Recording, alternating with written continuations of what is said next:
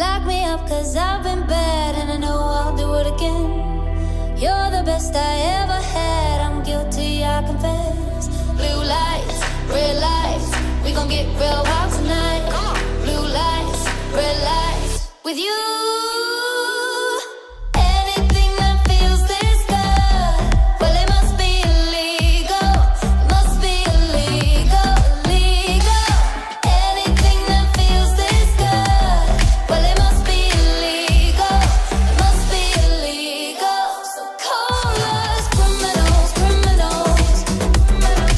Call us criminals, criminals. I've been stealing all your time, but I know that's what you want. I swear the way you blow my mind should be against the law. Blue lights, red lights, we gon' get real wild tonight. Blue lights, red lights, with you.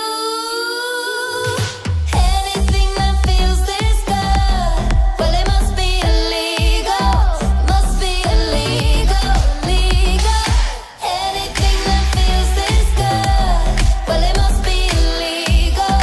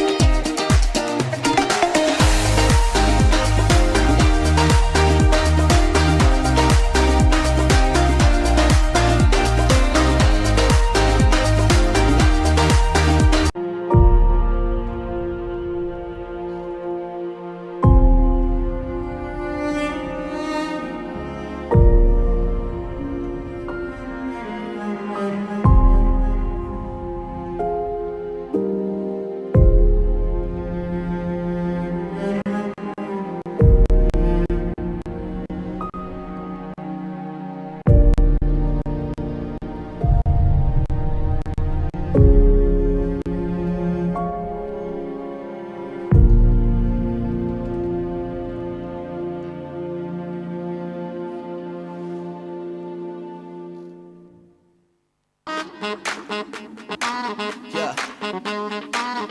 Bet you're wondering what it is. Bet you're asking how. Come on. Check this out.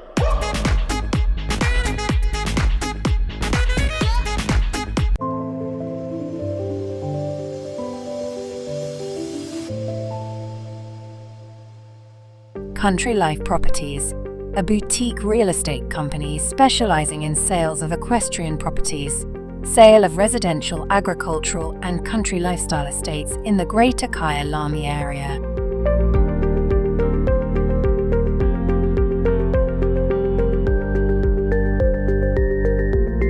With years of experience in promoting the country lifestyle, Country Life Properties is proud to be affiliated with the Kyalami Equestrian Park. Baloo Country Estate is a secure estate offering 22 kilometers of scenic bridle trails. We provide country estates to suit all your requirements: extended family living, work from home, or just escape the hustle and bustle. A variety of equestrian properties are offered for the keen equestrian.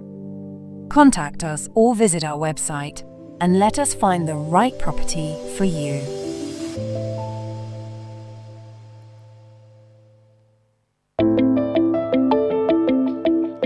Welcome to Northrand Animal Clinic. I'm Dr. Mike Ross. My partner here is Dr. Mike Last. Northrand Animal Clinic has been present on this site since 1994. We offer more than 100 years of equine experience. Every aspect of equine veterinary work, from lameness workups to sick horses, colics, and we have a full suite of surgical procedures. Our one speciality is that we spend a lot of time looking at lameness and lameness workups. We also have access to MRI and scintigraphy, a full range of orthobiologic treatment, a full range of ambulatory services, and then we offer a full veterinary appraisal prior to auction. and we've been doing this for a couple of studs for 5 or 6 years. We operate in all fields of equines, including racing, show jumping, dressage, cross-country, and even some endurance work. Northrand Animal Clinic is and would like to remain one jump ahead in the sport horse health industry.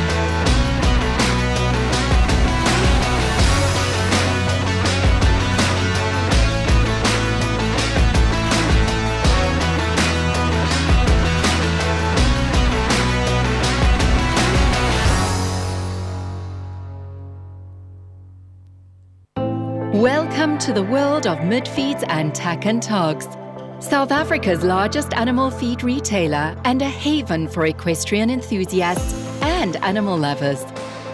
Friendly and knowledgeable staff are at your service. We pride ourselves in offering a vast range of premium products that we know and trust. Your passion is our passion at Midfeeds and Tack and Togs. Where we lead, others follow.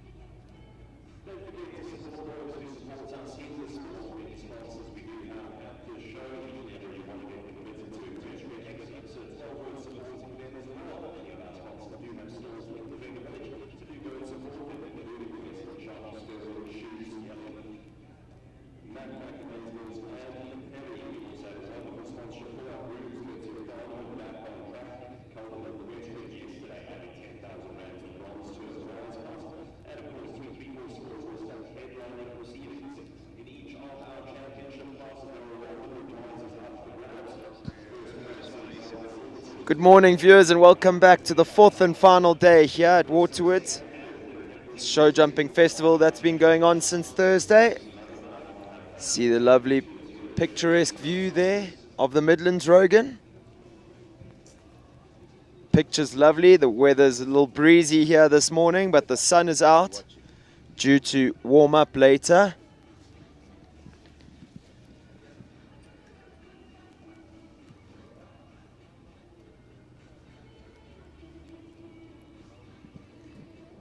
It's another action-packed day of show jumping. It's championship day.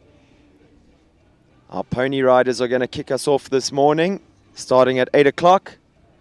Then we move on to the Silver Tour Grand Prix, the 135 Silver Tour Grand Prix. Then it's the 140 Gold Tour Grand Prix after that.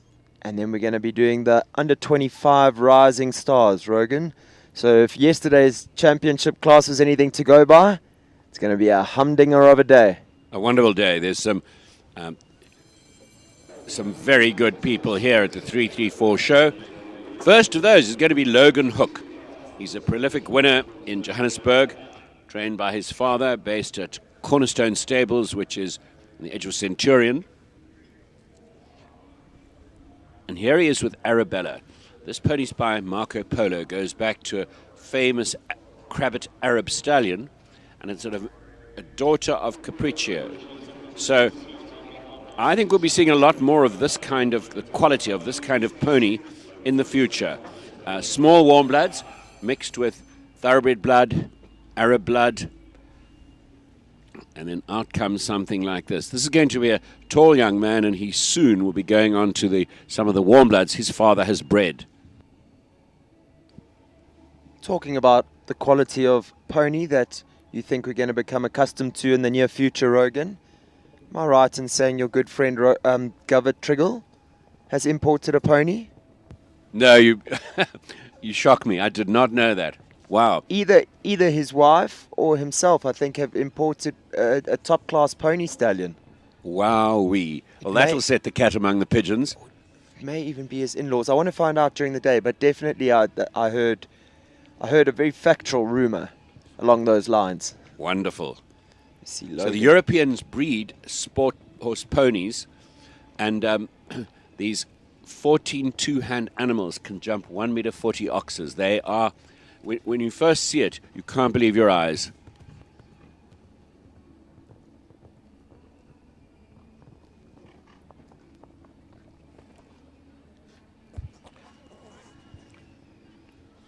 Logan not finding an ideal distance there. He has his trademark kick.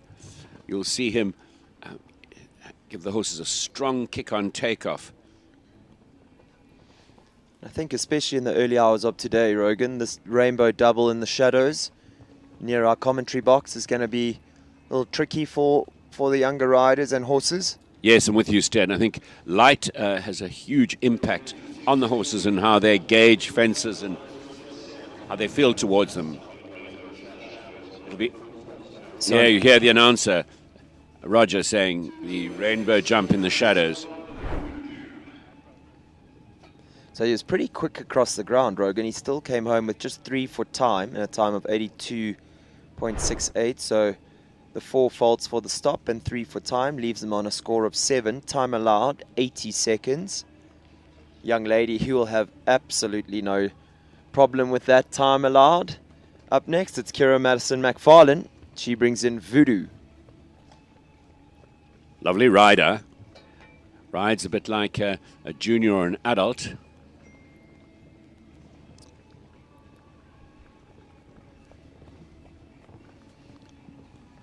She rubs that front of that oxer on the way up, leaves it up though. They were the winner of the class here yesterday in some fine form. A strong winner.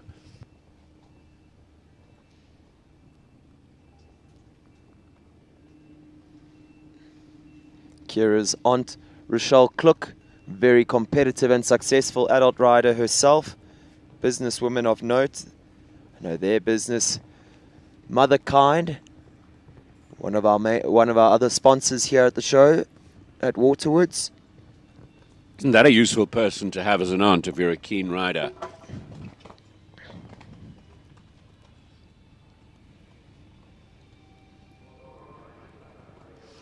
She's nearly home and she's still clear. There it Easy is. as you like, you wouldn't expect anything less. First clear round. Kira Madison McFarlane, Voodoo, 10-year-old pony. Some 11 seconds inside that time allowed, Rogan. Yeah, very organized. Now the experienced Felicity Tiernison, top child rider. She has the privilege of having horses in juniors already, so she's riding in both age groups at this time. Wonderful mileage. Here she is, Felicity Tiernison, Ebb and Flow Creme de la Creme. This is a 14-year-old. You always hold your breath when they manure on their way into number one.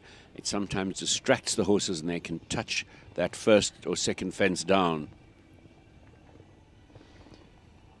You mentioned that Felicity already riding in two different divisions, Rogan, the juniors and the pony riders. Just shows the class of the young lady to be able to adapt between ponies and horses, because like driving a car and a scooter, they're completely different. Yes, agreed. It's a whole different set of skills that you need to have. And so nice way to stay on your ponies and then have junior horses to ease your way into the challenges of junior riding, where the horses are bigger with a longer stride. It's quite an adjustment. She has an uncharacteristic miss at that water tray. There's a water tray as they turn into the shadows.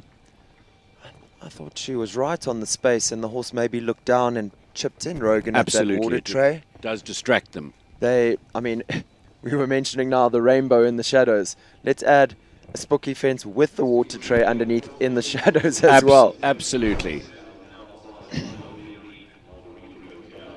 So, Emma Rose Marais, ready for roses. This is a thoroughbred by the Sheikh out of a Razor Raucous mare. For anybody watching who's a student of thoroughbred pedigree.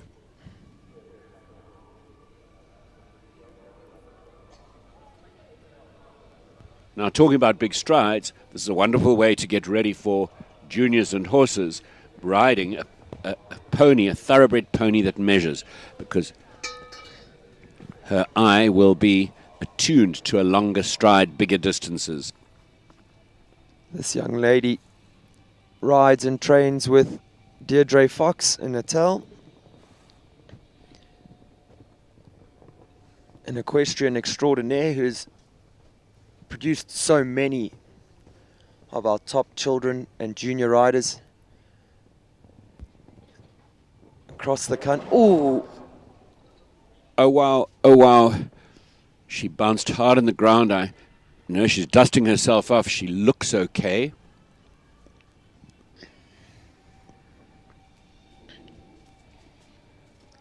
The medic's off to attend her. And, of course, after a fall, the rider's no longer allowed to continue like we used to do in the old days. We get a bang on the head and shake the millipips and soldier on stupidly. She's a tough young lady, though.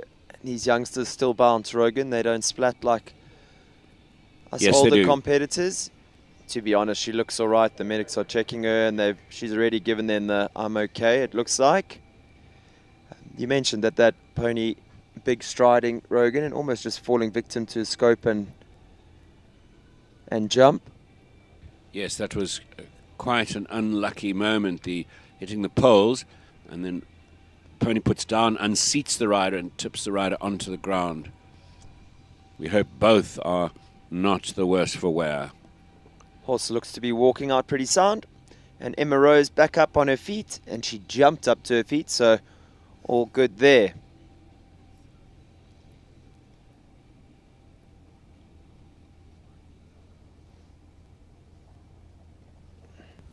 I think just while we have a moment, Rogan, before the action gets going again, quick chance to thank all of our sponsors, the team from 334, Cuda, Equestrian Affair, Top Bet, Country Life Properties, Northrand Animal Clinic, EPOL, Back on Track, Cheval Liberté, Midfeeds, Mark White Nissen, Talkcraft, Western Shop, Shoot, Amazeballs, Mother Kind, Sealy, Calder Hill Equestrian, and Mac. Cheapers, it really does take a village. Yeah, what a range of sponsors. We're pretty much covered for everything there. So Logan Hook returns. It's the last horse of the class, his second ride, Cornerstone's Hot Shot. And Hotshot has proud ancestry going back to the wonderful Waden stud of Wendy and Dennis Armitage. Wendy, a breeder of extraordinarily talented, versatile ponies. Her famous stallion, and I'm going to catch myself out, but the Waden name, and there was a part-bred Welsh stallion who was just remarkable. It's an experienced pony, not going to be put off by shadows and water trays, hopefully. One down. So do we have just the one clear? So taking her fine form from yesterday through to Championship Day, Kira Madison McFarlane and Voodoo, they're going to take the win here. A cold autumn morning at the Waterwoods Equestrian Festival.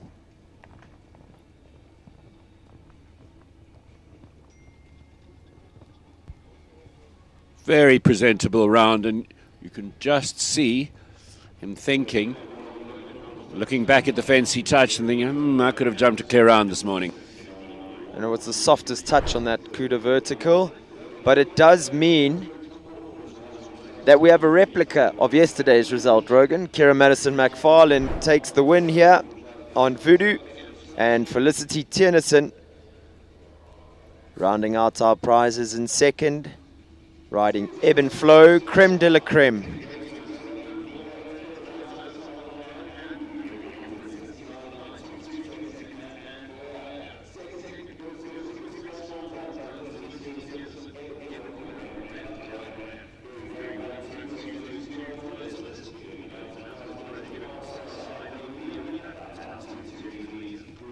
The coaches prize these top ponies, and you're very lucky to get access to one. They get passed from friend to friend or coach to coach or parent to parent, and they're highly sought after and actually shockingly expensive. And I think where coaches like Chad Cunningham, he is the trainer of Kira Madison McFarlane, I think where they've done so well, Rogan, is to keep these ponies within their own system. So the ponies produce the young riders up until they're about 14, 15, and then the coaches manage to move them on to either the younger sibling or another up-and-coming talent that's ready for an open pony within their teaching group or their stable yard. And it really refines the pony's skills because they end up always enjoying the same system. They enjoy a lot of consistency. There was a pony back in the day called Touch of Spice. Glorious pony, maybe a part thoroughbred. And I think that pony earned 5 different children provincial colours. The pony was a genius. It could read and write. It was it passed high-grade maths. It was extraordinary. Trying to think, my wife had a fantastic pony as well, Brackenwood Ilunga, that won. Yeah, I remember SA Champs, I think with 3 different riders, I think, or Kirsty Lynch, Ashley Healy, or Hausberger back then, and Peter Oni Klaassen. Peter Oni Klaassen's win was so extravagant. I mean, he showed that pony was a real class act. I think he canted the last jump. There's a picture of him winning the South African champs with his hands straight up in the air, jumping over the last jump, no hands on the reins. Amazing. And like you mentioned yesterday, these ponies go for years, Rogan. Yes, they do. So they have really long careers. And we get to enjoy them in their retirement as well. I think Brackenwood Ilunga was retired with us until he was about 34. Wow. That's wonderful. Remarkable stories connected to these ponies. just looking at Voodoo at just 10 years old. She's not even halfway into her career as a pony.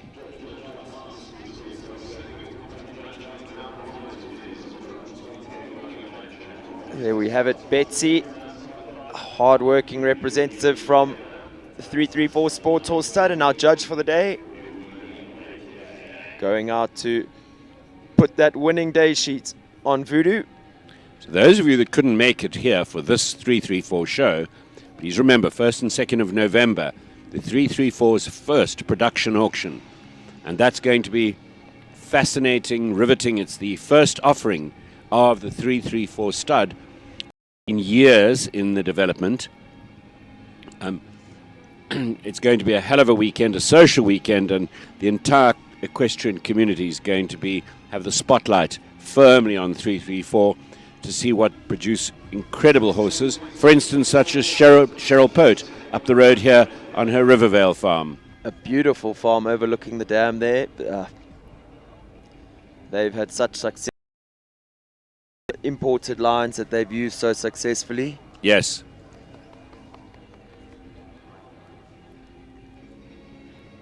Very convenient to have a son like Murray, who's a super talent as well, Rogan, doing all the production of those youngsters.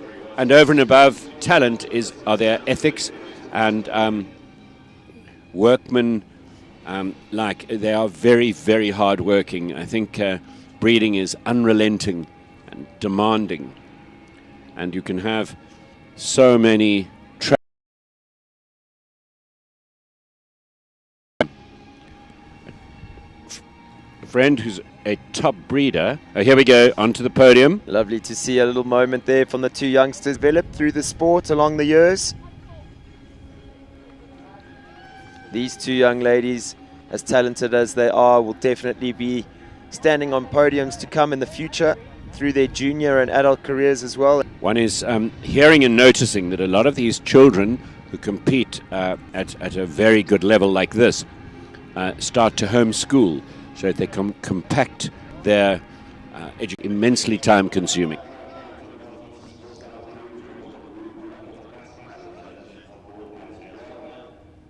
There's got to be place for top pony breeders, but I think it's that little bit. Be no one prouder of the win here this morning than Kira Madison McFarlane's groom. They spend hours and hours and athletes. And have you heard the banter between the men? They tease each other. If someone their rider has a lucky day, they give each other gears. I would say they're merciless with. Often see money getting exchanged. I don't know what you're talking about, Stan.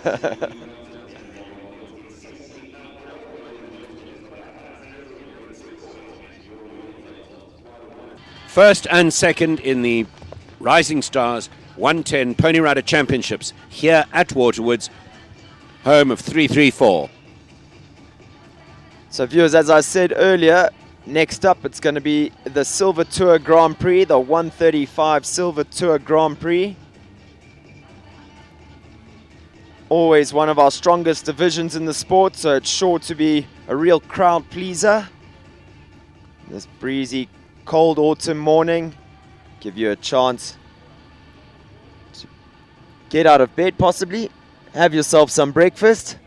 I say don't get out of bed. Stay under the duvet, put your TV on, make a cup of tea and stay there. And settle into a day of some fine show jumping ahead. Viewers, don't go anywhere while we let the course designers adjust this track. We're going to take a short break. We'll be back with you in just a moment.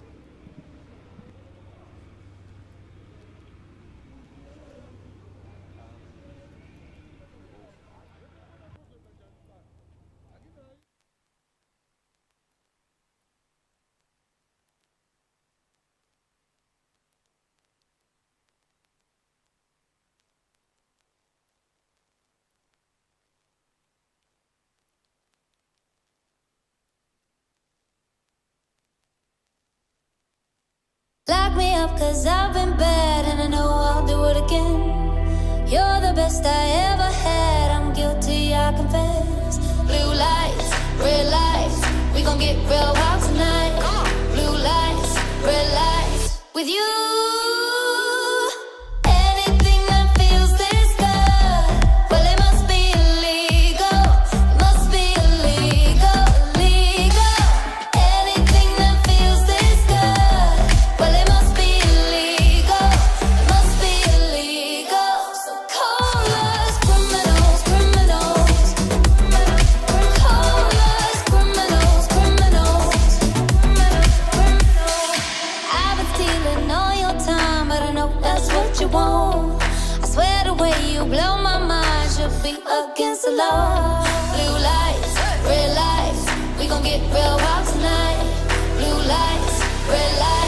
with you. Anything that feels this good, well, it must be illegal. Must be illegal, illegal. Anything that feels this good, well, it must be illegal.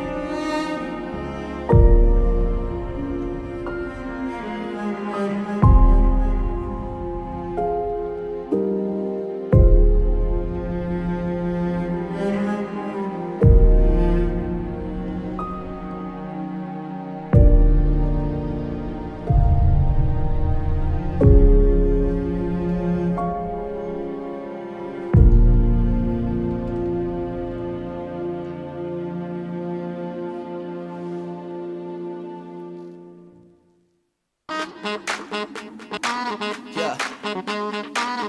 Bet you're wondering what it is. Bet you're asking how.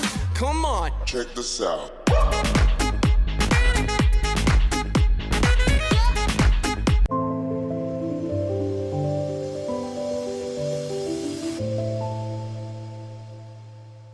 Country Life Properties, a boutique real estate company specializing in sales of equestrian properties, sale of residential, agricultural, and country lifestyle estates in the Greater Kyalami area.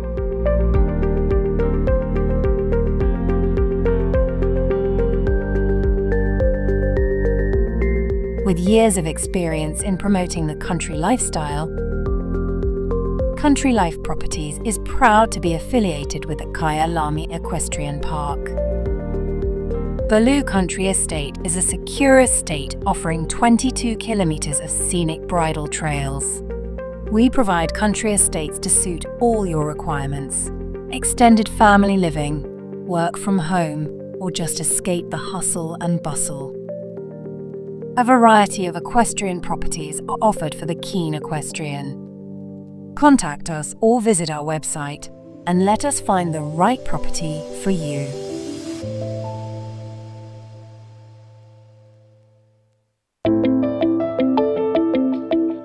Welcome to Northrand Animal Clinic. I'm Dr. Mike Ross.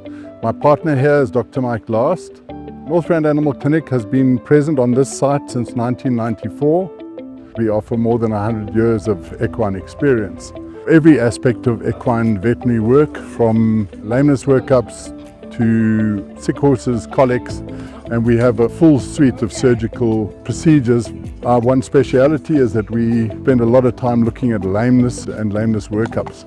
We also have access to MRI and scintigraphy, a full range of orthobiologic treatment, a full range of ambulatory services, and then we offer a full veterinary appraisal prior to auction. And we've been doing this for a couple of studs for 5 or 6 years. We operate in all fields of equines, including racing, show jumping, dressage, cross-country, and even some endurance work. Northrand Animal Clinic is and would like to remain one jump ahead in the sport horse health industry.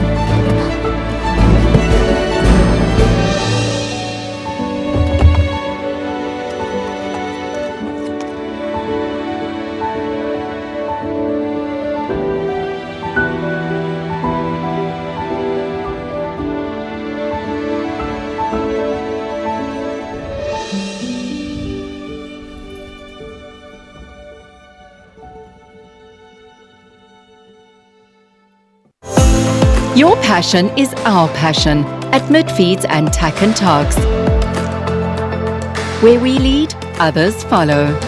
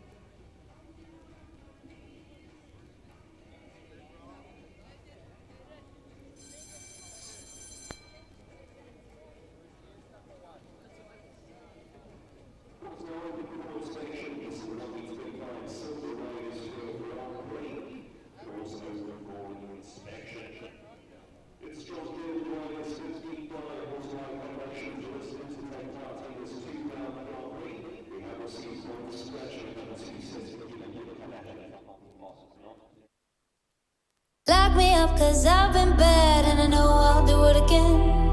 You're the best I ever had, I'm guilty, I confess. Blue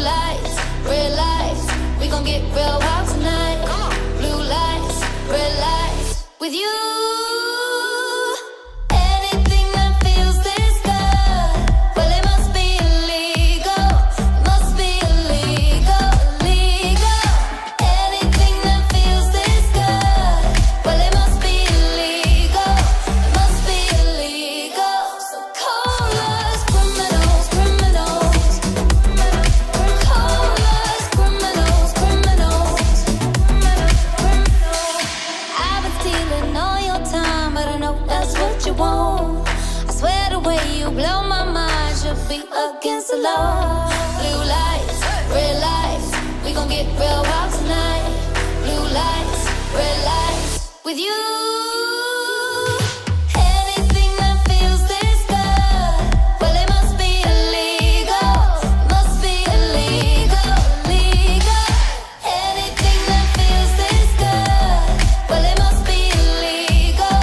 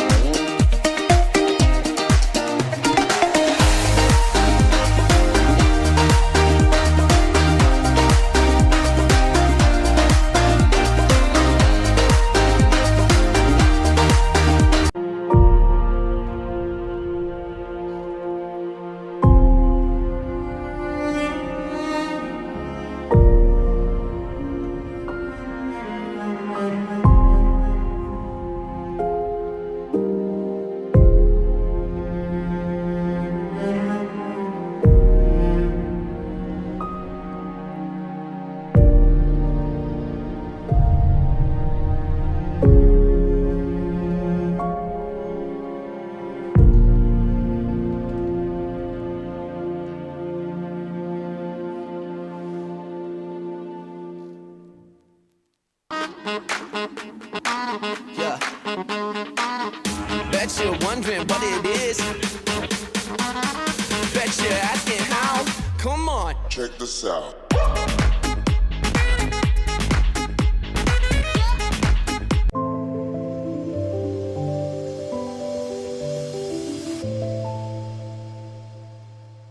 Country Life Properties, a boutique real estate company specializing in sales of equestrian properties, sale of residential, agricultural, and country lifestyle estates in the Greater Kyalami area.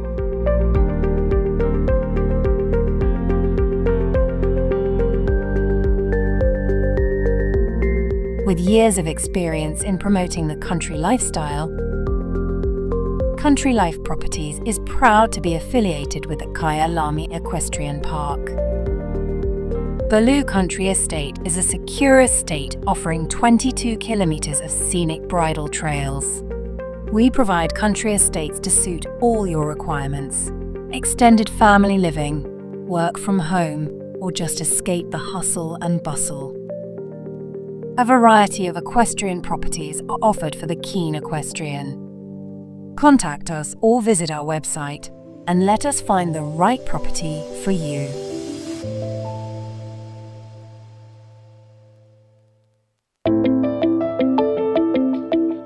Welcome to Northrand Animal Clinic. I'm Dr. Mike Ross. My partner here is Dr. Mike Last. Northrand Animal Clinic has been present on this site since 1994. We offer more than 100 years of equine experience. Every aspect of equine veterinary work, from lameness workups to sick horses, colics, and we have a full suite of surgical procedures. Our one speciality is that we spend a lot of time looking at lameness and lameness workups. We also have access to MRI and scintigraphy, a full range of orthobiologic treatment, a full range of ambulatory services, and then we offer a full veterinary appraisal prior to auction.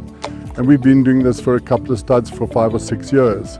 We operate in all fields of equines, including racing, show jumping, dressage, cross-country, and even some endurance work.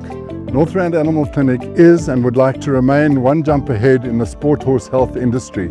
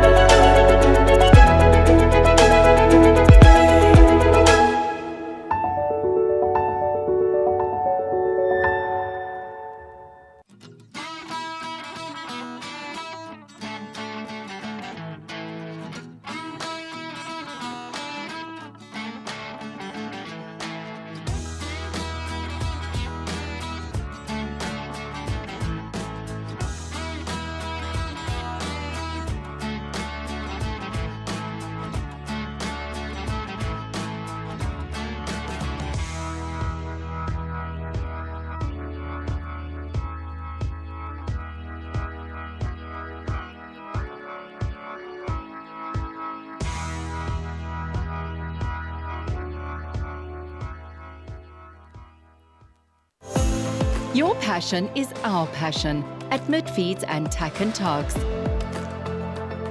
Where we lead, others follow.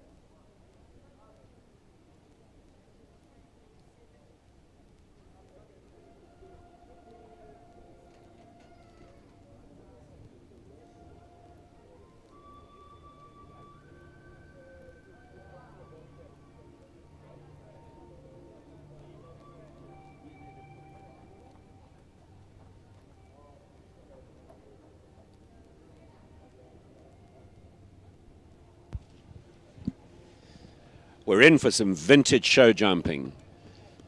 Here we go with Stacey Lee Weston. She's on Western Farrier's Alpha Ruby. You will have seen King Edward win in the world, probably the #1 jumper in the world in the recent past. And this is progeny of the stallion Edward out of a mare by Laramie, 12-year-old. And if the cows in the corner didn't give Stacey a hard enough time the other day on Alpha Ruby, they're back there again. We saw her horse having a little spook and stutter as it cantered towards them, so hopefully they don't play a role in her round again here today.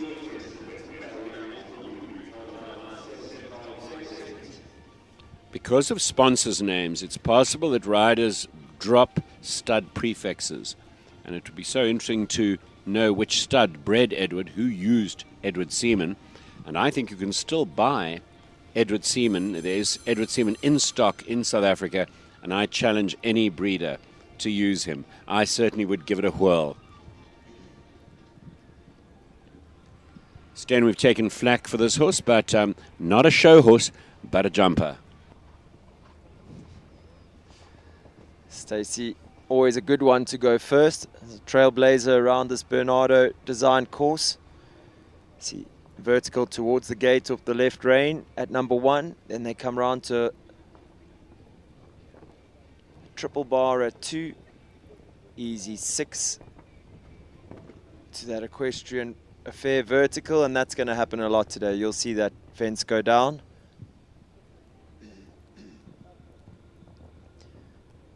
One stride and 2 strides in the 3-3-4 treble, and then a gentle 7. You hear Stacey landing and waiting. You can see the horse's tension in his head and neck. He's definitely very on his toes in this arena, and slightly unlucky for her to go where there's still some shadows. The jumping will get easier as the shadows fade and the sun goes overhead. And I guarantee you see, I think Stacey was retiring there. That fence #7 on the 7 strides after the Cuda vertical to the Waterwoods crane fence is jumping in the direction of those cow fillers at the back of the arena there, Rogan. Yes. And Alpha Ruby has shown for 2 days in a row now, not a fan. And a very mature riding from Stacey. She's not going to create a drama about that for him.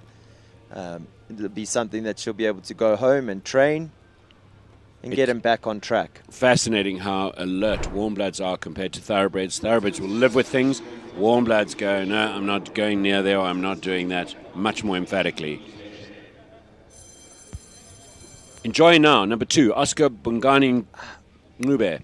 This is Fakile, Kim Kardashian Phantom Boss, by Kanan out of a numero uno man. So it looks like Oscar's scratched. Yes, not Oscar. I heard while we were walking the course. Sean Neal and Caprish DBHZ, another Kanan. We would have seen Oscar on his Kanan, and the name Kanan has come up very much this week.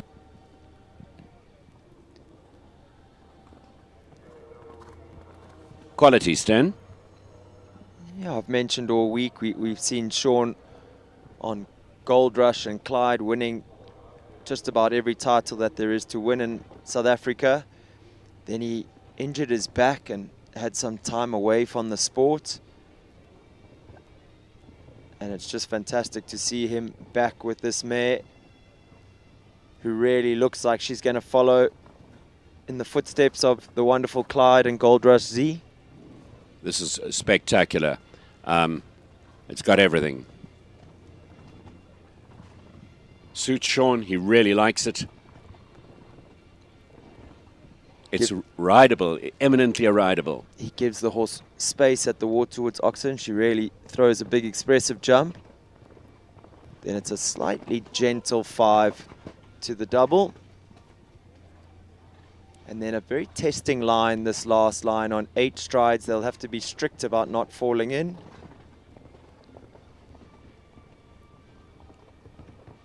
And with the added element of jumping towards the viewing deck, Sean shows us just how it's done, and it's our first clear round of the competition.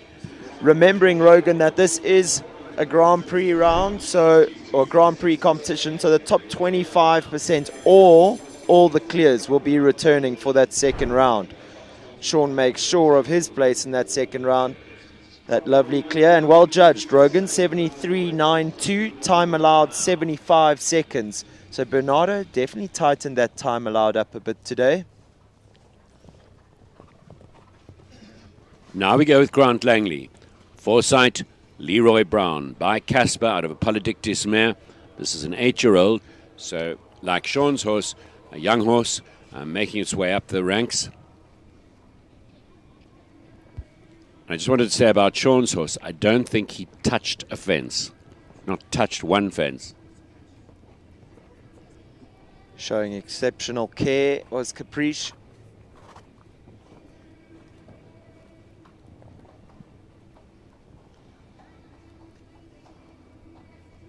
Foresight, Leroy Brown. Another lovely example of what the team at Foresight Equestrian are breeding, backing and producing.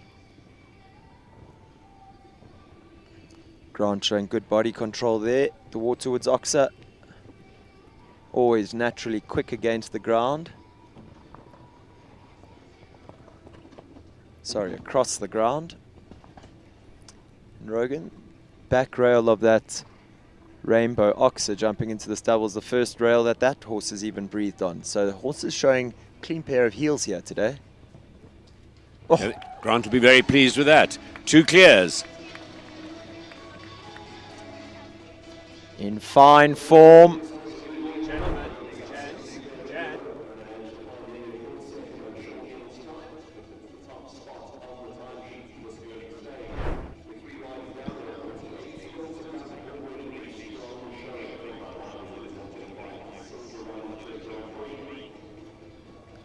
Riders showing good quality here, Rogan. It's going to be high-end competition because this is no easy track.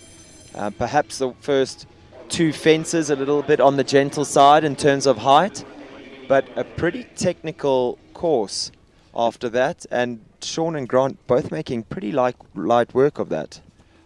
And to back that up is that our course designer, Bernardo Costa Cabral, will have had chance the previous couple of days to watch the horses, assess the standard, and he'll pitch the difficulty at the top end of what these horses are and riders are capable of and ready for. So, you're watching Amy Jane Gampele. She's riding Optima Capital Quality as a Rocco Blue out of a Staccato mare. Loads of blood in this pedigree. And what does that mean? Sensitive, alert horses. Horses that don't want to touch fences, athletic, but not always straightforward and easy. They take quite some professional riding. We've seen this horse taking in the arena surroundings very seriously over the last few days. Really tests all of Amy's professionalism.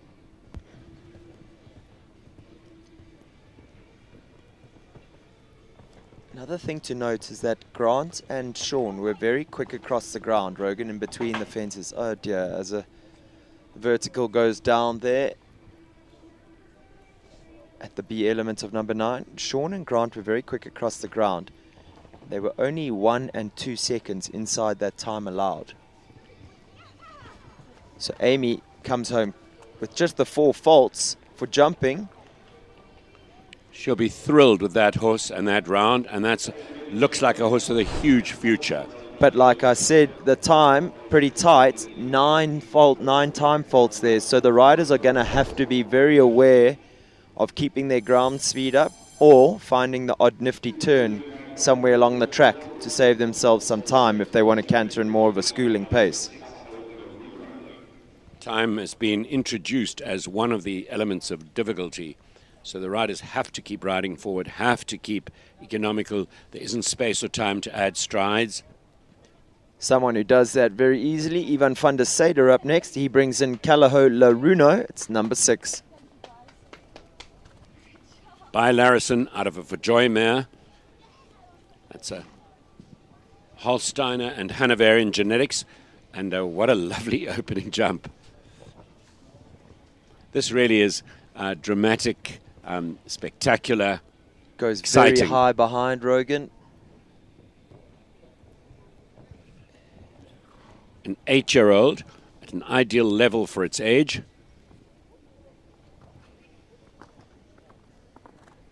Big press over that oxer at 5.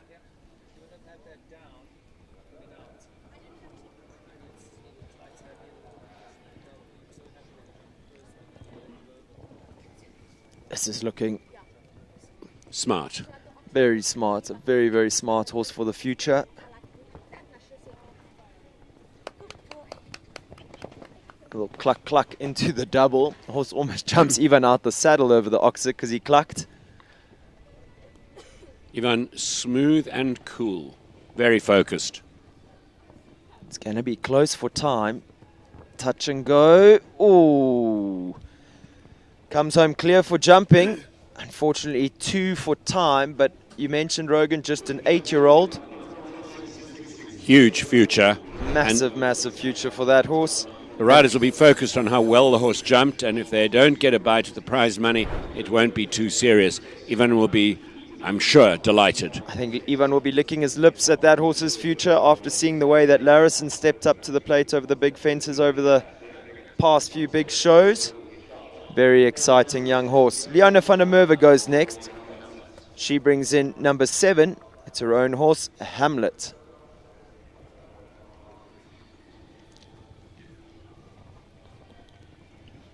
Fans of the sport will, will remember the sire of this horse, lovely grey, so successful with Jonathan Clark, called Hammer. Just trying to rack my brain, Rogan.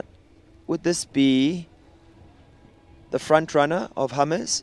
Is there a Hummer baby that has jumped higher than 135 or No, 140 I think yet? this- Because yeah, I think this exactly. horse may have even jumped a couple 140s by now. Yes.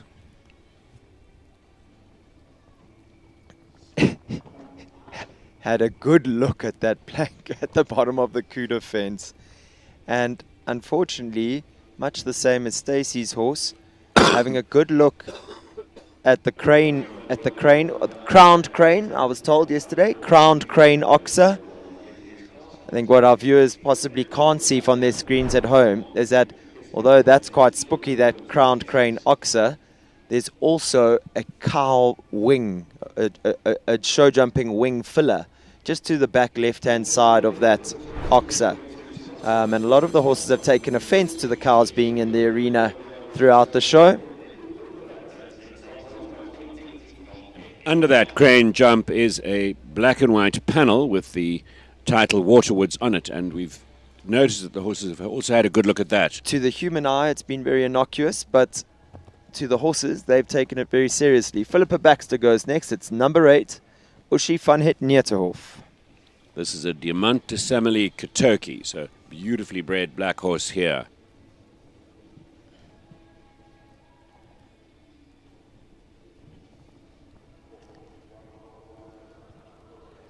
We were lucky enough to see this horse's mother jump on South African soil with Jonathan Clark and Bronwyn de Santos. In fact, I got spoilt with the odd jump on her as well. She really was something special. And that steady 7 just catching Uschi out there, jumping out the treble a little exuberantly and not coming back.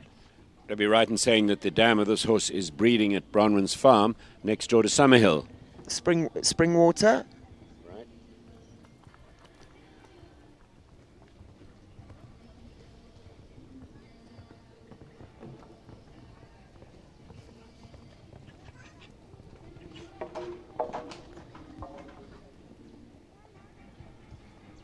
Sometimes these big striding, big jumping horses, Rogan, I think when they perhaps a little bit on the tired side, their stride actually gets longer, a little flatter and longer, harder to keep them together and to shorten them in those shorter distances. Perhaps that's what's happened there. As Uschi van het Nieterhof finishes with the 3 down. She did make it home inside that time allowed, so that could also be a factor that played a role there. The riders thinking of staying forward to get inside that time allowed of 75 seconds. Philippa's time 74.85, so very well judged round. Fortunately, a few rails going down along the way. Bridget Kim Carles goes next. She brings in Principals Bentley. It's number 9.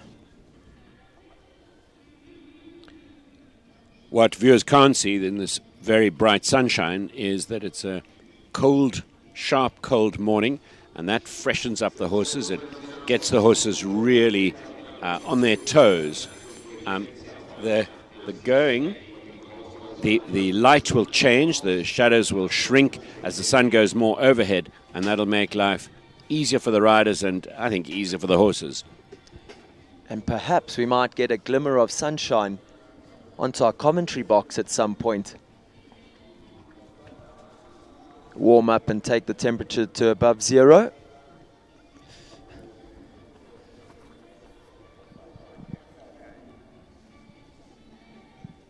So Principals Bentley, a 12-year-old gelding by Corbet, out of an Übergabe mare. Nice start. Bridget's canted forward, but she has gone all the way around number 11, so perhaps putting herself under a little bit of pressure now with the clock, but she did canter really forward, so maybe just riding to her horse's strengths, knowing their horse really well, Rogan.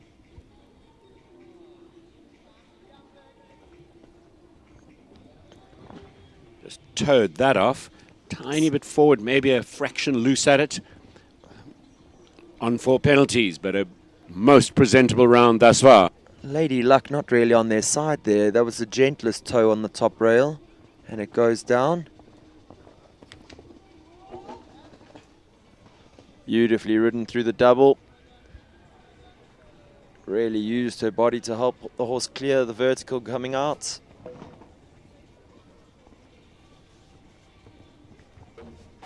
And gets there a little quick on the 8 to the last.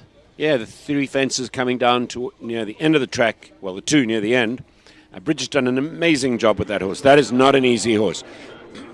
She's produced him. She's produced him herself and done a remarkable job. And what a useful pathfinder schoolmaster he is.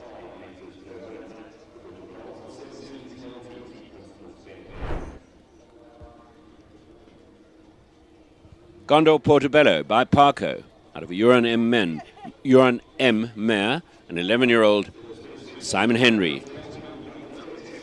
Parco is extensively used by the Gondor stud and has produced some really useful progeny. Parco, son of Darko. And no one better to advertise or promote the progeny from your stud than the very talented Simon Henry. Runs a big equestrian setup in Glenfinesse, H Equestrian. Father of 3. Busy man, he's done it all. Actually, almost surprising to think how much he's achieved and how successful he's been for so long. And I don't think he's 40 yet, Rogan. Oh, he turned 40 last year. I'll retract that statement. Hard worker, stays fit, motivated. And a dangerous sense of humor. See the horse skip those 2 strides in the treble. Balances up well for the 7. Simon really hands-on here. See him using his upper body.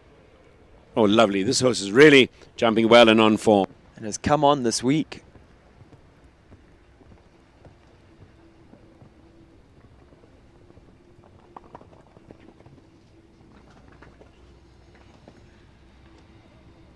We're very close to a clear round.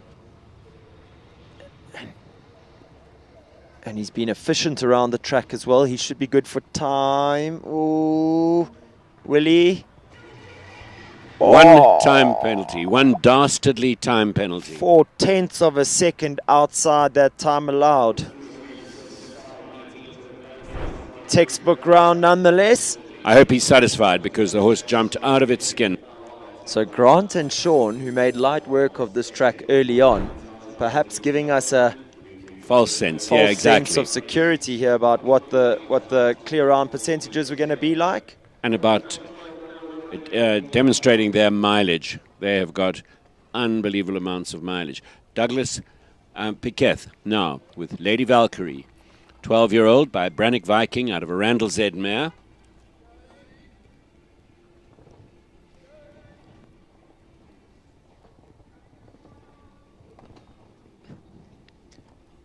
Douglas not panicking there, allowing the horse to get a little deep to the triple bar through a lovely shape, and it actually worked out and gave him nice space in the 6th down to that equestrian, a fair vertical.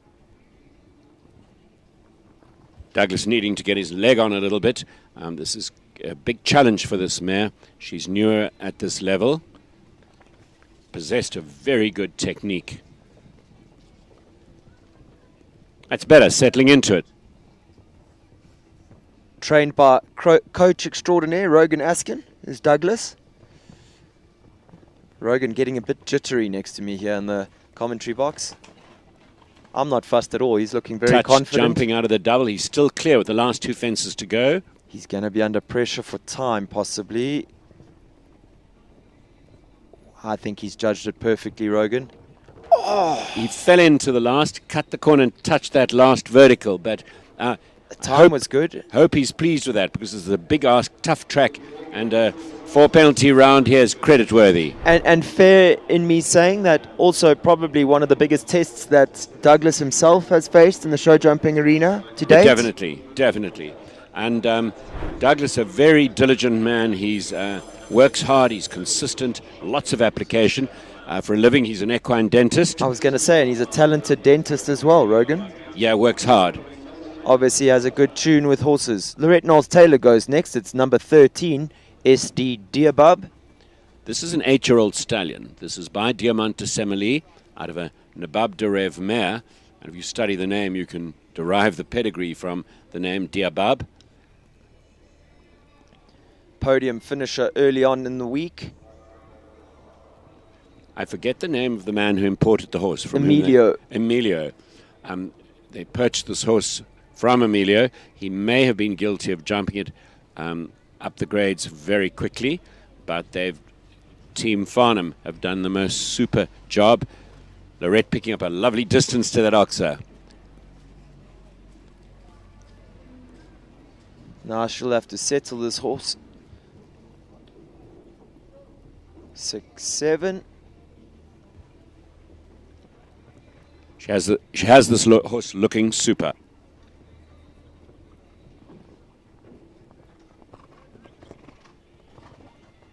It's been very impressive, the fuss bait that they've shown and the belief in this horse that they've shown, and how they're starting to reap the rewards.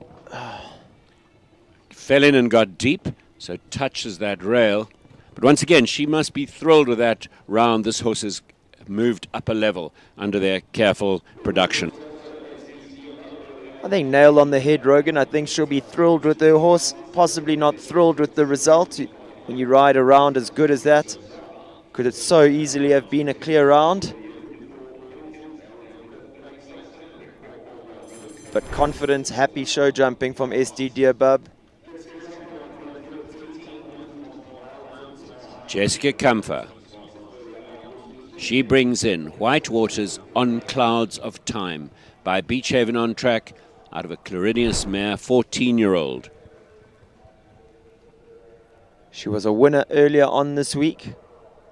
Something that I think she's going to have to get used to. Do you remember the Ondelwies on-track horses can often have that relaxed ear, a big relaxed ear that flops at the side of the horse's head. As they canter. Yeah.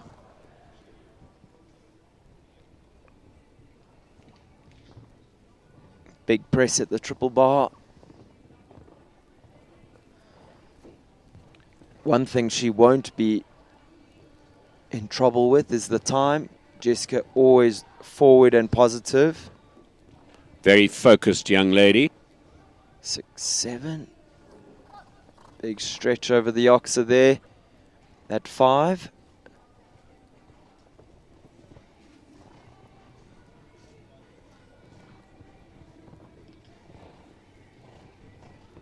You see her moving on round all the turns, focused on the time.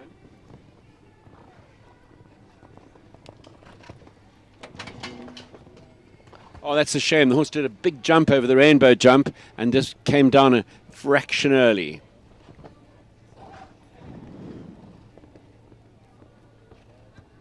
Rides the 8 to the last beautifully, and it's 4 faults and the quickest time that we've seen so far around this track. So that'll also count if we don't get our full Yes, 25% clears. Finishes in the 4 faults, 66.85. Time faults or the faster clears have a chance still of making it to the second round. She's some 6 seconds faster than, 4 seconds faster than our next quickest 4 faulter. So as you say, Sean and Grant early on boasting all their class to make 2 easy clear rounds. Clear round percentage sitting at 16% with 12 having started. Class act up next. It's Jean Corber. She brings in Kalaho Talana, number 16. 9-year-old by Talana van der Drithoff out of an Argentinus mare. And this mare has already jumped some 140 classes, so hopefully will find us easier than some of the other horses.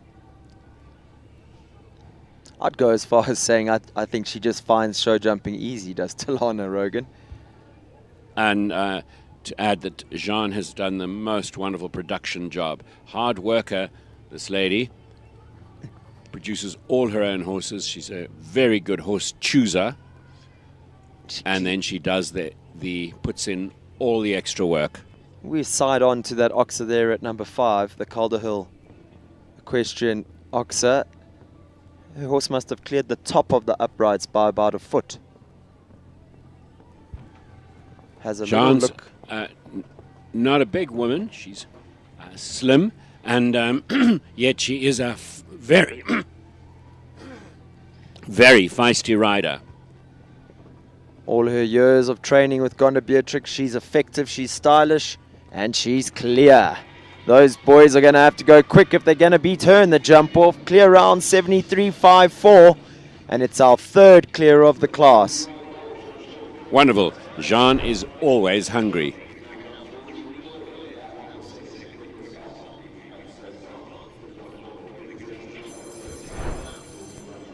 Now a man who's a lawyer, Anthony Eckerold, he rides Tack and Tog's Optimus. This is a 16-year-old stallion by Optimum van der Wellington out of a Bambix mare. It's the old Alzu recipe and formula. He was on the podium the other day in the 135 two-phase competition. So showing he's in some fine form at the moment. Riding out of the Langley Equestrian setup.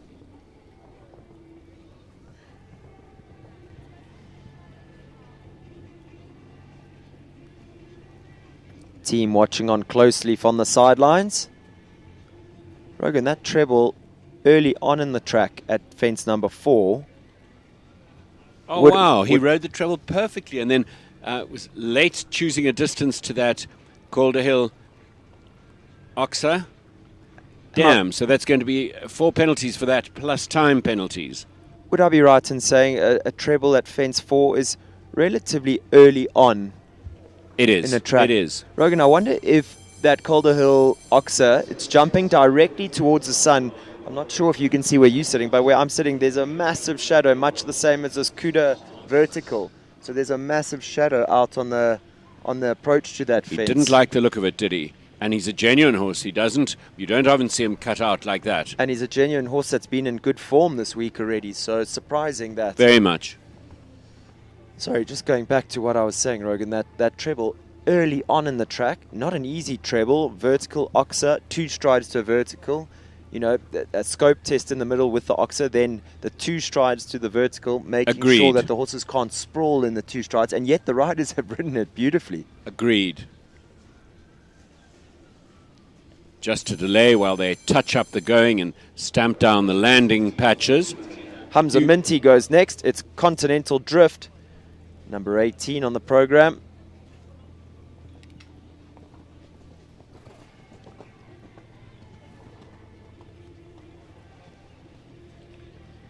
Contendro Calato here in this pedigree.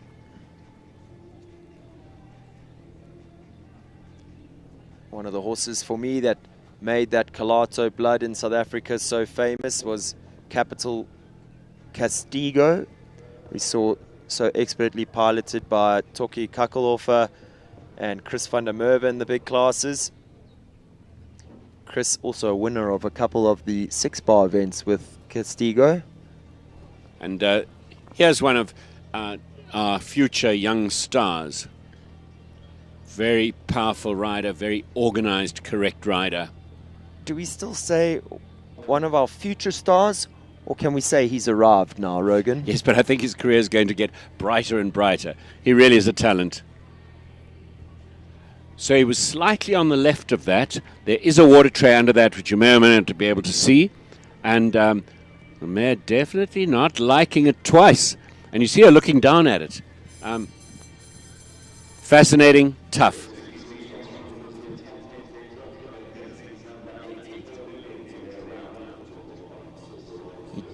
Even trying to show after the fact there, Rogan, but she's not interested.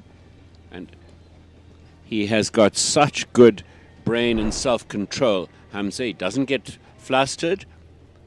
He'll train and he'll be back another day. Jumps the vertical at number 1, and it's a big pat before the mare goes out. Lovely to see such maturity shown by our young riders. Kayla Nordia goes next. She brings in number 19. It's Capital Hope. Hope, a 10-year-old mare now by Capital Hotline out of a Katoki mare. Fortunately, Hotline passed away before he was able to be used extensively in breeding. He was highly thought of by the Capital Stud, I think. And I think Hope, great example of what he did produce in his short time. This horse was purchased by Chris van der Merwe off Capital Stud auction and then taken over by Kayla Nordia.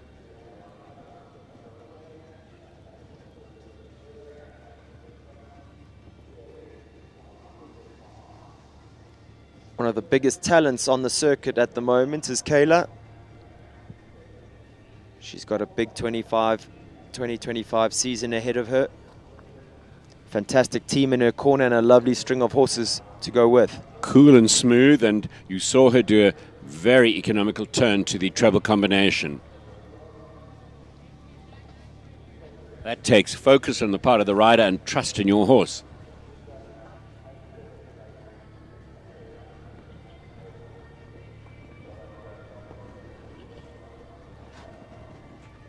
Horse goes in a hackamore. I think it's Hoping you'd point that out. It's the same hackamore that Collier and Soakley go in with Dominic Alexander. Oh, and it's a late rail at fence 10.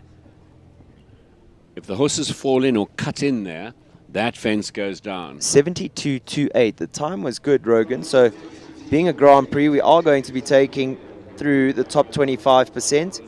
Kayla It looks that way. Kayla Nordia goes into 9th place at the moment. So although there are a lot to come, at the moment that would put her in the top 25%. I was just speaking about Domini and Collier. Capital Kronos out of a Capital A-Star mare. A-Star, son of Argentinus, who's a big, scopy, kind horse. And something that I've noticed in the breeding and the horses from Capital Stud, Rogan, whenever you see that A-Star, Capital A-Star blood on the dam side, it's worth the drive. Go have a look. They've all been rock stars.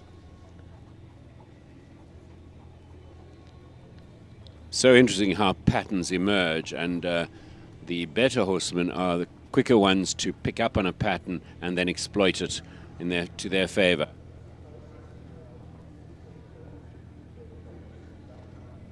Super 3 opening jump.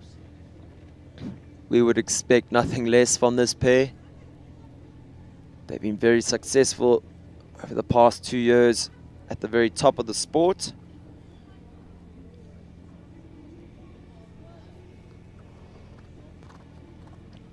Watch how these leading riders are focused on the next fence during the approach on the previous one, or at the latest in the air. Watch Domini's head and eyes. He looks left immediately. Little bit of... Sorry, Rogan. Maps where he is. And watch as he jumps this vertical on the angle.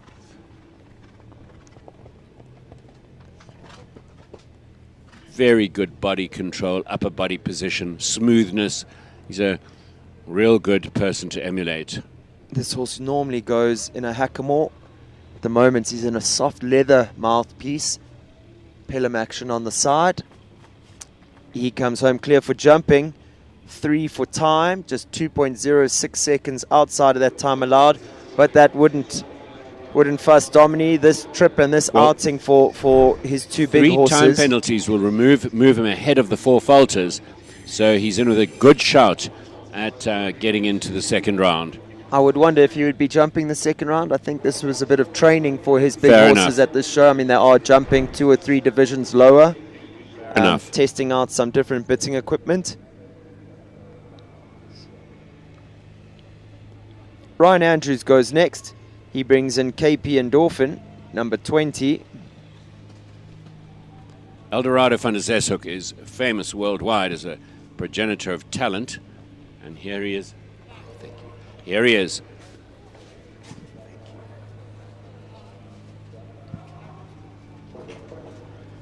Has a funny moment. The horse doesn't quite travel and lands on the back rail.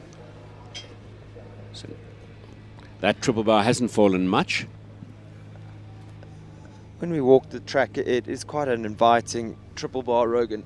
Not particularly big for this level of show jumping. This horse just going a little green on Ryan here. You can see.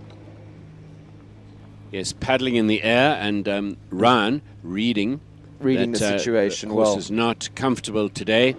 Horse was super earlier on. Jumping, just getting the arc of his jump wrong, jumping very high and not traveling along, often a sign of a horse Yes. that perhaps either has something bugging them in their body or just mentally lacking a little bit of confidence. Yes. We wish Be they interesting to see if Ryan takes him down a division, gives the horse a breather, and then comes again. It's a very quality, talented horse, that. I wish they could talk. It would make the job easier of deciphering what the problem has been. Isn't that the truth? So, with 18 having started, we have 3 clear rounds in the bag, 16% clears. We do, however, have 33 horses still to go. So we're going to take a short moment now just to prep this arena. We'll have all the action in that second half of the class for you when we come back.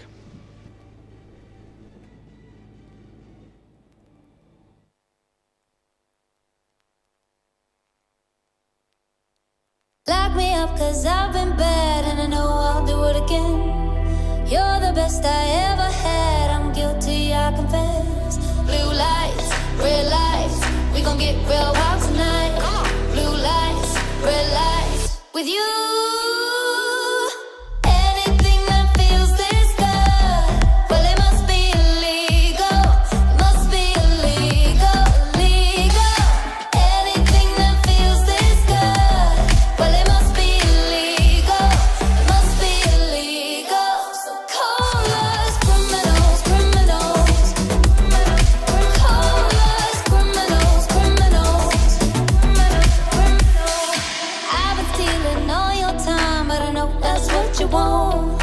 I swear the way you blow my mind should be against the law. Blue lights, red lights, we gon' get real wild tonight. Blue lights, red lights, with you. Anything that feels this good, well it must be illegal. It must be illegal, illegal.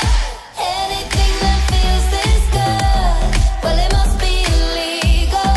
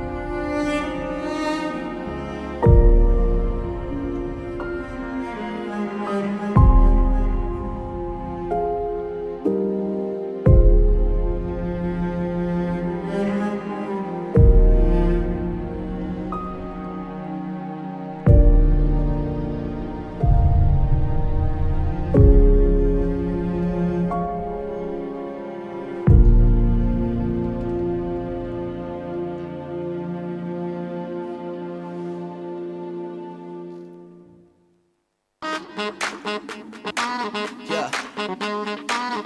Bet you're wondering what it is. Bet you're asking how. Come on. Check this out.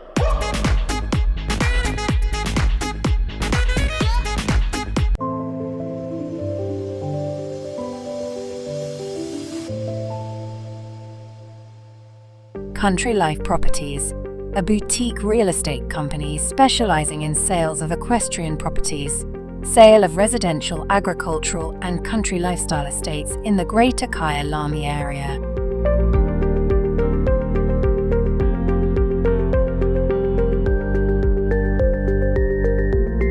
With years of experience in promoting the country lifestyle, Country Life Properties is proud to be affiliated with the Kyalami Equestrian Park. Baloo Country Estate is a secure estate offering 22 kilometers of scenic bridle trails. We provide country estates to suit all your requirements: extended family living, work from home, or just escape the hustle and bustle. A variety of equestrian properties are offered for the keen equestrian.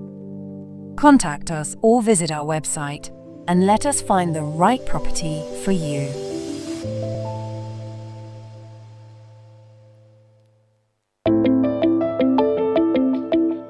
Welcome to Northrand Animal Clinic. I'm Dr. Mike Ross. My partner here is Dr. Mike Last. Northrand Animal Clinic has been present on this site since 1994. We offer more than 100 years of equine experience. Every aspect of equine veterinary work, from lameness workups to sick horses, colics, and we have a full suite of surgical procedures. Our one speciality is that we spend a lot of time looking at lameness and lameness workups. We also have access to MRI and scintigraphy, a full range of orthobiologic treatment, a full range of ambulatory services, and then we offer a full veterinary appraisal prior to auction. And we've been doing this for a couple of studs for 5 or 6 years. We operate in all fields of equines, including racing, show jumping, dressage, cross country, and even some endurance work. Northrand Animal Clinic is and would like to remain one jump ahead in the sport horse health industry.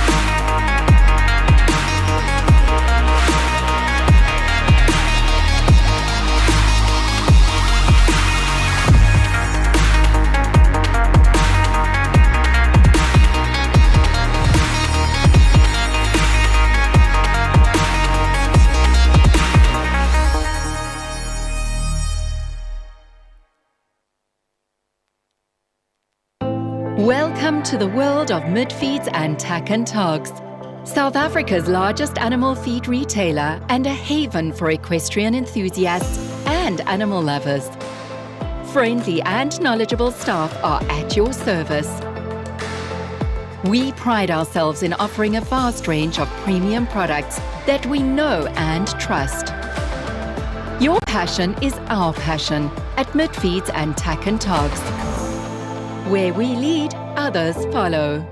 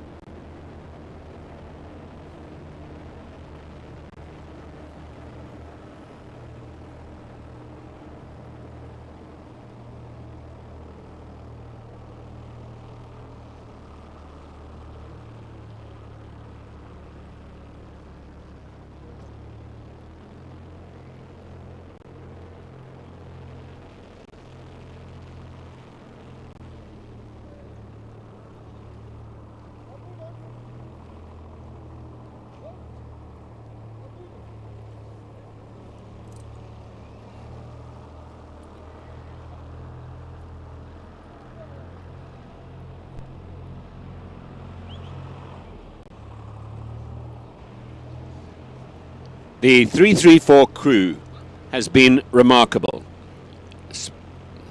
I don't want to say the leader, Chris van der Merwe, but one of the major motivators, Chris van der Merwe, and they keep on grooming this arena and making sure it's as close to perfection as possible. We have 3 clear rounds, 1 time fault round, 1 2-time fault rounds, and 1 3-time fault round. So those are the top 6 scores, and then we go to the 4 penalty rounds. At this stage, 4 penalties looks like it's going to make its way into the second round. Bernardo Costa Cabral from Portugal, the designer, and he's laid down a proper test here. There's in the area of 40,000 rands prize money, and he's certainly going to make the riders work for it.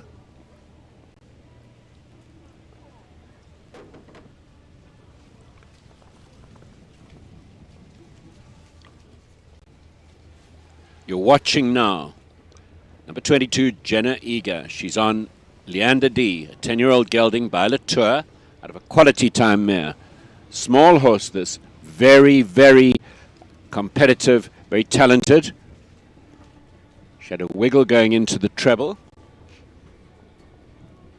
That wiggle could create a time penalty unless she's very alert. And doesn't find the distance she'd hoped for there at the Calder Hill jump. So 4 penalties for that, and there will be now time penalties to add.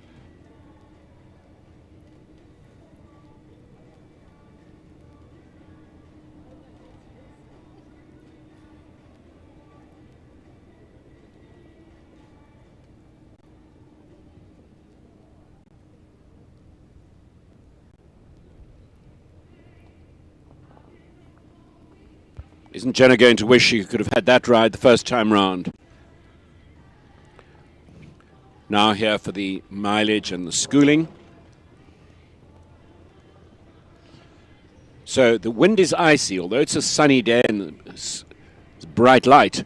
The wind is icy, and that will be stimulating the horses. The horses a little more on edge. Jenna's horse spotting the water tray and saying, definitely not. So, rounds like this highlight the difficulty of the track and the difficulty of the test put out by Bernardo Costa Cabral.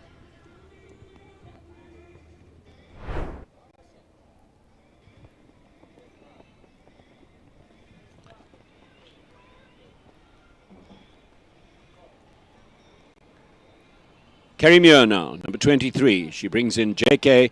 Cortina II. This is a 14-year-old mare by Quo Vadis out of a Kalido mare.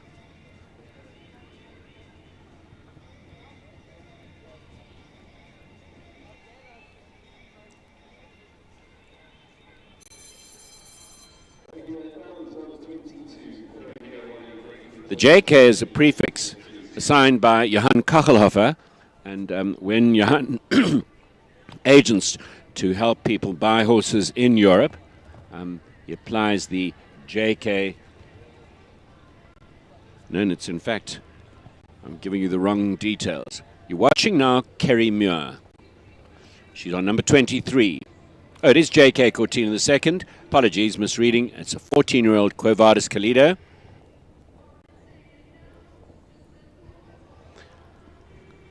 Kerry's a super rider to watch. Cool, smooth, a real athlete. Tall and slim.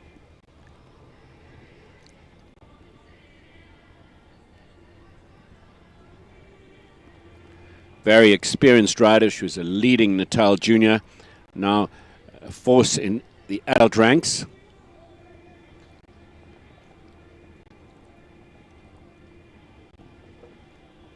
And the difficulties begin here. Water tray. Then this rainbow-colored double in the shadow.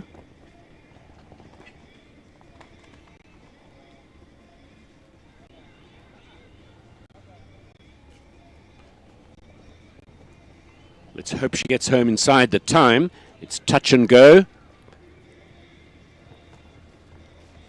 And tragically, for all that effort, 1 time penalty, but that still puts her in 4th in the rankings to go through to the second round. So happily, we'll see her back. Kelly Pisara, 334 Nunu, 9-year-old. And I think anybody who owned this mare would definitely want to be tempted to call it their Nunu. This is by Naldo out of a Kalido mare. Again, second time in a row you hear that name. Kalido on the dam side. And Kaylee Pisara, a delicate, feminine rider, sympathetic.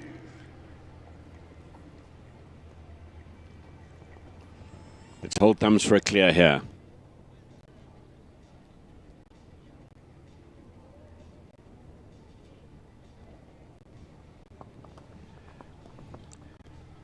Kaylee is Govert Triggle's firstborn child, now married, so has the surname Pisara.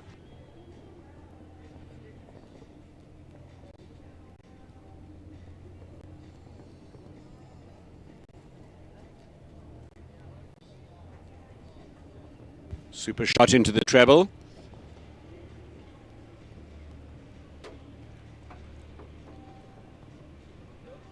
Lovely over the Calder Hill jump. That presents some moments that'll take super photographs.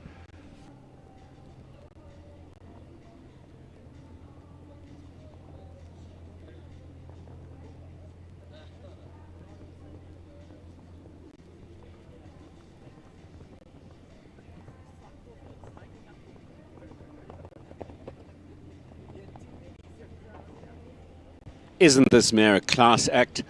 Ridden by a class act.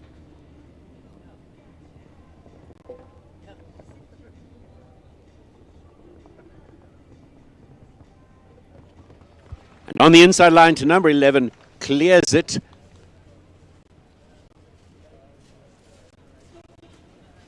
And a clear round.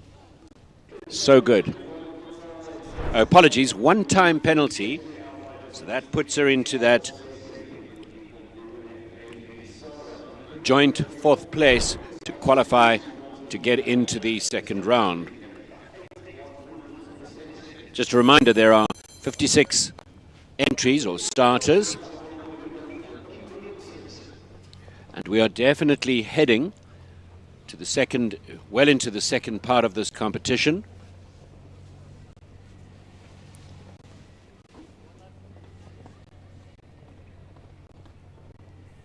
Watching now, number 25, Kimberly Williamson. This is Callagher Karina, coached by my co-commentator, Stan Muchner. And this is an 11-year-old by Corinth out of an Argentinus mare. This mare has blood, meaning she's hot, willing, forward.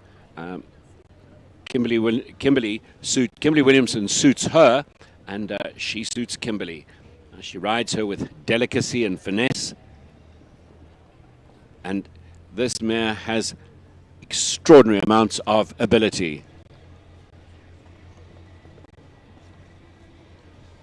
Going in a gag snaffle. And I think many riders wish they had the luck to own this or ride this. You see her bounce. And watch her ears flick back. Oh man, touch that jumping out of the double. Watch her ears flick back when she pays attention to Kimberly, then flick onto the fence and then flick back again. The really good horses like this partner the animals. Well, 4 penalties could see her into the second round. She's ranking 13th. They could take 25% of the class. I was looking at 56 horses.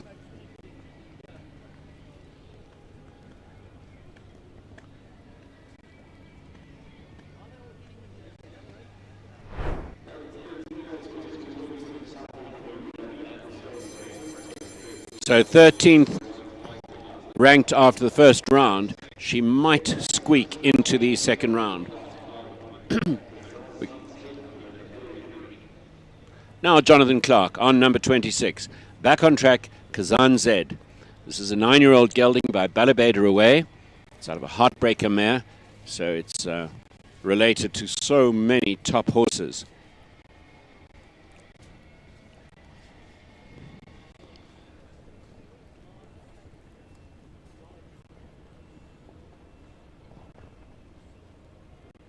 Jonathan putting together a solid partnership with this horse now. He's sensitive. I think he's not completely easy in the mouth. Would be typical of Balubé de Rouet.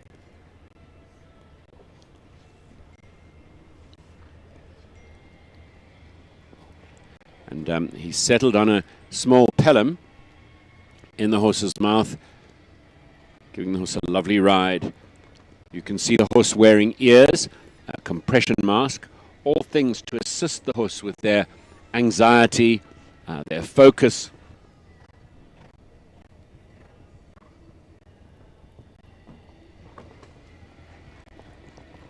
That water tray has fallen throughout the competition.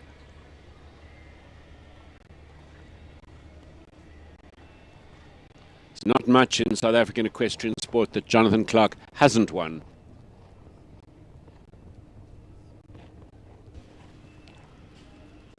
Four penalties.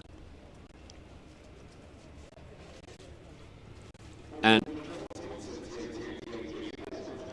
ranked. I missed the ranking.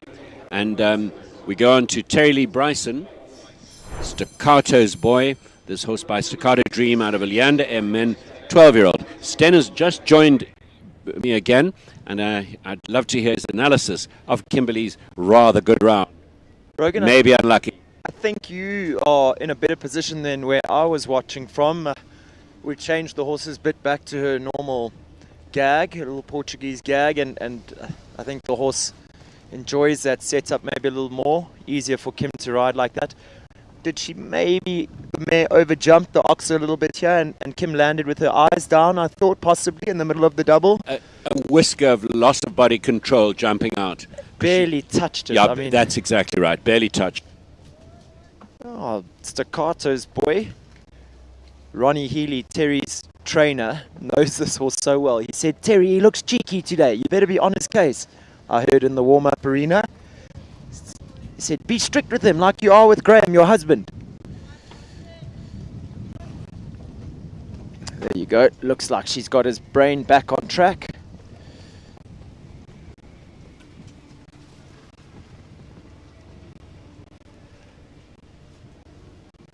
Once again, Terry, focused, positive. Not a highly experienced rider, but whatever she lacks for in experience, she makes up for in enthusiasm, positivity. Like then, she big ask. And could we say natural ability as well? Huge Not amounts having- of natural ability. Not having ridden Just for, huge. Not having ridden for that long, so sometimes she has to ride off the seat of her pants. Could you say that? But her natural instincts are so good, Terry. Very.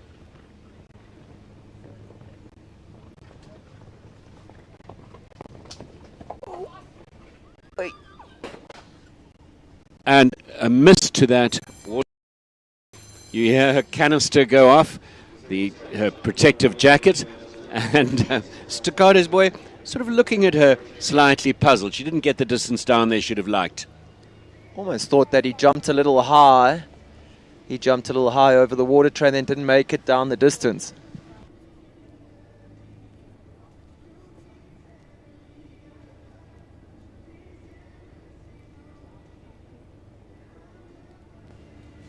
Very big challenge for an inexperienced rider, this course.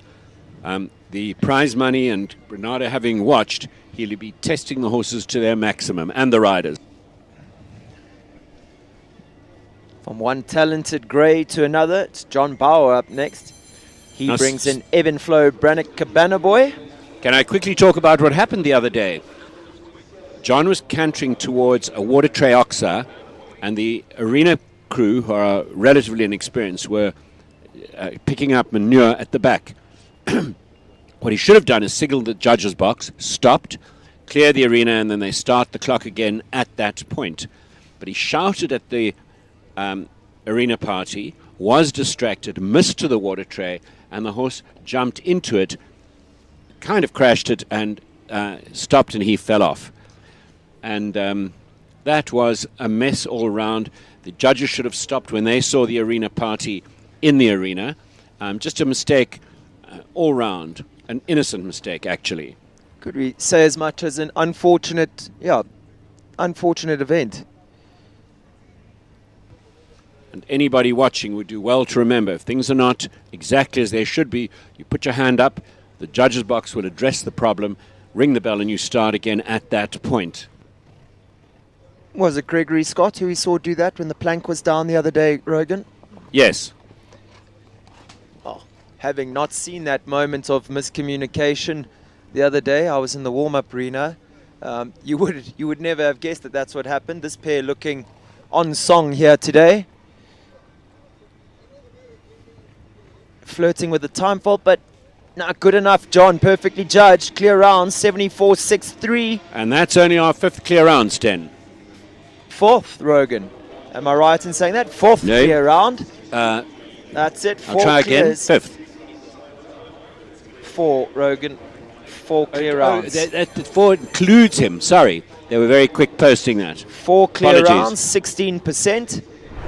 So with 25 having started, we have 4 clear rounds in the bag and 25 horses left to And go. we've both seen John go like the devil's chasing him, which it should be the way with his lifestyle. He's very quick. Leona van der Merwe goes next. She's riding for the 334 Sport Horse stud. It's 334 Kiss by Tis Z. Pretty sure Maneuvering over number 1. Pretty sure I pronounce that word differently, that name differently every time I say it, Rogan. So long as we know who you're talking about. Kiss by Tace. Tace. Tace, okay.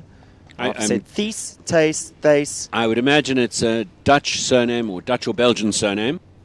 So this horse was originally purchased for a young man that you're very fond of, Rogan.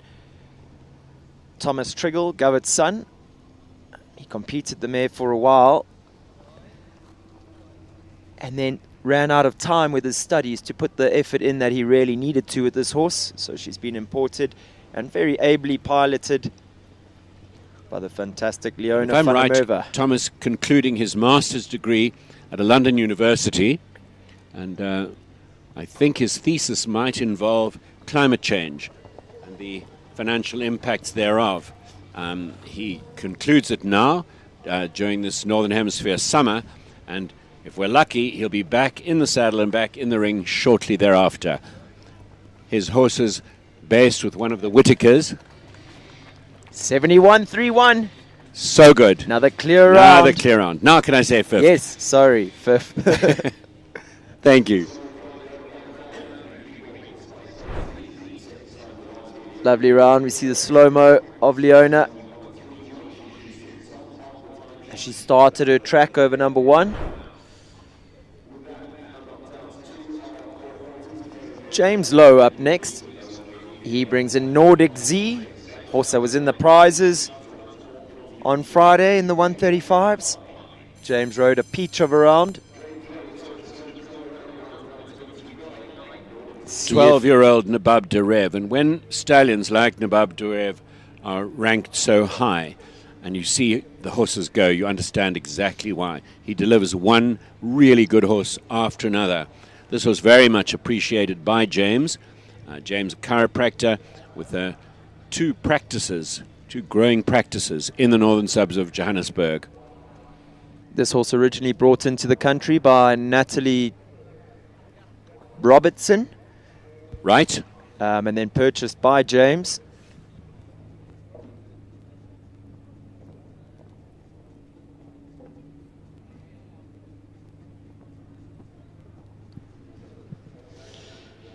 James, a long-time pupil of Coach Dominique Alexander, has enjoyed some success right up to the very top of the sport. As we see that treble go down, the C element.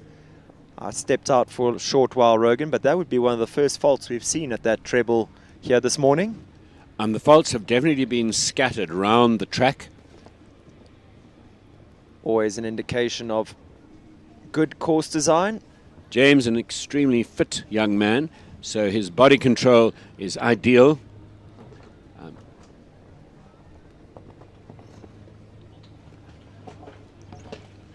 So this horse a little onward bound this morning. finding that double quite short at fence 9.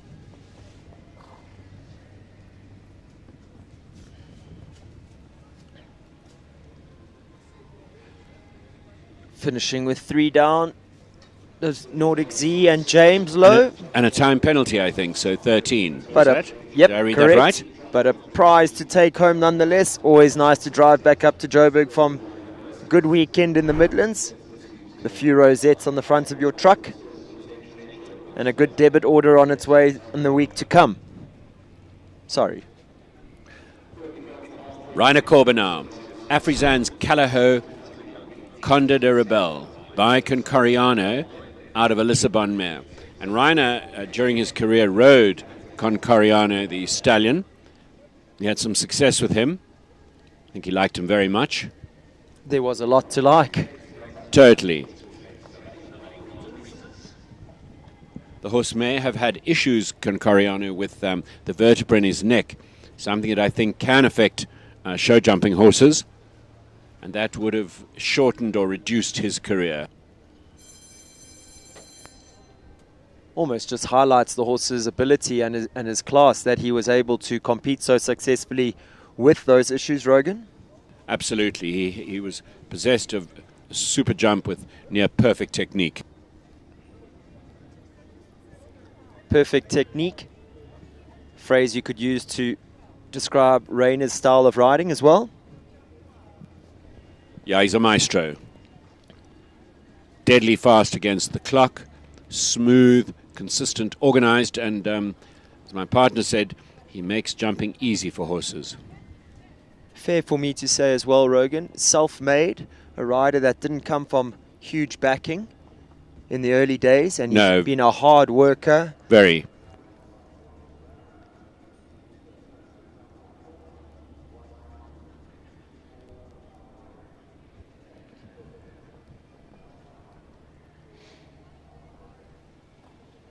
Foot perfect thus far.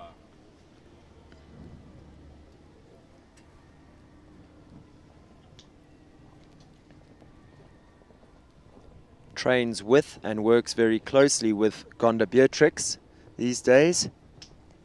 Watching this, I think it would be a round that she would be proud of.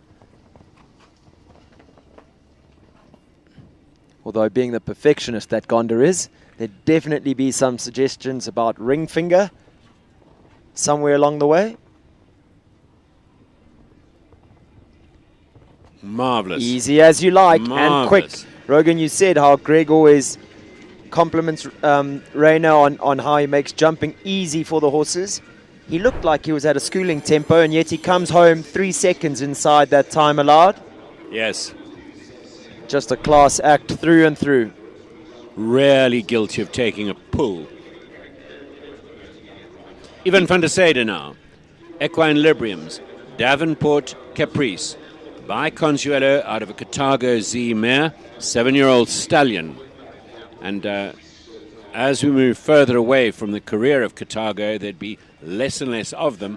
It's a highly desirable bloodline to have in a jumping pedigree, and so often associated with grey like this. Ivan has already been around this track once, managed to leave all the fences up, but fell victim to the clock. On Callao, Laruna came home with 2 time faults. So we see him taking a much tighter approach to the treble there on Caprice. Having had a little feel around the track, he'll know exactly what it's going to take to produce a clear round effort here. We won't remember Carthago for the looks.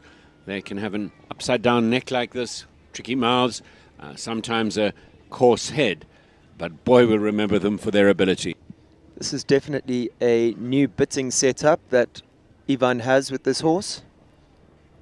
From when I last saw him at Roburg Equestrian. It's looking like the horse enjoys the combination bit setup. Oh, turned tight and fell in, very focused on being inside the time, and that's what the pressure of time creates. A slightly snug turn, down goes a rail. Sometimes those combination bits, you can lose a little bit of rideability on the turns, and I sort of jinxed him. As he made the turn after the double, the horse shook his head a little bit through the turn, possibly being the reason they got there a little bit deep. Yes.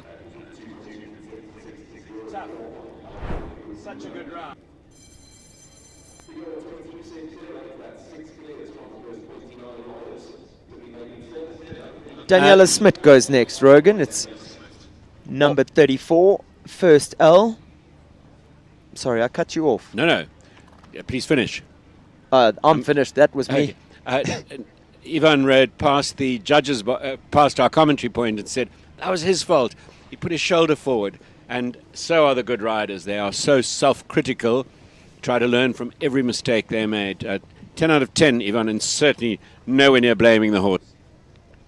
Now, Daniela's opted to go around from 3 to 4, possibly indicating that this is going to be a round of putting the controls back in place. We've seen this horse be rather onward bound and spicy this week.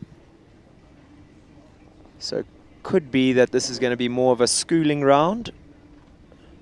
The horse surged at that number 6 and then was slow getting his front end up into the air, and currently, of course, causing 4 penalty. And it feels like we have the man himself, Govert Triggle, walking in here because we do have a special occasion here today. Rogan Askin, I'm not going to give away his age. He can do that for himself, but it's your birthday, Rogues. Thank you, Sten. Have you had a good day so far? What's better day than watching show jumping at 334? I was going to say, one of your favorite things in this lovely setup, being able to watch what you've enjoyed your whole life. Your whole life has been based around this. Absolutely. Wishing you all the best and a good year to come, Rogan. You Not know often you get cake for breakfast as No, well. and I'm going to enjoy it. Sten Churchill's wonderful comment that the outside of a horse is good for the inside of a man. Absolutely. I can tell you, I mean, you would know, Rogan, I've had 2 sort of short stints of really tough times of late, and I've found a lot of comfort in horses. That comment that you've just made really rings true.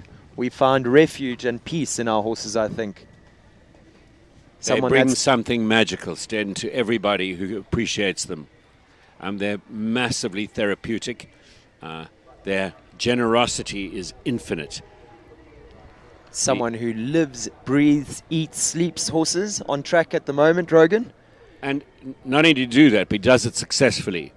Grant and charming. Langley and Forsyth Bengston, winner of the 135 competition on Friday. I think you accused someone of having a wicked sense of humor earlier, and the same accusation can be leveled easily and strongly at Grant. He is wickedly funny. I would go as far as saying his sense of humor unparalleled, Rogan. I lived and worked at Langley Equestrian Centre or Forsyth Stud for many years. Never a dull moment. Bengston looking super here. Good round so far, Championship just day. 2 to go. He's one that wouldn't often have to worry about the clock. And he does it, Grant. 2 from 2. Cut into number 11 and left it up. So good. Comes Wonderful over round. clear in a time of 71.32. Good enough to go as our second fastest clear round for that second round. So he has two rides in that second round of the Grand Prix coming up. Greg Scott now with number 37. This horse is Callao Loretto. It's a 10-year-old by Larrison out of a Contendro mare.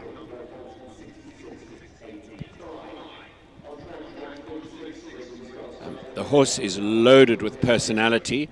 You'll watch him skip and change the sequence of his back legs. He sometimes kicks out at Greg's legs or has little bucks of excitement. And Greg describes him as absolutely loving his jumping. You said loaded with personality. He's loaded with ability as well, Rogan. True. And what he's managed to do as well is load your truck and tack room with many rosettes. Yes, he's a prize winner. Not many horses, Rogan, that get ridden with no spur at all. Not too many. Just speaks to And the sensitivity of this horse. talked about other horses with their ears. His ears flick back to Greg, flick to the jump, flick back to Greg. And he really is a character. 2 from home. Let's hope. And this is going to be quick in the jump off. He's good for time. Needs to leave it up. He does. There it is. And In- Rogan. Into the second round. A delighted Greg Scott. And a reminder to our viewers at home that for that second round, the riders will go in reverse order of the fastest times. So at the moment, Greg managing to put himself into pole position, the fastest clear round we've seen around this first track. Well, that's so useful because you can see what the other riders do, judge what needs to be done. For any of our viewers at home that might have been worried about Rogan's health, eating cake for breakfast, I can let you guys know that it's carrot cake, so we're pretty safe here. Definitely a theme. Graham win, number 38. Callagher Falvio. This is a 13-year-old by FootJoy out of a Silvio mare. And Silvio, the sire line that produced the amazing Shutterfly. This horse owned by Martin Swanepoel. Lovely to see him here at Waterwoods, supporting Graham and his string.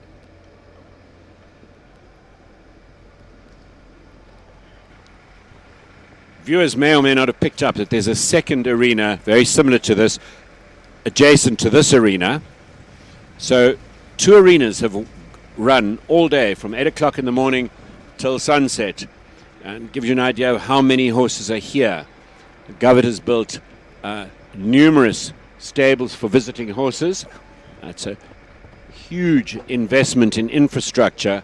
And talking to the local people at a cocktail party last night, they are ecstatic about the amount of jobs this has brought, about the amount of money it's going to attract to the arena in allied businesses. As Graham Wynn just whips together a quick clear round there to assure himself a spot in that second round of the Grand Prix, 71.44. Super. Our 4th quickest round that we've seen here so far today. Rogan, just touching on that, what you've just mentioned about the job creation. Govert was chatting to us saying that he and his builder have spent 4 Christmases together now, and he said to him, that's enough now. Next Christmas you go home. That won't be happening. Just- There'll be something else. Just speaks to the volume and the magnitude of this setup. Yes. Simon Henry returns, this time on Fran Laren Elito. We saw a class act earlier on Portobello K, where he had 1 soft rail down, so he'll be looking to improve on that with Elito. He rides his horse differently to Portobello K. Sorry, Portobello K, yeah. He runs it along. Interesting technique. And then the horse unfolds early in the middle of the treble for 4 penalties.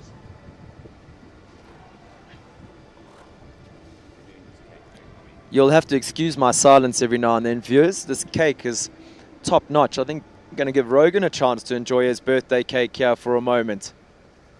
Rox, what do you think? Om, om, om, om. Perfect. And thanks for asking that as I put the piece in my mouth. Thank you. The healthiest part of this carrot cake is the 7 layers of icing throughout. About 4 centimeters thick each layer. Rather tasty.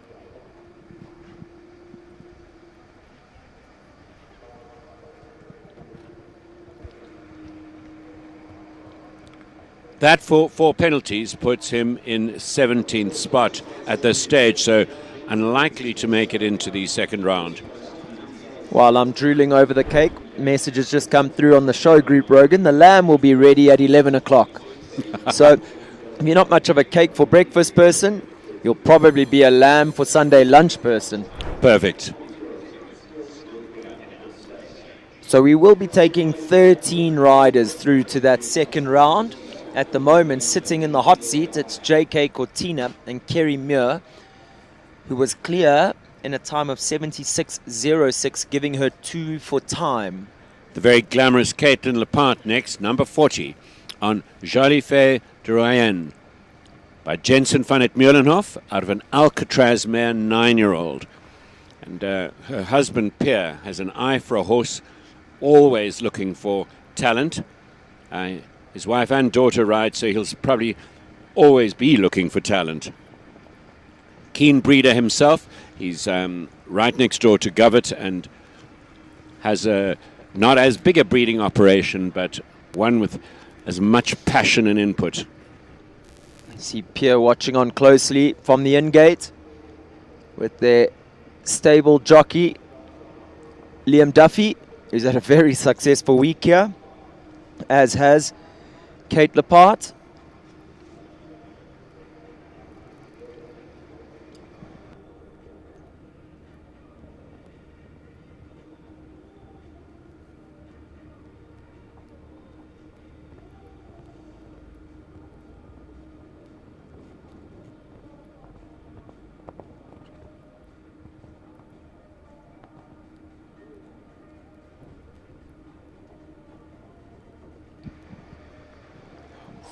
Big press to that second last jump. She's leaving them all up, but unfortunately going to be a victim of the time here. 79.50, but equitation at its very best around that track. Beautiful, beautiful round, and certainly a round to build on. Dominic Alexander now with Soakley Z, 10-year-old, by Hunter Skendro out of a Laranero mare. This is a young horse, relatively. Dominic done a super production job, and I am sure thrilled with the prospects of this horse. We saw him on day one jump this horse in what looked like a Nath or rubber mouthpiece gag. Now we see him back to his favoured Hackamore setup that the horse knows very well and has jumped and won at 150 level with. Dominic going wide from 3 to 4. So again, much like Collier earlier, Rogan, I think it will be indication that these are schooling rounds for Dom.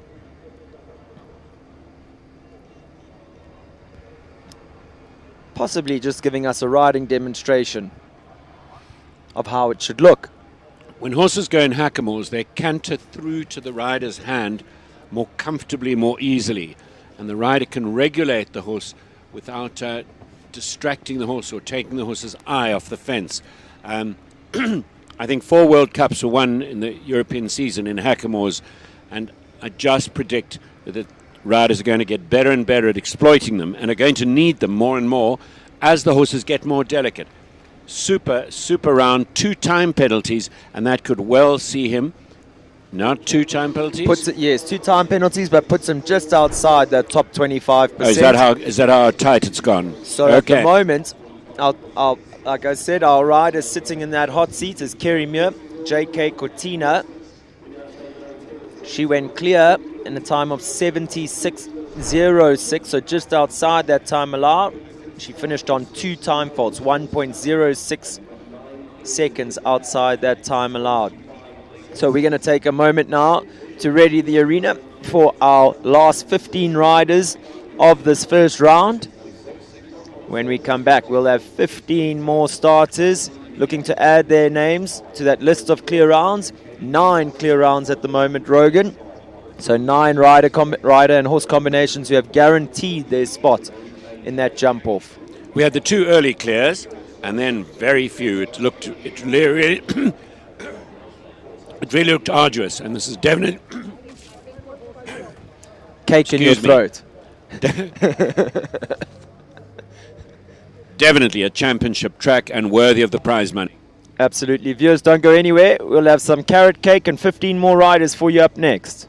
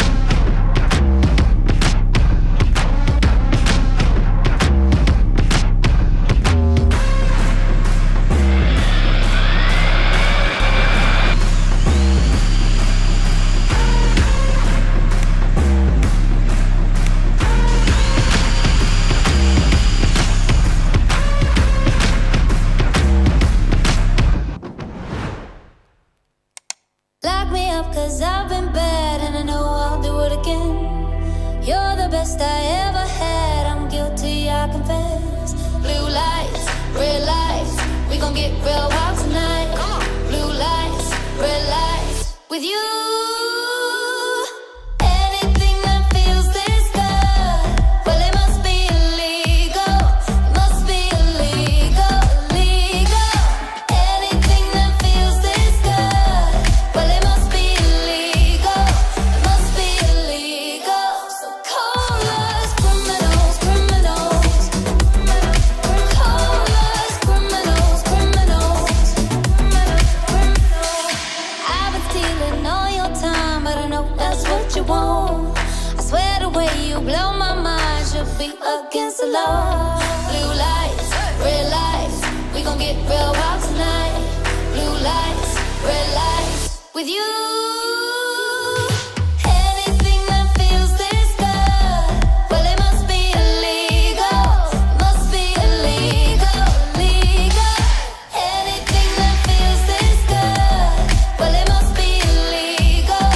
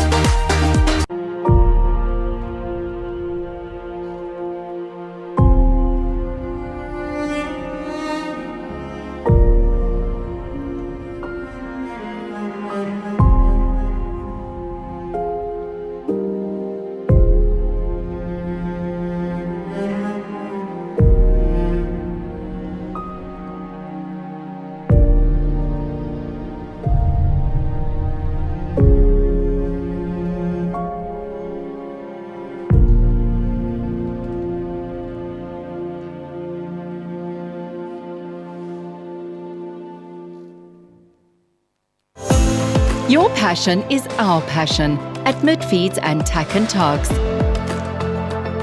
Where we lead, others follow.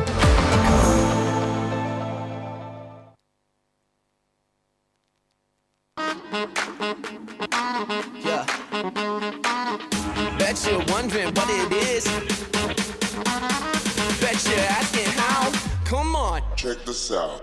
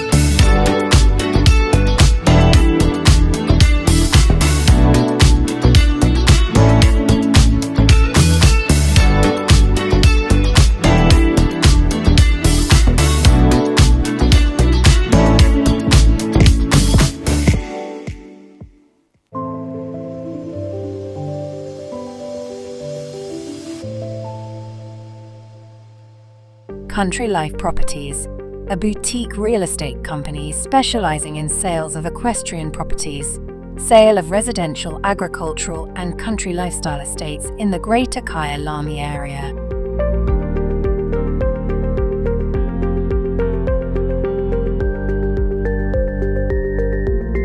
With years of experience in promoting the country lifestyle, Country Life Properties is proud to be affiliated with the Kyalami Equestrian Park. Baloo Country Estate is a secure estate offering 22 kilometers of scenic bridle trails. We provide country estates to suit all your requirements: extended family living, work from home, or just escape the hustle and bustle. A variety of equestrian properties are offered for the keen equestrian. Contact us or visit our website and let us find the right property for you.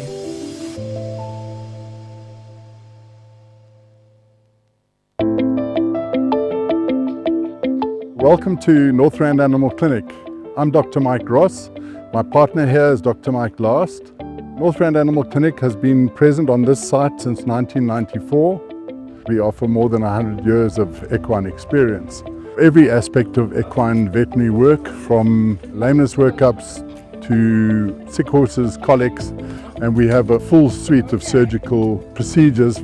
Our one speciality is that we spend a lot of time looking at lameness and lameness workups. We also have access to MRI and scintigraphy, a full range of orthobiologic treatment, a full range of ambulatory services, and then we offer a full veterinary appraisal prior to auction. And we've been doing this for a couple of studs for 5 or 6 years. We operate in all fields of equines, including racing, show jumping, dressage, cross country, and even some endurance work. Northrand Animal Clinic is and would like to remain one jump ahead in the sport horse health industry.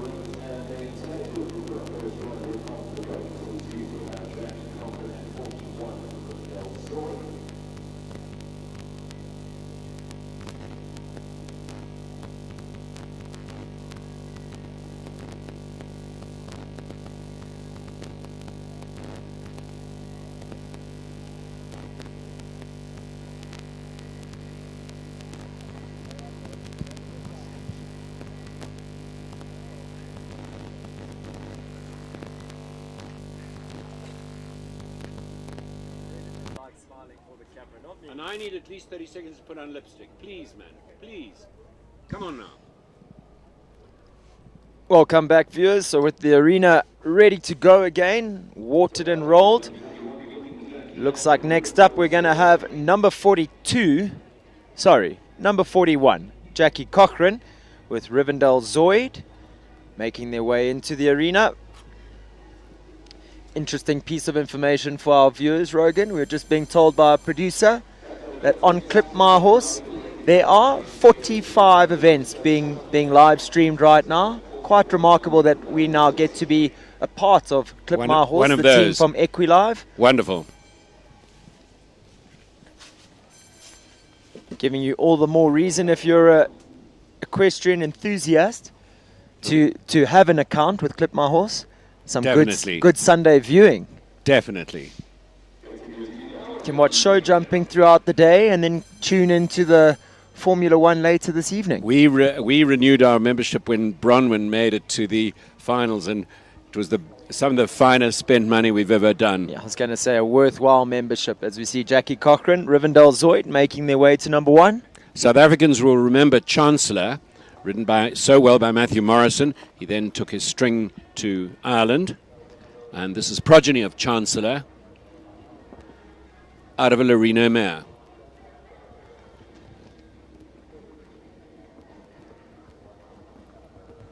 Should be good for time. This horse motors forward all the time.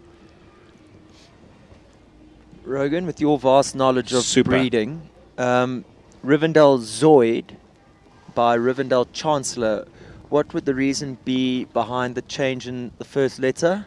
Because normally we would see a C. It's mostly done to make Rogan crazy. Okay. Now, kidding. Or to confuse Sten. Yeah, exactly. I don't. She gets down there a little quickly and hits the front pole on the way up behind.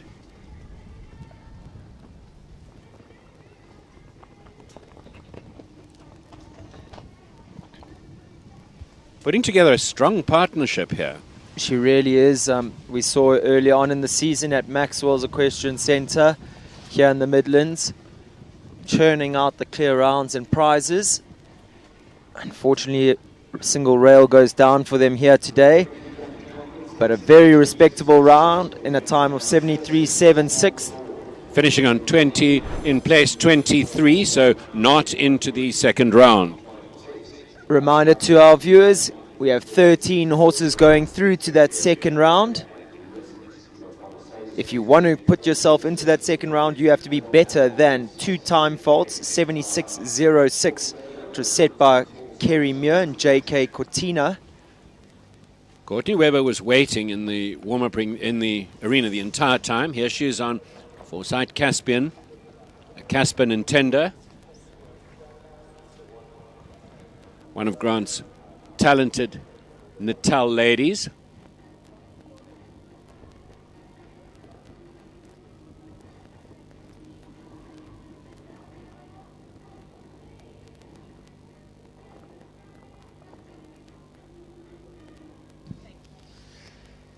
Just a correction on one of my comments earlier on in the week. I mentioned that, and Courtney's going to shoot me soon, but my favorite memory of her was on her pony, who I named as Piglet. Definitely was not Piglet.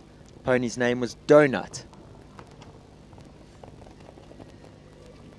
Oh, Caspian putting in a big stretch over the Oxer jumping into the double. Would I be right in saying, Rogan, this Oxer jumping into 9A, definitely making the horses put in quite some effort. Yes, it's big, it's square, it's airy. And they've landed a little dead. A lot of the horses have landed a little dead behind True. it and then jumped at the vertical jumping up. Not so for Foresight Caspian. He made light work of it, but it's something that we've seen throughout the track. Exactly right. Caldame's Excalibur go next. It's Kathleen Alexandra Selleck in the saddle, riding for Team JBE Equestrian. Coach Jethro Bauer actually on standby in the ring. We all remember Eisenhower, grey like this, a useful horse.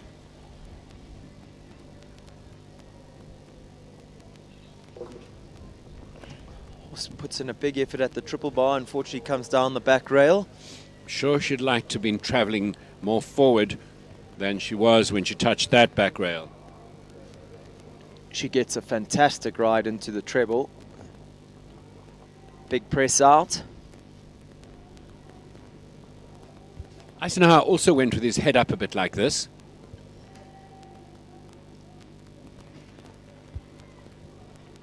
You're talking about Deirdre, who was standing on the bank watching her daughter, and Deirdre was the rider of Eisenhower.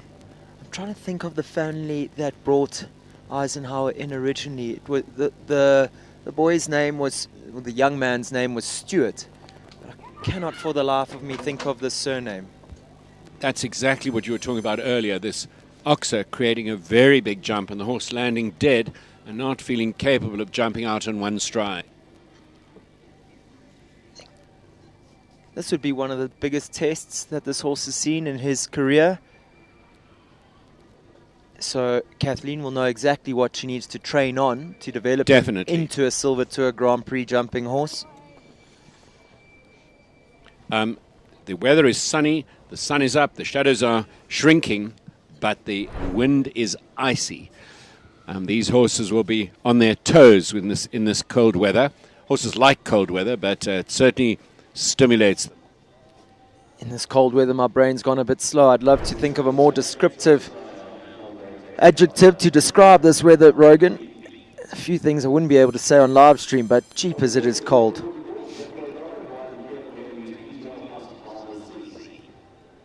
Jethro Bauer goes next. He brings in number 44. It's PDL Husqvarna Z. Riding for owner Victoria Levy. Husqvarna by Hokato, and Hokato, a son of For Pleasure. And there's a lot to see of the For Pleasure look in the way in this horse's front end. They keep their heads up. They can jump with slightly loose front technique, but no end to their ability. In fact, you'd be forgiven if you mistook this horse for Hokato himself. They're very, very similar. Agreed. Here Jethro using his voice to good effect through that 3-3-4 treble. Then presses the horse up to the Calder Hill Oxer there at number 5. While we're mentioning that jump, I got to bump into Pierre Lepart now. Now coffee break. What a lovely gesture yesterday when we had so many clear rounds in the Bronze Tour that he put down an extra 10,000 Rand prize money for that class. And what a shame that Jethro was just off that double. He's jumped a flawless round thus far. Really has taken some jumping, that Rainbow Oxer jumping into number 9. And what a rider he's turning into. It's a class act through and through, a hard-working man. Really developing as one of the very best in the South African sport.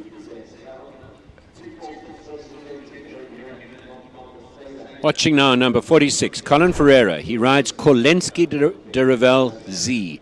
This is a son, a direct son of Corner Dabelensky, and boasts directly on the dam line, Kidam de Revel. Shout out to Leanne Herselman watching at home, I hope. And she's used this stallion on her wonderful little mare. This horse bred in the purple. A rather talented jockey on his back too, in Chucky. And they're well suited, these two. Big personalities. You see Colin riding the horse forward strongly when it plays like this. He has gone all the way around though to the treble, so putting himself under time pressure early on in this track. But he's motoring, Sten. I predict he might make it inside the time.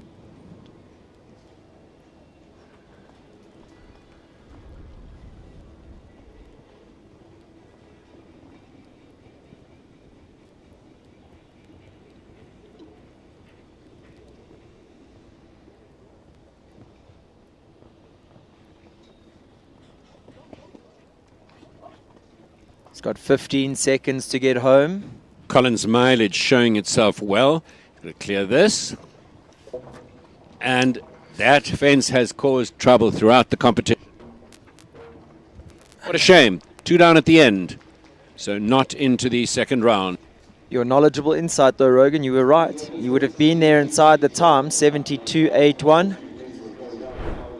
But possibly that Yes, he could have. faster tempo, maybe paying the price with those 2 late rails. He could afford to wait a second to the last fence and the second last fence.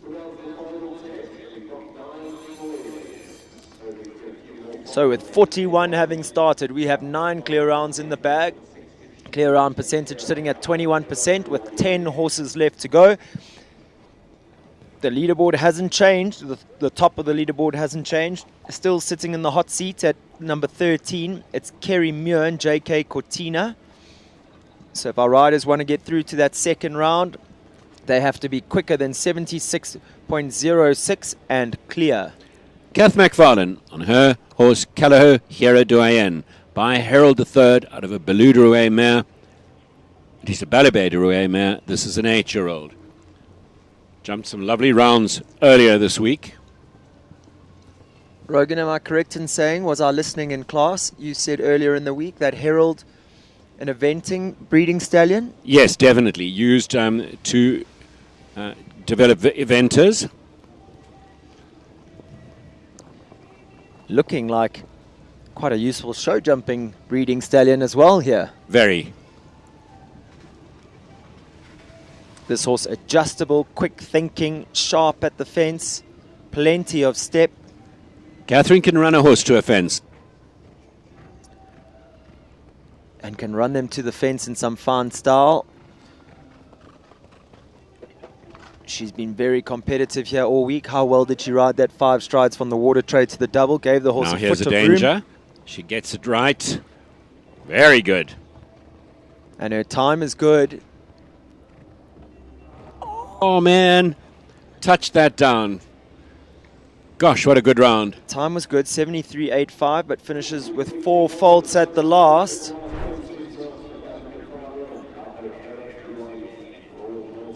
So Kerry lives to breathe another day. Matilda 334 would have a fan club. This is a daughter, 8-year-old daughter of Maestro van der Bishop, out of a Raphael mare. Raphael going to the fabled Romero. You say would have a fan club, Rogan. I think it would be a rather large fan club at that as well. Totally. Let's enjoy this 334 entry.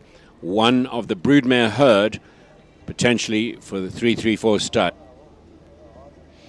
I'm a little bit of a Leona van der Merwe fan club member as well, Rogan. Not a difficult As thing I'm to sure be. you are.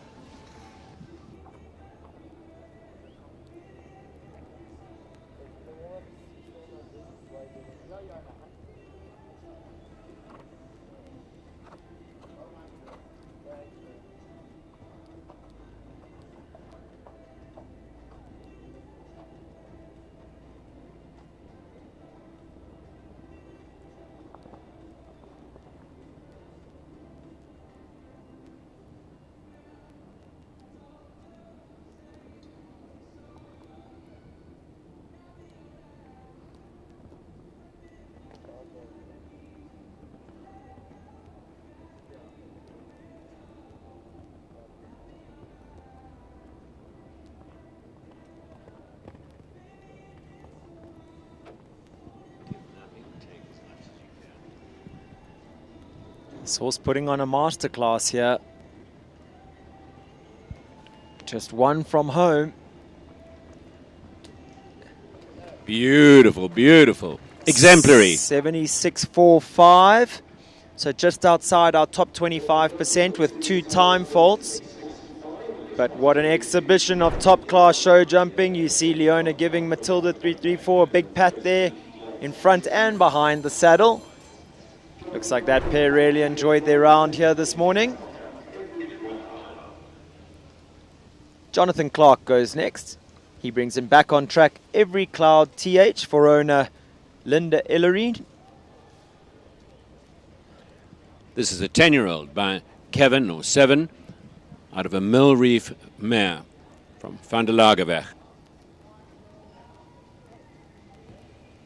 So the time goes off while the horse manures, and then the time goes on again, and the rider has a time limit to get through the start.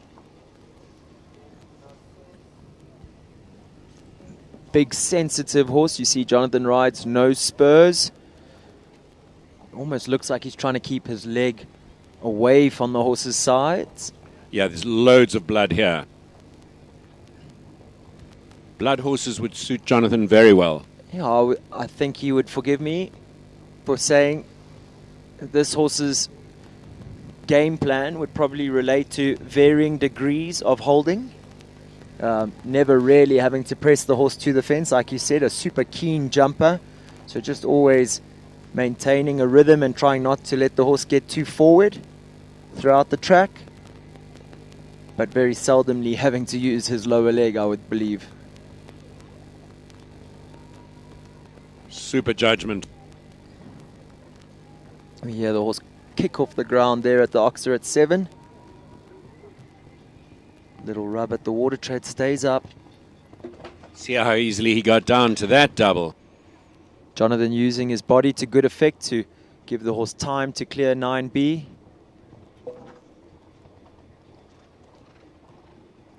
Six, 7, 8. Leaves it up. Clear for jumping. 3 for time. 77.32. I think Jonathan will be pleased with where that horse's production is going. Horse looking more and more mileage, more and more comfortable over the bigger fences. Yeah, it's really come on since it's landed from Europe. So still clear round, sitting at 9, just 20%, with 7 horses left to go. First of those 7, it's young Harry Butcher. He brings in Capital Casmigo. Spoke so highly earlier of this horse's sire, Capital Castigo, son of Calato.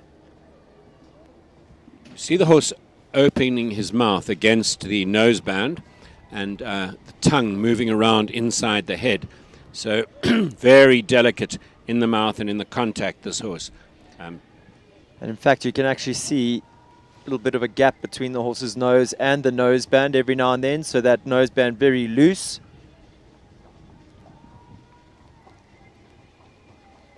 Deep to that. Scopy horse just jumps out no problem. This horse was purchased by the Neal family off one of the very first capital auctions. Correct. Which was held at Stain City. I, in fact, rode the horse at the auction.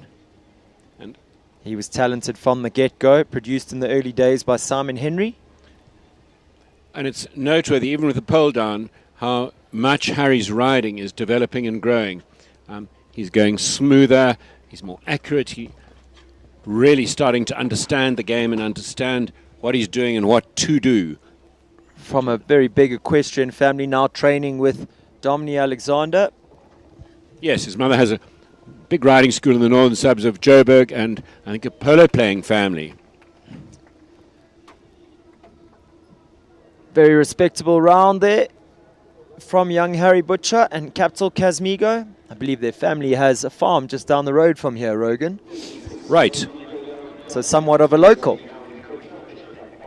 Kayla Nordier, Lucano Ballard. This horse has done a lot of winning for Kayla. 14-year-old by Lucano Challenger out of a Consuelo mare.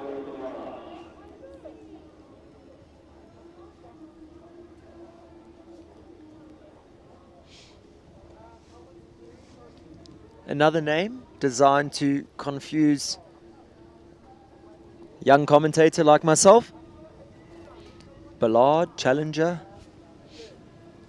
Rogan's going to come up with it for me now. Looks like the wheels are spinning, and he knows what's going to come of that. Why there's not a B for... Instead of the C. I get it. Because the Namibians choose the dam line of the horse for the letter of the foal. Okay. So this will be out of Lucano Farms B-line mare. And I share with you, I find it dementing. impossible to know who all the beeline mares are on each farm, or D, or whatever letter they're focusing on. I think the sire's name is very helpful. This is looking good here from Kayla, and Barley, as she's more affectionately known. Commentators curse that water tray goes down. Mare barely breathed on it. Yes, it really just did roll off and plop off onto the ground. What a shame.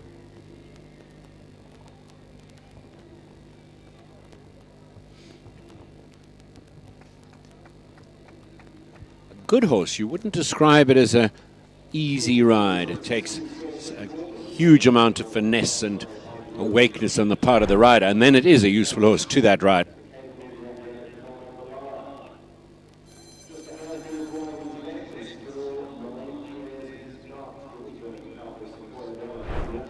Geordie Byrne goes next. It's Callao Sequoia Vela, the superstar himself. Number 51 on our program. Progeny of Sampras, the staccato line stallion, and Lisbon on the mother's side, and then that wonderful mare Ravella.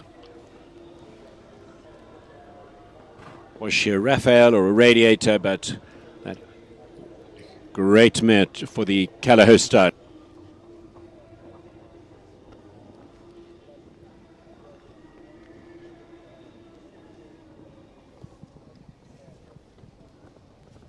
This horse would have close to the ideal style of jumping. Let's analyze. Head goes down, knees come up, the hind quarter opens out over the back and then goes up into the air, open. Really a lovely, lovely horse. And Geordie would be afforded the luxury of not having to be too concerned about the time allowed, just due to the fact that this horse's natural jumping ability, natural canter across the ground, would be quicker ready. We're going to see that, I'm sure. In the jump off, Super, super. as we see our second fastest clear round around this first track of the Silver Tour Grand Prix, coming home clear, 71.19. Just 900ths of a second slower than Gregory Scott and Callao Loretto's time. So that's putting her in a good position for the jump off. She'll be able to watch quite a few go before she knows exactly what will be required of her in that jump off. When the pressure of time was introduced and the overseas designers came out here and tightened up the time, did we moan like stuck pigs, and did we feel incompetent? And then slowly you adjust, and eventually the riders work it out and are economical and keep riding forwards. The pulls got less and less. Very stylish young lady up next. It's Kaylee Passara. She brings in 334, Callao Lisabel. Stylish and beautifully mounted. Thank you, thank you. Sorry. Lisabel, another daughter of Lisbon.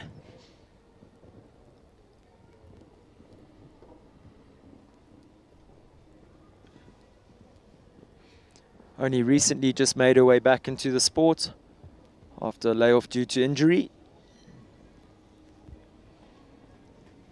And while we're complimenting her on the quality of the horses she's riding, do not for a minute think these were overnight sensations. These horses had a long time in the lower levels, were developed properly and beautifully. She cut in there. Barely touched that off behind. I'm not sure the mare had quite enough time to see it. How unlucky, small unlucky moment. Big expressive jump over number 10. And again, rolling that off.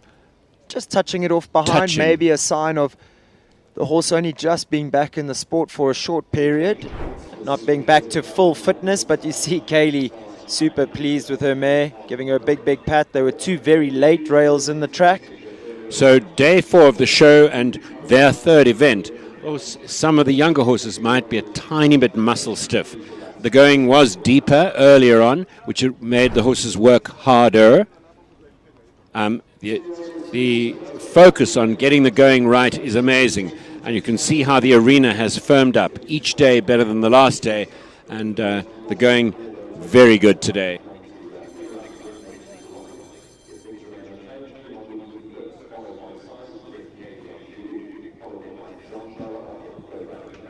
So, at the moment, our current rider in the hot seat, sitting in 13th at the moment, is Ivan van der Sade and Calaho Laruna.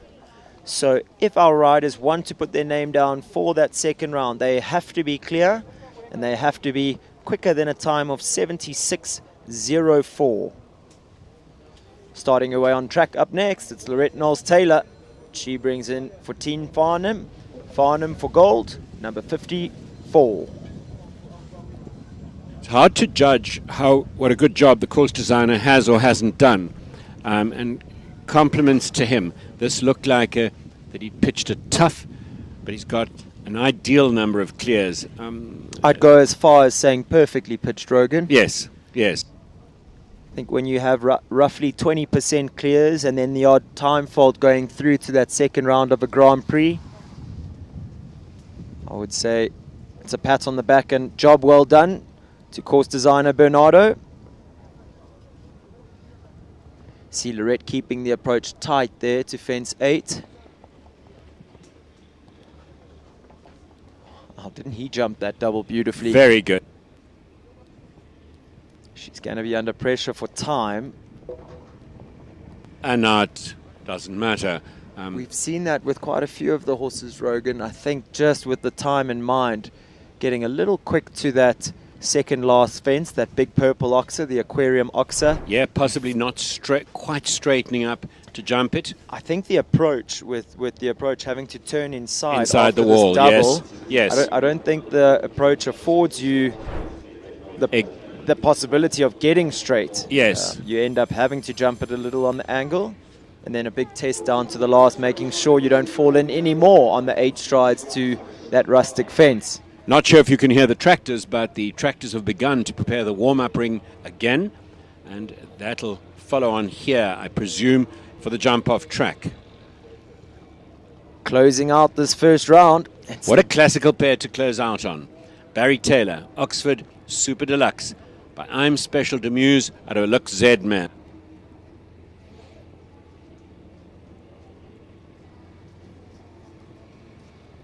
Wow. You a fan? Massive fan. Barry Taylor was very proud of his third prize the other day. We had quite a bit of banter at the cocktail party about it. There were a few people putting up their hands, not asking if they could produce this horse as well as Barry, but just for a ride around one track. Isn't he glorious? And Barry, absolute master against the clock. You see him landing, always traveling, always in that American seat. Wow.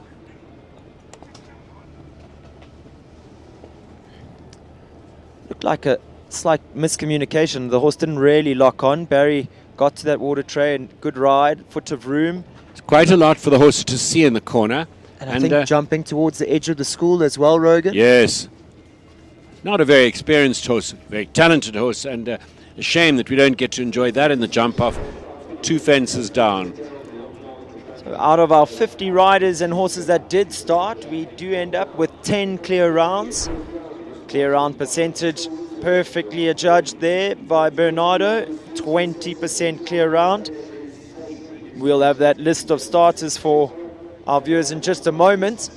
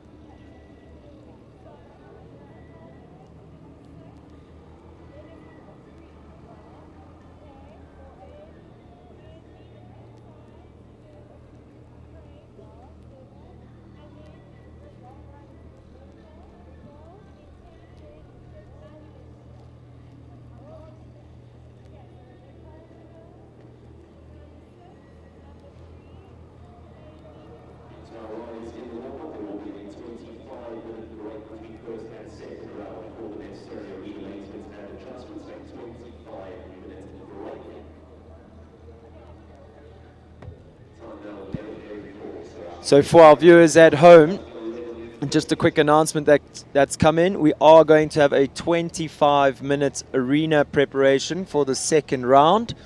So you do have a time to make yourself some breakfast, maybe take the dog for a walk.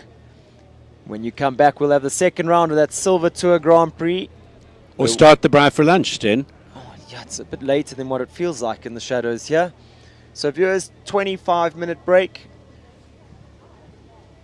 So we should be kicking off at 11:30. 11:30 kickoff time for the second round of the Silver Tour Grand Prix. Don't go anywhere. Look forward to seeing you back. Join us back for the rest of Rogan's birthday.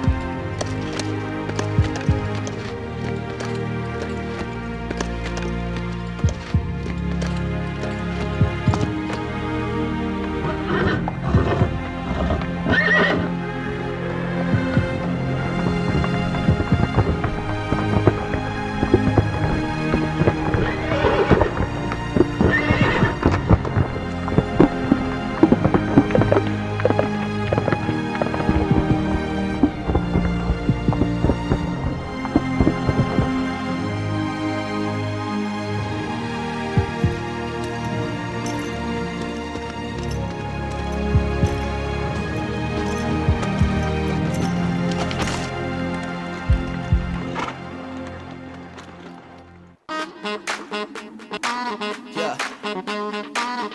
Bet you're wondering what it is. Bet you're asking how. Come on. Check this out.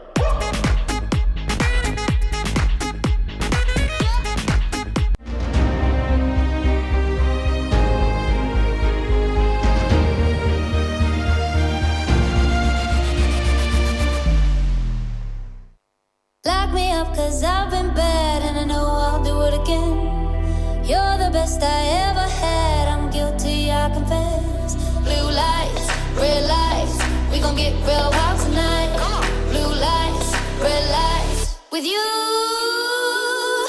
Anything that feels this good, well it must be illegal. It must be illegal, illegal. Anything that feels this good, well it must be illegal. It must be illegal. So call us criminals, criminals. Call us criminals, criminals. I've been stealing all your time, but I know that's what you want.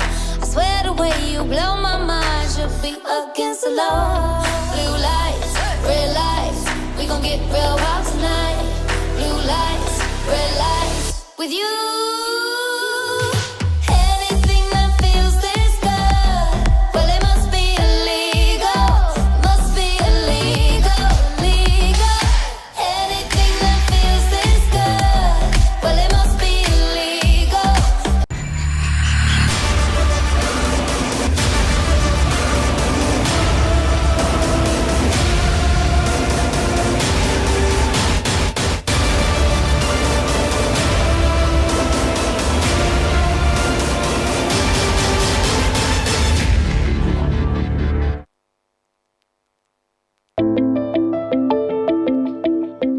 Welcome to Northrand Animal Clinic. I'm Dr. Mike Ross. My partner here is Dr. Mike Last. Northrand Animal Clinic has been present on this site since 1994.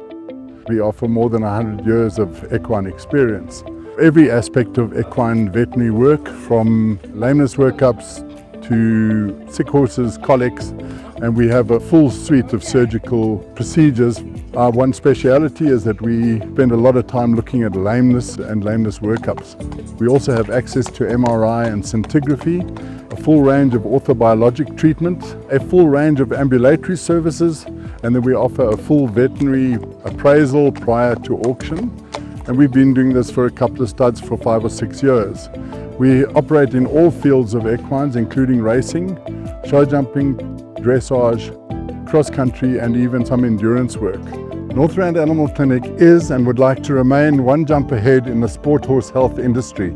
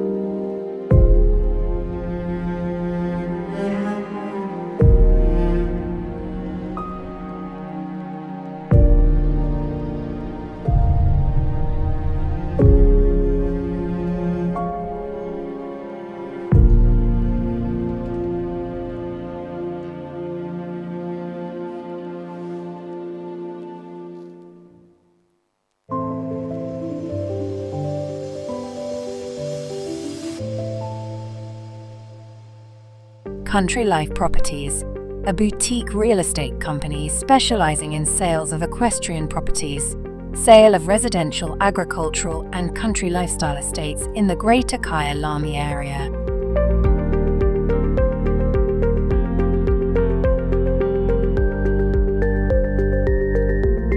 With years of experience in promoting the country lifestyle, Country Life Properties is proud to be affiliated with the Kyalami Equestrian Park. Baloo Country Estate is a secure estate offering 22 kilometers of scenic bridle trails. We provide country estates to suit all your requirements: extended family living, work from home, or just escape the hustle and bustle. A variety of equestrian properties are offered for the keen equestrian. Contact us or visit our website and let us find the right property for you.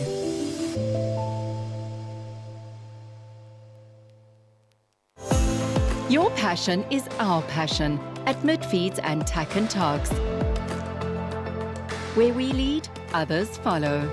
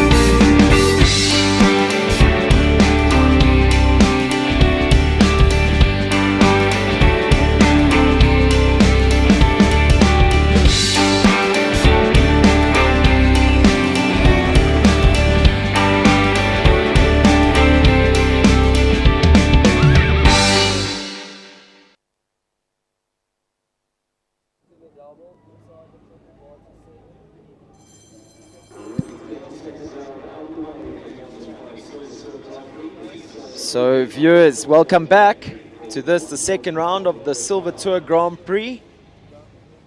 Rogan and myself looking forward to a scintillating jump off here.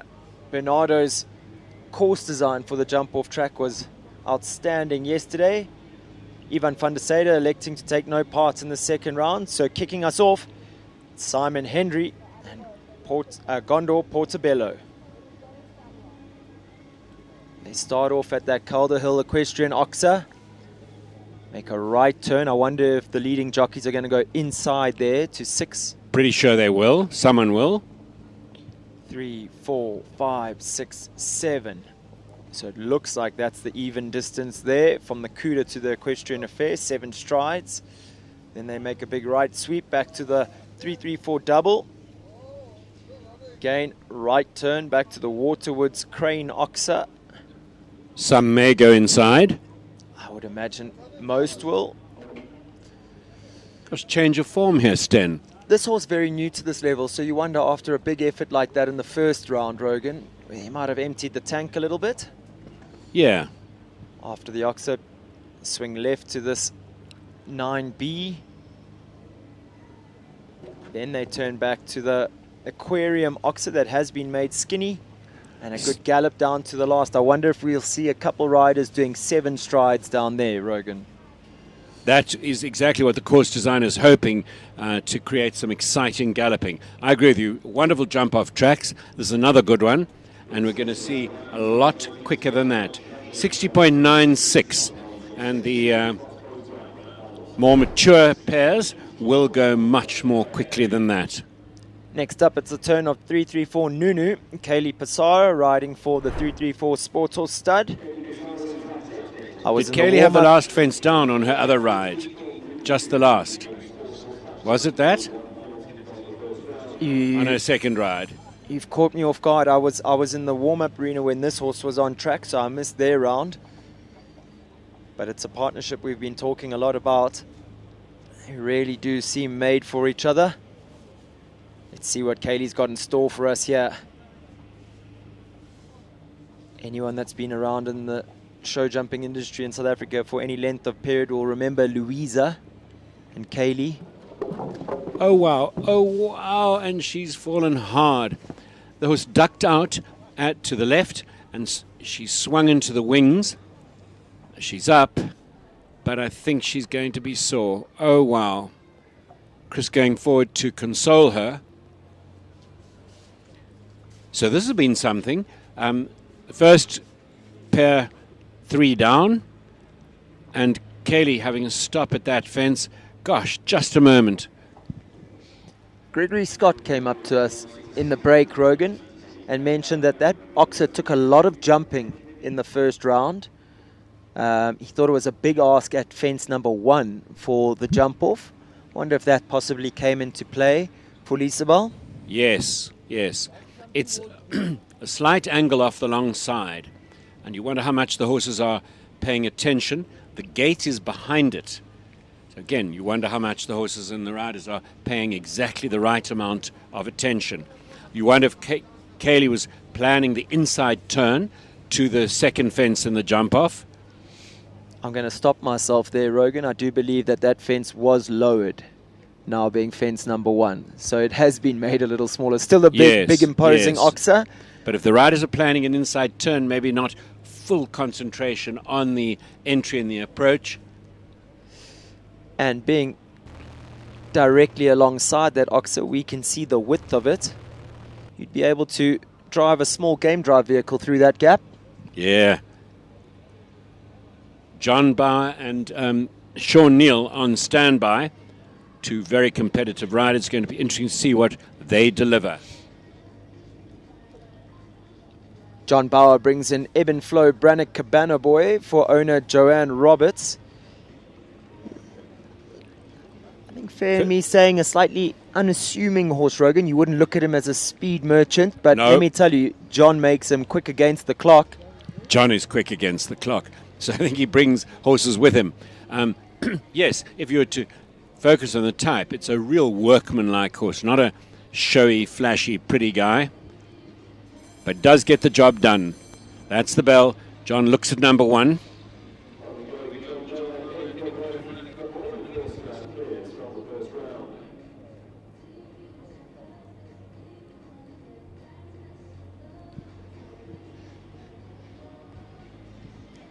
John's a real natural. He didn't really compete until he did his national service and hasn't looked back since. So he elects to go round to fence 2. This horse has the strangest ears back way of going with a slightly sour expression. Doesn't stop him doing the job well. Can I tell you, though, he loves his jumping, this horse. He wouldn't love the dressage arena on a Tuesday, but really enjoys his time in the ring. You'll see a big buck in a play for sure through the finish line.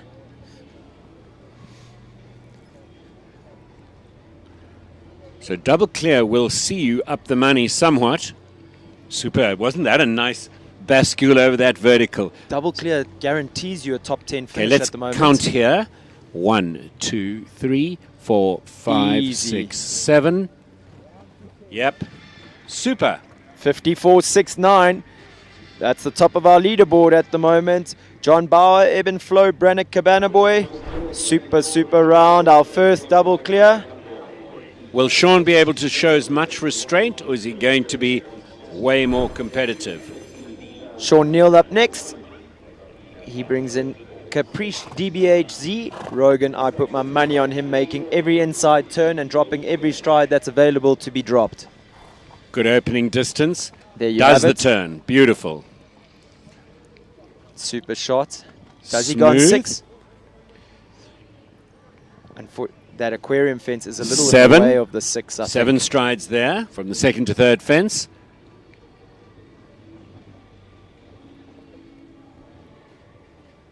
Keeps it tight back to the Waterwoods Oxer at 7. Or did he find a nice forward distance there? He's flying. He's flying along. Steady, Sean. Leaves it up. There might be an inside turn available. But to he was very quick to the rainbow 1, fence. 2, 3, 4, 5, 6 it is. Wow. Pace setter.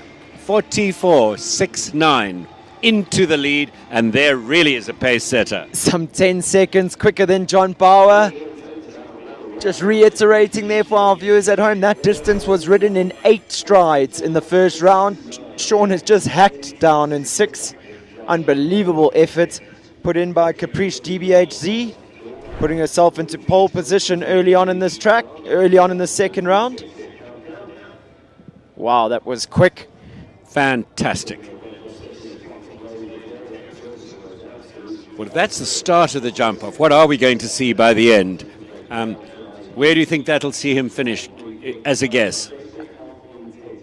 Rogan, I don't think Top that's 5. I don't think that's touchable. I think you might have just seen the winner of the class. You might be winning back some of your gambling money. There you go, the gambling money from yesterday. If Sean Neal does not win that class, I'll give you your money back. I'll take it. But I guarantee let's you. wager some other bets. Come on, viewers. What are you thinking here? Some of you saw the first round, I hope. Grant Langley's always quick, Very much. but Leroy Brown, less experienced horse. Jean Corber's horse, lightning quick. Calaho Talana. Watch her mapping the track. Possibly- She just trotted the inside turn while she waits for her bell. Can I tell you, Rogan, where I think he had them? His ride to this rainbow vertical at 9 was on the gallop. He couldn't have Wasn't it been quicker. lovely? And the 6 strides to the last is going to be hard to do. Pay attention, people. This is so exciting. So inside turn. She keeps it tight. She's 1 extra stride there from Sean. 1 extra stride there from Sean. Yes. She's a real go-getter, is Talana. Matched well with Jean's competitive edge.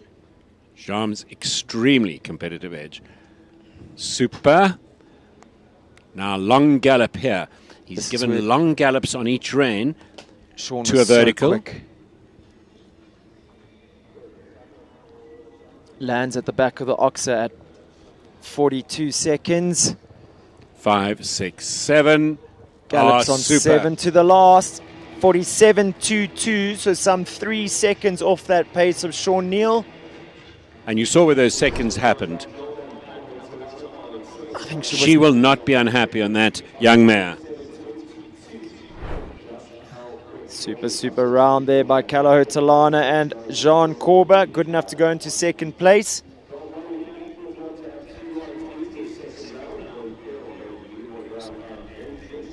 So we have 7 horses left to go.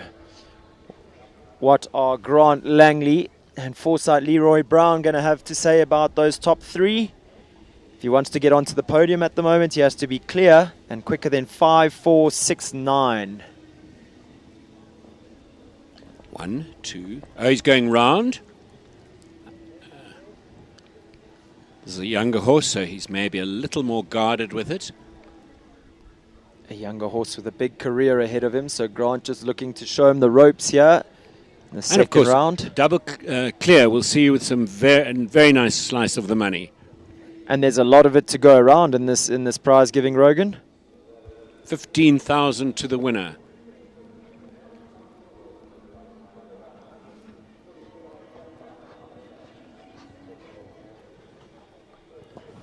Lovely balancing ride to the vertical.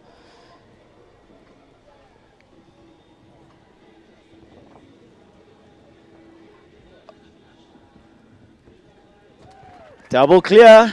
51.61, good enough to go into third place. Puts himself on the podium. Super round there by Grant Langley and Forsyth Leroy Brown.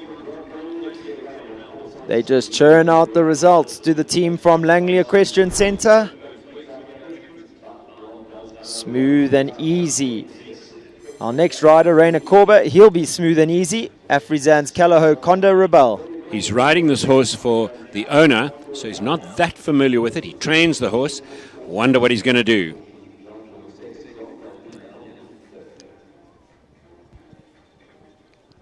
Lands and He moves goes around. round, yeah. I think we'll see a similar effort to what Grant Langley's just been able to put down. Smooth so far. Smooth and quick, but not the tightest lines I think you'll see from this horse and rider. Smooth and forward gets you a long way.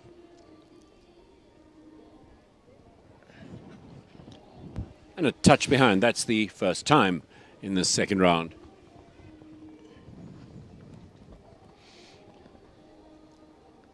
He'll need Nice to... horse, Sten. Very.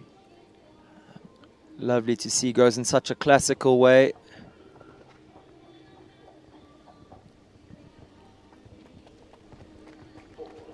Unfortunately, four faults for jumping. Time 52.45. Good enough to put himself into fifth place with only 5 horses left to go. So a top 10 finish guaranteed here for Afrizan's Callahoo Conda Rebel. Here's a slightly older horse, so has the experience. Graham, wouldn't you love to know exactly what he's thinking? Looking at the turns, planning.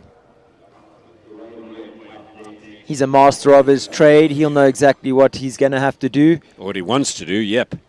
Here we go. Graham Wynn.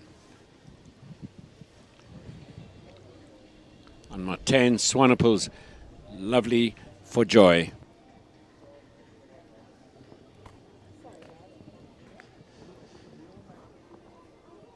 So there's spaces open for riders to go inside.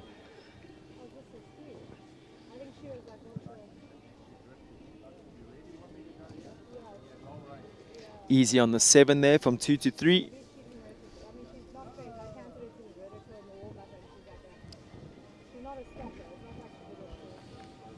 Short jumped out of there and had that down, the back rail down behind.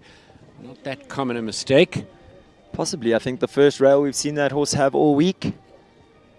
Wrong time to do it, Sten. He'll be chasing down that time of Rainer Korber's now of 52.45 to be the fastest 4-faulter. I don't think he's going to get there. 5, 6, 7.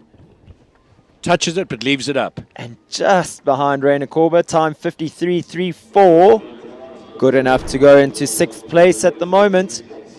So it's an arena finish at the moment, but we do still have 4 competitors left to go and 4 very, very speedy competitors One at of that. which is this maestro, Leona van der Merwe.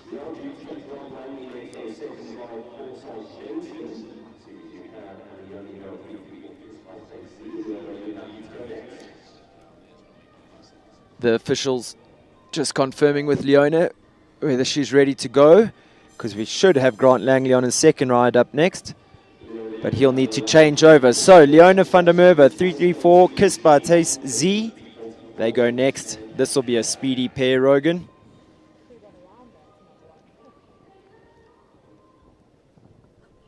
Kiss looks like a quick type, and Leona Inside always 1 to 2.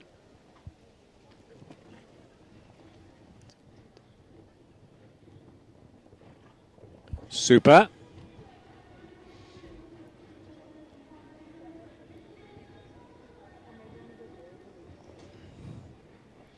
Sauce lands going at the back of every fence. Oh, leads it Very up. good. This is where Sean was quick. Balances up beautifully. Gets that Races quick here. turn. Good shot. 7 to the Oh, last. man. And it goes down. Super time. Time 44.90. Would have been good enough to go into second place. Fortunately, the 4 faults means that she goes into 5th place as it stands.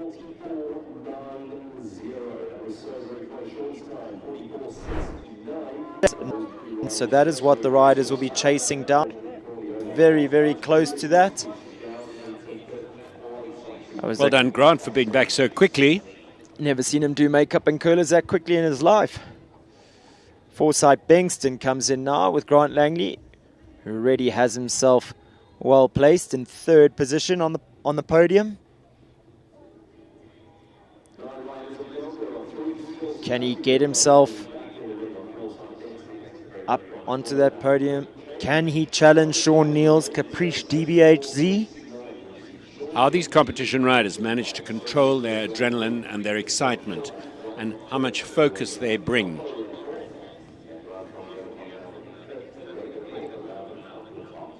He's just ridden a very competitive round, had feels like a few seconds to warm up his second ride, and here he is back and focused. Good luck, Grant. Bengston, winner of the 135 class on Friday, so this horse is a little bit more mileage than Leroy Brown and knows how to go quick. And touches the back of number 1. What a blow. That's demoralizing to the rider. Grant is a huge, huge fan of this horse. He knows he's a special character, so when it's his day and he wins a class, he takes it with a smile on his face. And when the horse has a day like now, where he's had the back rail or can run away sometimes with Grant a little bit, I'll tell you what, his face is exactly the same. It's a big pat for the horse, a smile all around. That horse has given him everything, owes him nothing. Great And sportsman. he's still in for some minor prize money, just by virtue of getting into the jump off. 2 horses in the class, 2 prizes to go home with. Job well done. Super. Geordie Byrne goes next. It's the lightning quick Callahoo. Are we looking at the Sequoia winners, Vela. Could this be the winner? And there are 2 Callahoo horses left in this jump off, Rogan. Callahoo Sequoia Vela and Callahoo Loretto. Geordie Byrne and Gregory Scott, both of them lightning quick. Sean will be sitting there, bated breath. First of which the turn of Geordie Byrne. See the arena party just patting down the arena. These guys have absolutely ripped it up and get speeds like that. You would expect nothing less. I'm surprised there's not flames across the ground the way Sean galloped around here. Well, Caprice is holding on to the lead. And just to remind viewers, in 44.69, is that going to be topped? Can that be topped? You think not? I went out early saying I don't think that'll be beatable. Leona van der Merwe got very close before having the last down. Currently in second, John Corber, Callahoo Talana, 47.22. Rounding out our podium at the moment is Grant Langley, Forsyth, Leroy Brown, clear 51.61. Here goes this gorgeous progeny of the fabled Sampras.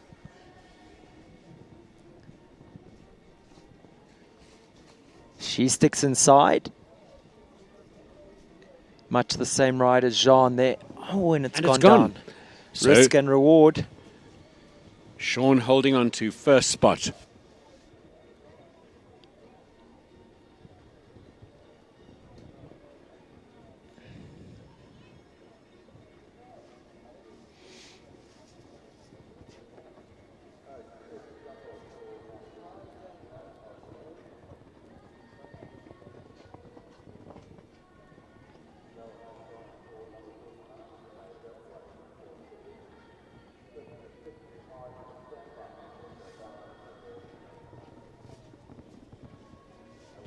Leaves the last up, comes home, 4 faults in a time of 49.29.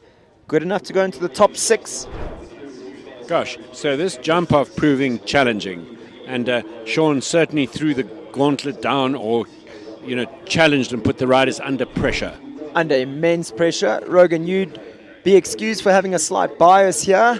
Our last combination of the class, Gregory Scott and Callao Loreto.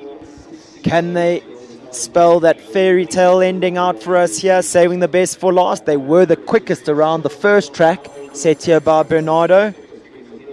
Can they repeat that feat in the second round? Can I take the Fifth Amendment here, please? This is for the gambling money from yesterday. Gregory's gone round. Yeah, so he's shooting for a steady clear. This was so competitive, so he often doesn't want to let him know what's up. We only have 4 double clears, so a clear round will put him definitely into the top 5, Rogan. Easy as you like. Touch there, coming out of the double. Keeps it neat and tidy back to the Waterwoods Oxer. Rogan jumping off his seat here. Willing Loreto 2 on. left. After that little stumble, which is distracting. Rubs that. Oh, and has the last down going slowly. That's a risk he took. 51.05. Gosh, Still good gosh. enough to go into 7th place, Rogan. And he won't be unhappy. Just touched the last. So there we have it, folks. Sean Neal, Caprice DBHZ, takes the win here this morning. Wasn't that something? Wasn't that something? He went out early. Was proved to be untouchable as the class went on. Jean Corber, she finishes in 2nd on Callao Talana. Grant Langley rounding out our podium with Foresight Leroy Brown. 4th place, John Bauer. Eben Flo Brannick Cabana Boy. Leona van der Merwe and 334 Kiss by Tace. She finishes in 5th place. 6th place, Callao Sequoia Vela, Geordie Byrne. Gregory Scott, our rider we've just seen now. Callao Loreto in 7th. Rainer Korber, Afrizan's Callao Conda Rebel in 8th. 9th was Callao Falvio, Graham Wynn. 10th, Gondor Portobello K, Simon Henry. Kaylee Passara and 334 Nunu in 11th. Grant Langley, Forsyth Bankston in 12th. Ivan van der Sade, Callao Laruno, electing not to jump the second round. They finish in 13th. And then our 2 time fault riders, Kerry Muir, J.K. Cortina, and Dominic Alexander and Soakley Z, rounding out our top 15 in the prizes here today. Fantastic efforts by all those riders.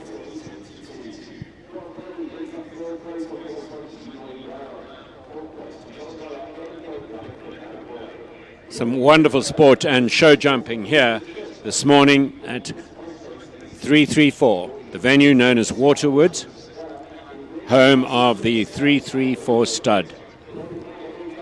Wow, Super prize money and some super jumping.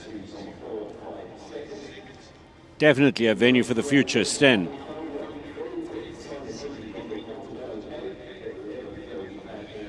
R54,000 on offer here in this class. Massive, massive prize money for the Silver Tour Grand Prix.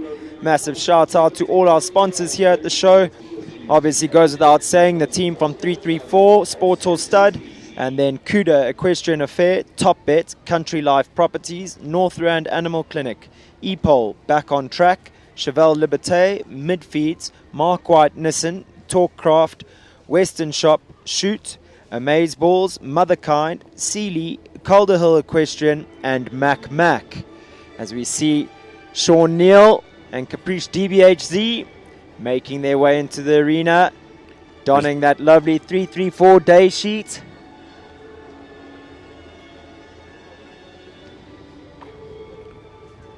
Fantastic effort from Sean and Caprice to take the win here today. We called it early on in the class. It's a really exciting pair for the future. You've used the word risk and reward, and Sean took the risks and takes the reward.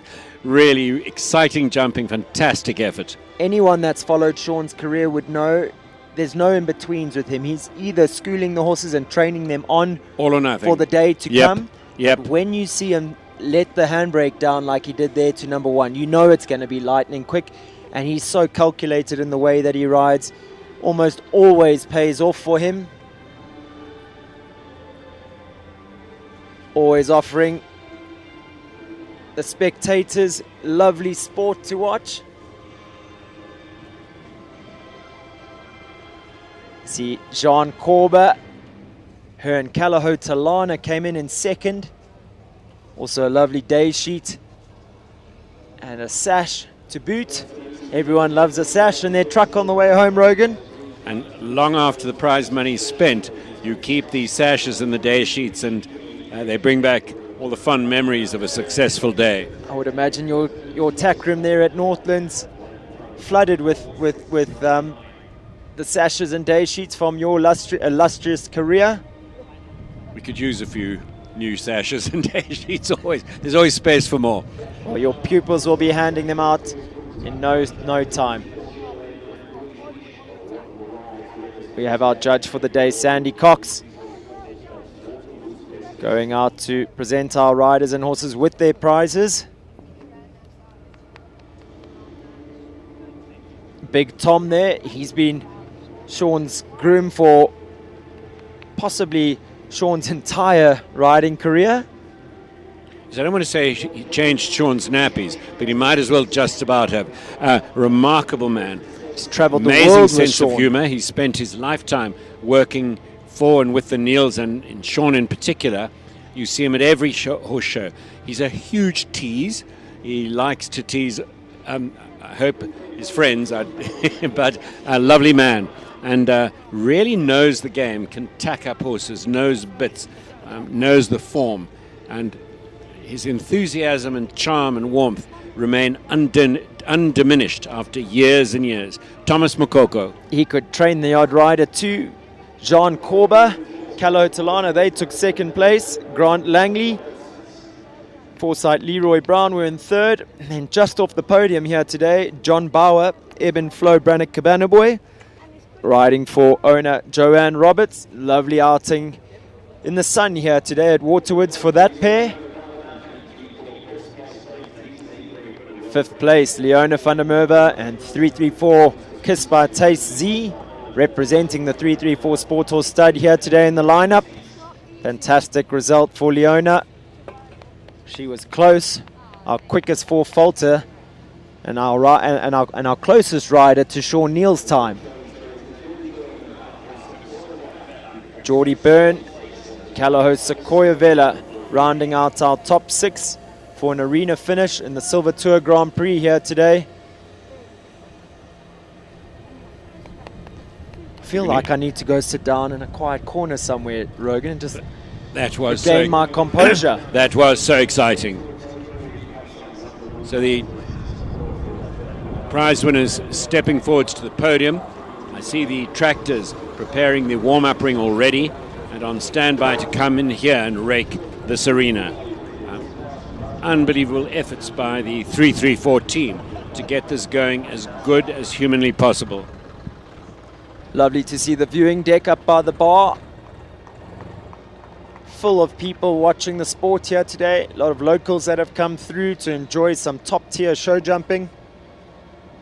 We see our top 3 riders, Sean Neal, Jean Corber, Grant Langley, all taking their place on the podium, being congratulated by Sandy Cox.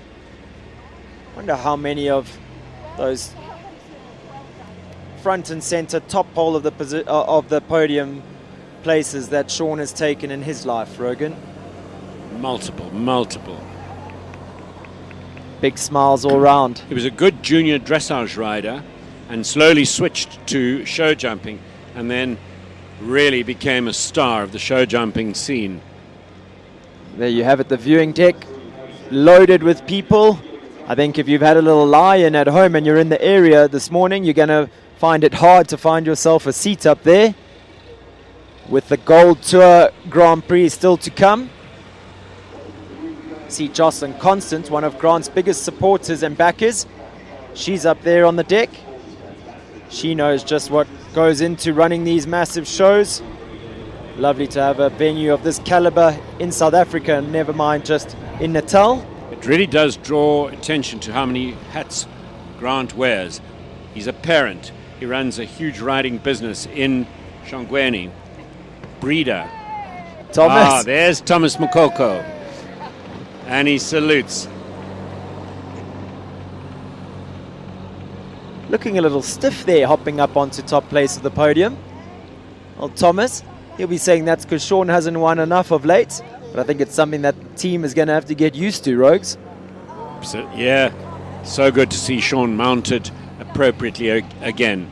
And that's this game. It takes very long to find lids for pots, to find suitable animals. And a horse can be very good, doesn't suit the rider. A rider can be very good, doesn't have the horsepower. It all has to come together in this game of extraordinary variables.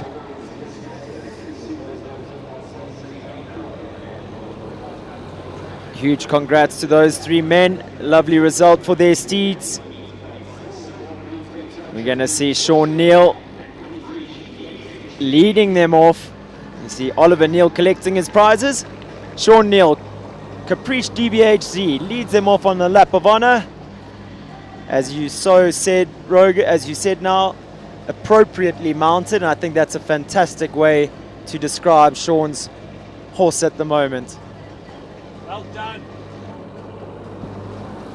So viewers, as we watch our winning riders cantering out the arena there, I think don't go too far. We're going to have an interview with Sean Neal for you just after the break to find out just how much he enjoyed that win with Caprice. I do believe their first real big one, Rogan. Yes, that's the first significant title win, and I'm sure it's the forerunner of many to come. 34 horses in the Gold Tour. 20,000 Rand to the winner in the Gold Tour.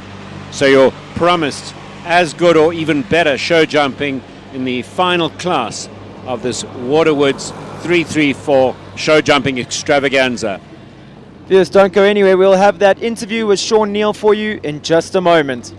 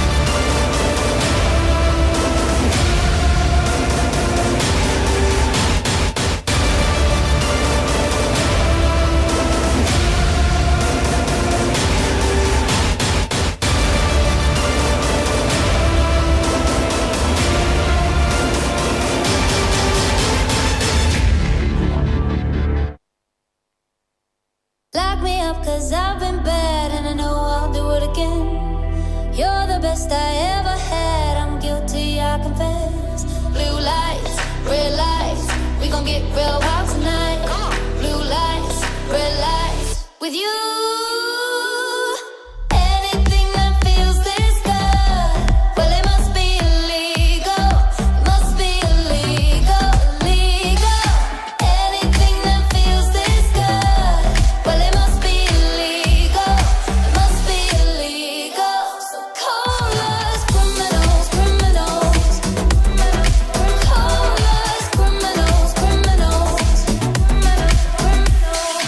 I've been stealing all your time, but I know that's what you want. I swear the way you blow my mind should be against the law.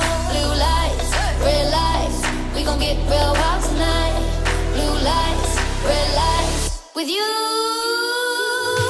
Anything that feels this good, well, it must be illegal. Must be illegal, illegal. Anything that feels this good, well, it must be illegal.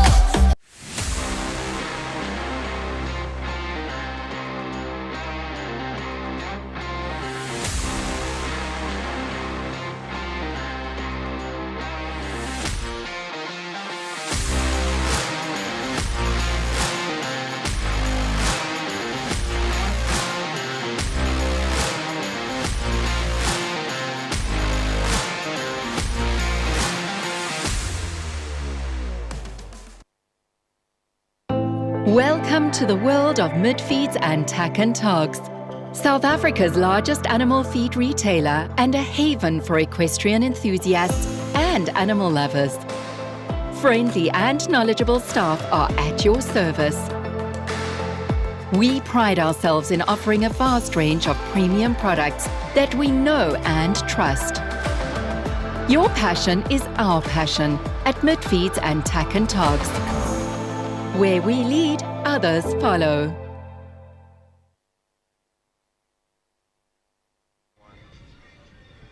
Welcome back, viewers. I'm joined by the winner of our Silver Tour Grand Prix, Sean Neal. Firstly, Sean, congratulations. That was lightning quick. Thanks, Sten. Yeah, faster than I thought. You always have that look about you when you come into the arena. We know when you're going to throw it down.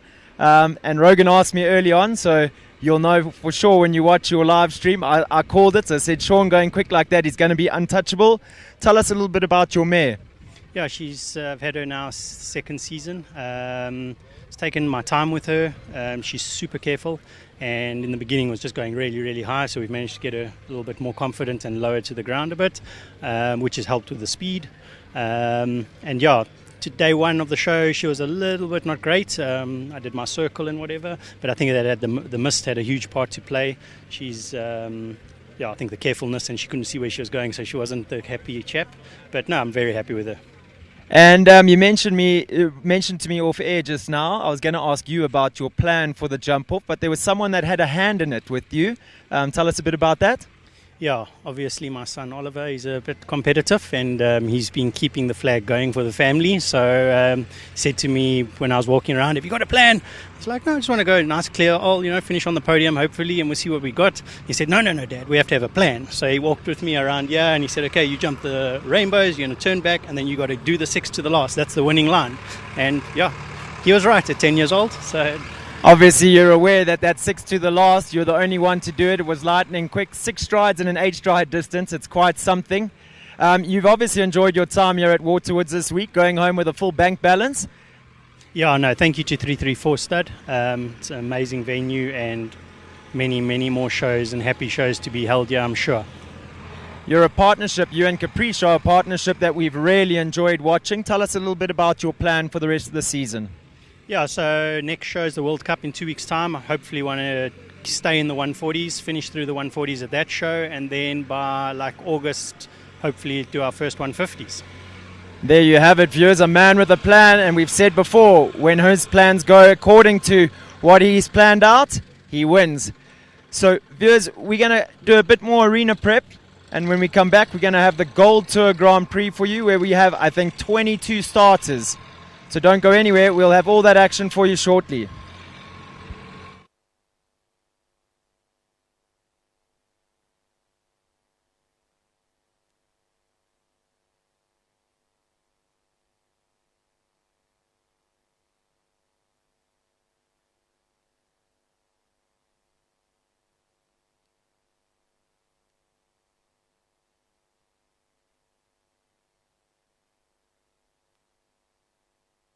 Yeah.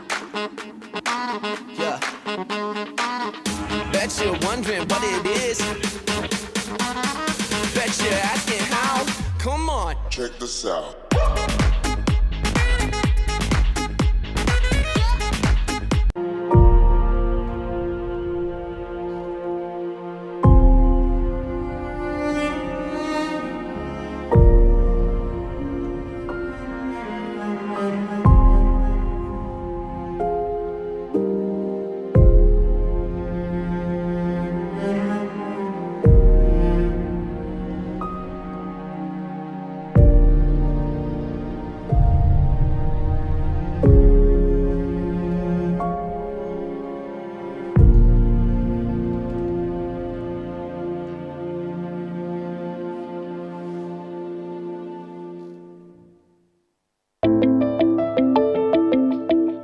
Welcome to Northrand Animal Clinic. I'm Dr. Mike Ross. My partner here is Dr. Mike Last. Northrand Animal Clinic has been present on this site since 1994. We offer more than 100 years of equine experience. Every aspect of equine veterinary work, from lameness workups to sick horses, colics, and we have a full suite of surgical procedures. Our one speciality is that we spend a lot of time looking at lameness and lameness workups. We also have access to MRI and scintigraphy, a full range of orthobiologic treatment, a full range of ambulatory services, and then we offer a full veterinary appraisal prior to auction. And we've been doing this for a couple of studs for 5 or 6 years. We operate in all fields of equines, including racing, show jumping, dressage, cross-country, and even some endurance work. Northrand Animal Clinic is and would like to remain one jump ahead in the sport horse health industry.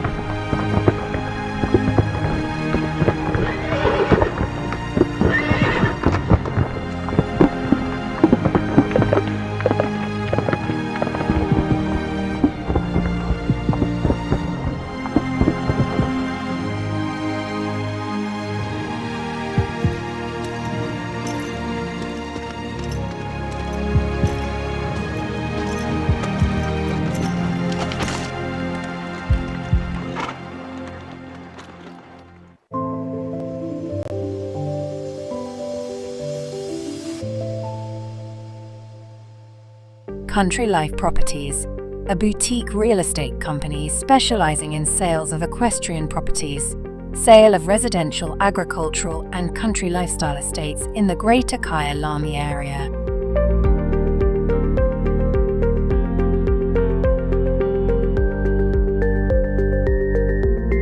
With years of experience in promoting the country lifestyle, Country Life Properties is proud to be affiliated with the Kyalami Equestrian Park. Baloo Country Estate is a secure estate offering 22 kilometers of scenic bridle trails. We provide country estates to suit all your requirements: extended family living, work from home, or just escape the hustle and bustle. A variety of equestrian properties are offered for the keen equestrian. Contact us or visit our website and let us find the right property for you.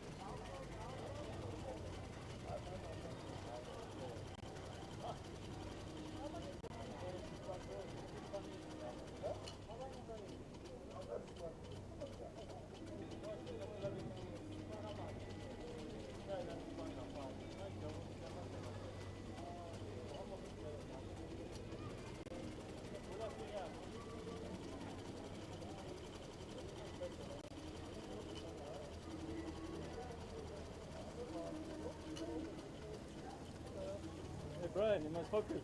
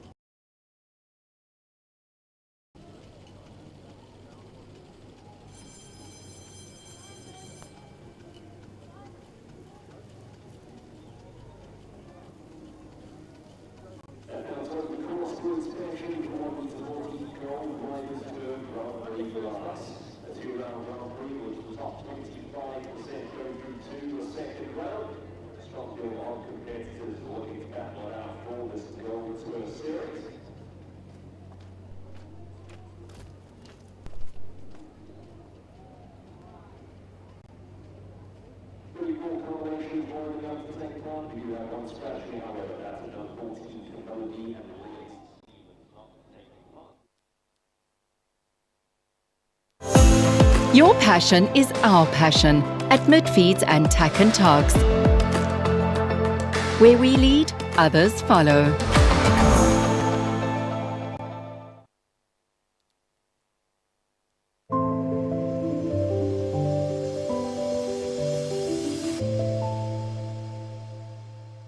Country Life Properties, a boutique real estate company specializing in sales of equestrian properties, sale of residential, agricultural, and country lifestyle estates in the Greater Kyalami area.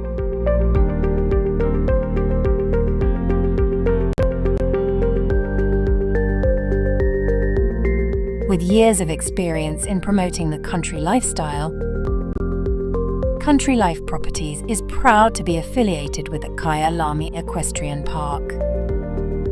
Baloo Country Estate is a secure estate offering 22 kilometers of scenic bridle trails.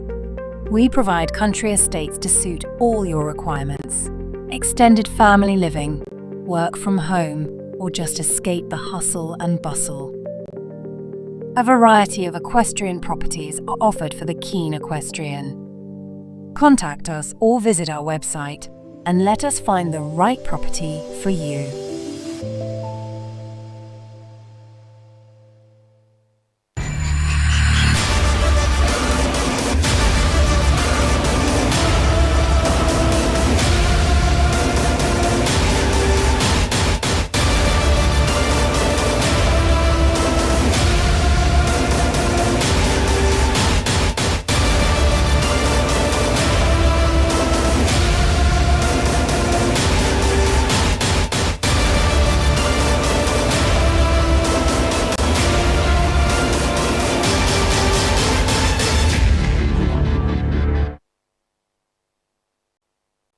Lock me up 'cause I've been bad and I know I'll do it again.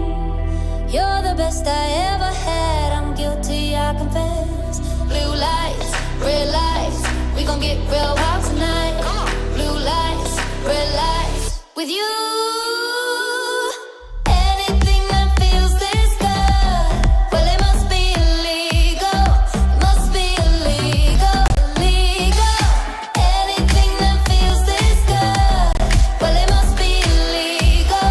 It must be illegal. So call us criminals, criminals. Call us criminals, criminals. I've been stealing all your time, but I know that's what you want. I swear the way you blow my mind should be against the law. Blue lights, red lights, we gon' get real wild tonight.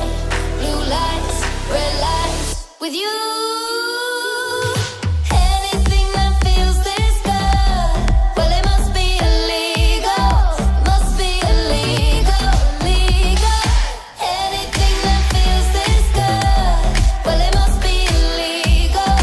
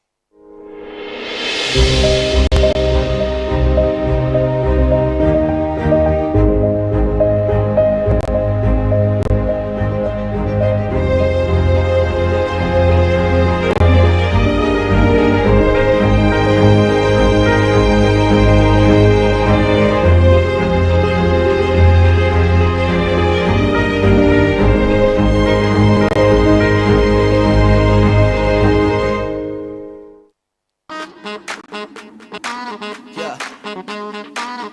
Bet you're wondering what it is.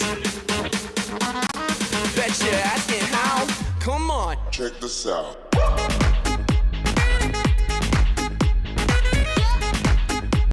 Vos chevaux pensent qu'ils participent au Paris-Dakar à chaque trajet? Ne les laissez plus penser qu'ils sont pilotes de rallye. Inspirée de l'automobile, la suspension Pullman 2, innovée par Cheval Liberté, propose une véritable technologie de pointe. Avec un centre de gravité au plus proche de la route grâce à un châssis surbaissé, les vibrations sont ainsi considérablement réduites. Votre vent épouse la route et offre alors à votre cheval un confort inégalé. Avec la suspension Pullman 2, c'est moins de stress, moins de fatigue, moins de consommation de carburant et surtout un transport en toute sécurité pour vos chevaux, et ça même sur route difficile. Rendez-vous sur notre site internet chevalliberté.fr pour découvrir toute notre gamme de vents.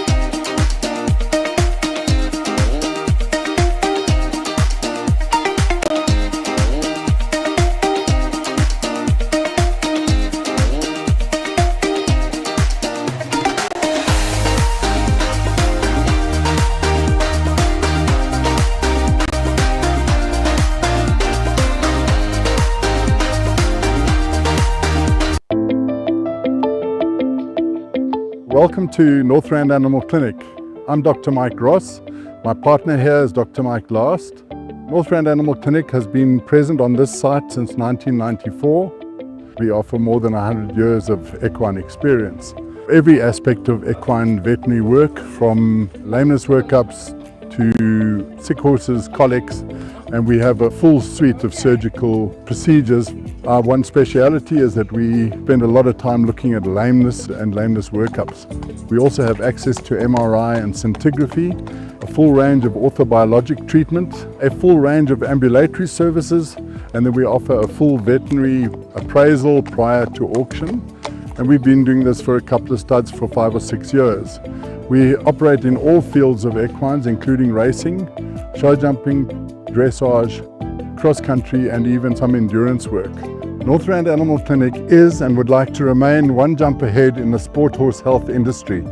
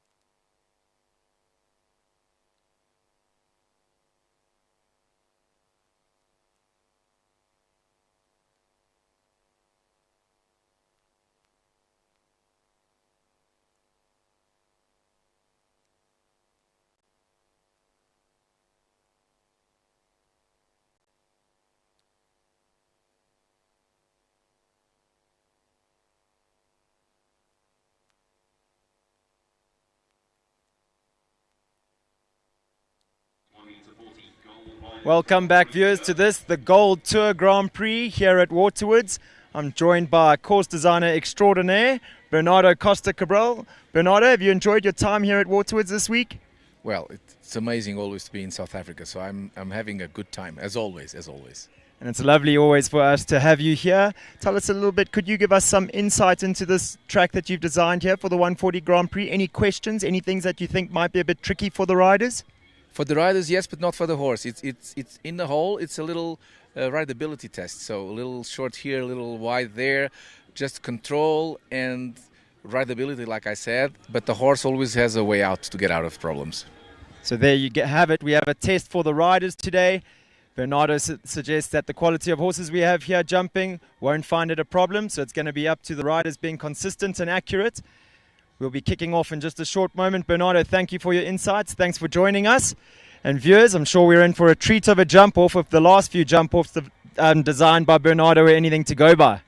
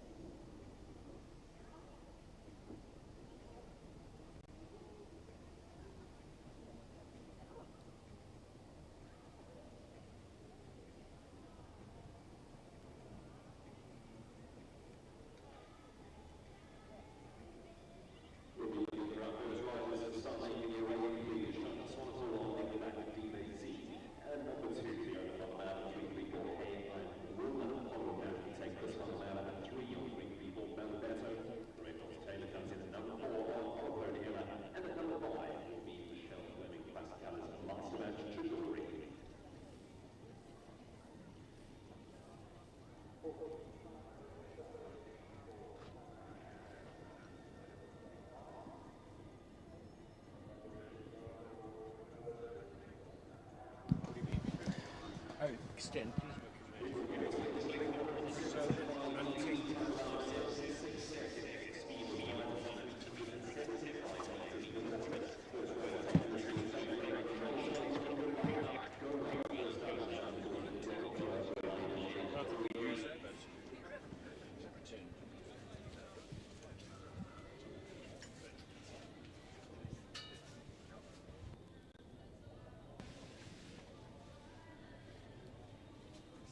had somehow got it to do it before. It doesn't matter because It's going to get in the way. I can stand up or sit down. I really can. Well That's done. fun. Yeah, we don't use it. Bell has sounded. You're watching the Gold Tour here at Waterwoods at the 334 inaugural show. Your course designer, Bernardo Costa Cabral. This is number 1, Shani Swanepoel. Nickelback Dive out of a Nabab Derev mare. By Nabab Derev out of a Chin Chin mare. You heard it from the man himself. He said not too much of a test for the horses here today. It's going to be a test of riders' ability to stay accurate and consistent throughout the track. Lots of subtleties. Just like that. A turn back. That's slightly spooky equipment. Steady 7 after this double. Shani rides that perfectly. Now the triple bar.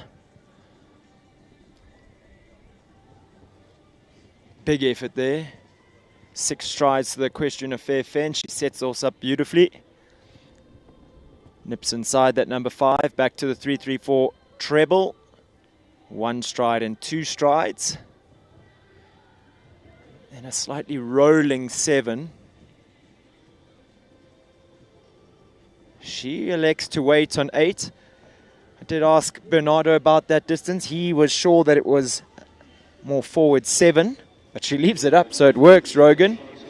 Time, though, possibly doing the 8 instead of the 7. She comes home 9/10, just short of 9/10 of a second outside that time allowed. So time allowed 76 seconds. Shani Swanepoel coming home 76.89.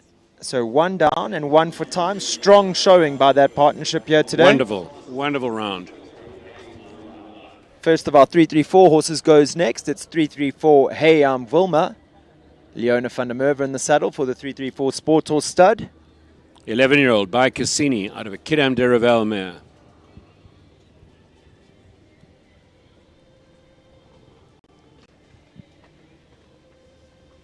Already in their young career, winner of a World Cup class at Maple Ridge. 4-5 to the water tray. 5, 6, 7 to number 5. That's what course designer Bernardo Costa Cabral would have envisaged when he built that line.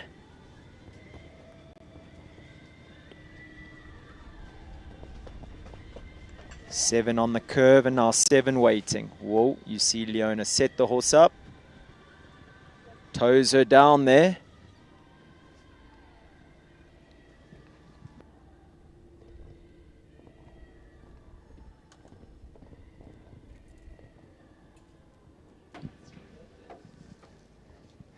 Leona stays inside those cow uprights to the treble.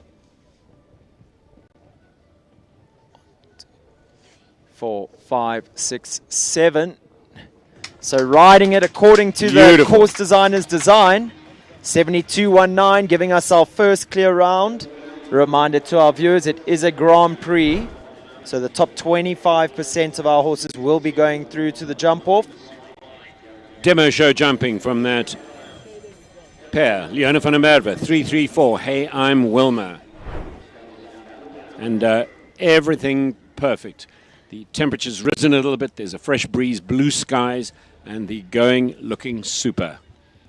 334 Bella Beto goes next with Chris van der Merwe in the saddle. He'll be looking to emulate wife Leona van der Merwe's round that we've just seen.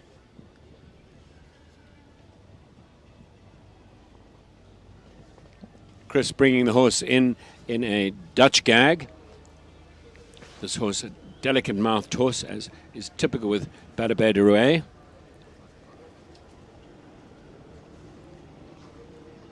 Young 8-year-old stallion. That really does ooze class. In the region of 60,000 rands prize money. So Bernardo Costa Cabral will not have made a giveaway track at all.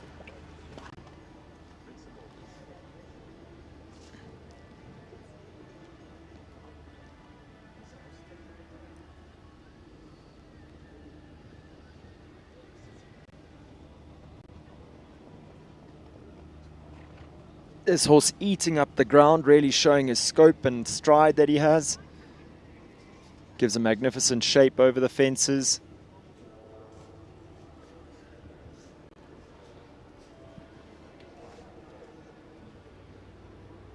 Seven easy to the last, leaves it up. Super, super. Perfectly judged round, 74.45.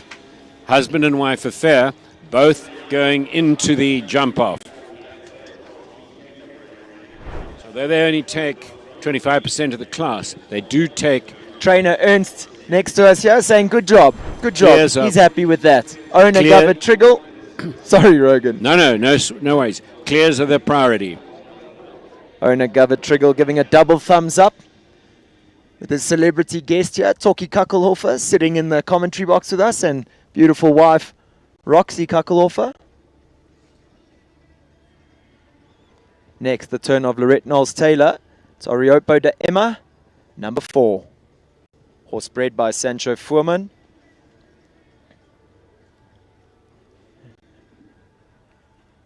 Displaying his class here under the South African sun. This is a 10-year-old by Skendex out of a Corlin mare.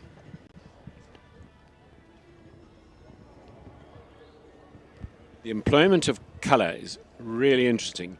You see those colourless brown poles or brown poles, and behind that the deck, similar colour. They kind of blend in, and the use of colour now a big feature of course design. Just for viewers at home that are very keen on course design, I walked this track, fences 4 to 5, walks 7 3/4 of a stride.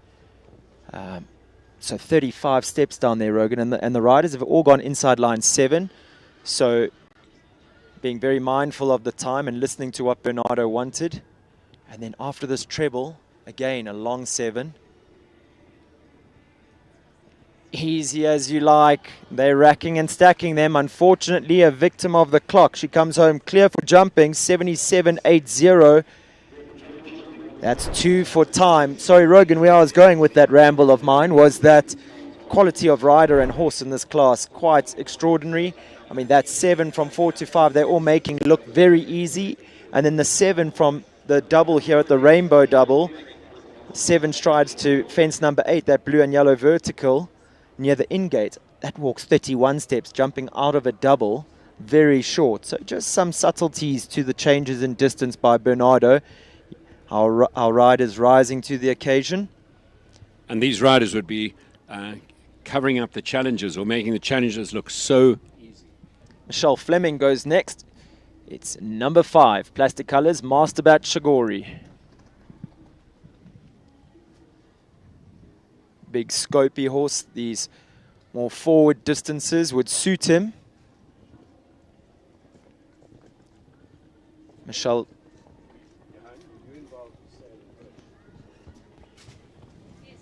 So sitting in the commentary post with us is Johan Kachelhofer, and he had the pleasure and privilege of facilitating this particular purchase of this wonderful old Katoki, now an 18-year-old and an absolutely hugely important member of Michelle Fleming's family. A horse that had one of the most successful 2023 seasons that we've ever seen in the country.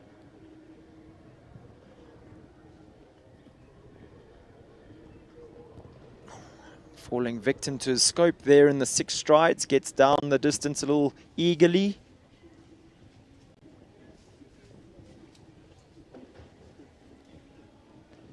Three, 3, 4 treble jumping really well. And easy down the last 7 stride distance. Finishes inside that time allowed, 73.41. Just the single fence going down. A delighted Michelle. So being the Gold Tour Grand Prix, there are 4 fences through the track, set at 145.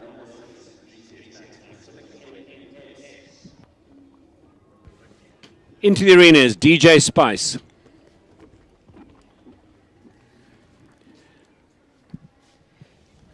Her day job, Nariska Prinsloo. Number 6 in the program, GCS Max Pacific NPS by Jean Sanier Dwerse Hagen out of a Darko mare, and has the sort of slightly long, low look of the typical Tudaka.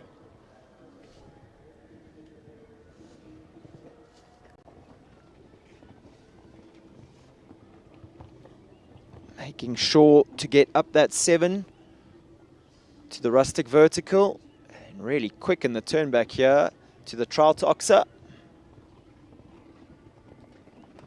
Gets dead straight to the double. Now needs to land and balance, as she does.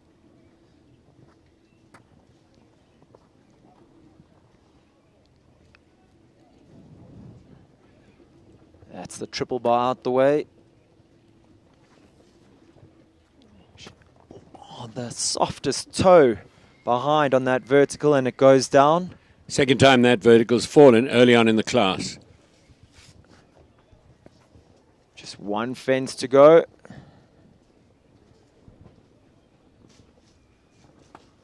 So the 25% best scores will go into the jump off 2 clears at this point. And 71.73 that time, so giving us our fastest 4-faulter of the class so far. Good enough to go into 4th place. We do have a start list of 34 horses long, Rogan, so we will be taking 9 horses or all the clears through to that second round. Right. It's the turn of number 7 next. It's Barry Taylor. He brings in Jeep Largo S. Jeep Largo S is a 14-year-old by Cicero van Permel out of a poor boy mare.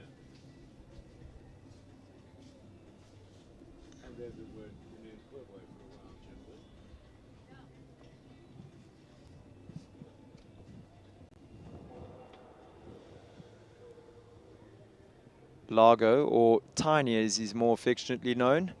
Big, scopy, rangy horse. Barry will be looking to keep his turns quite tight in order to stay inside that time allowed.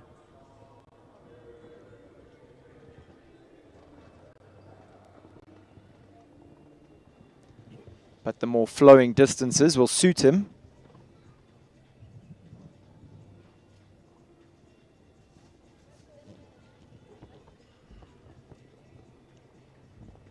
Barry using the curve well there to find some room for the horse. Goes down in 6 strides. Easily. So that saved him some time.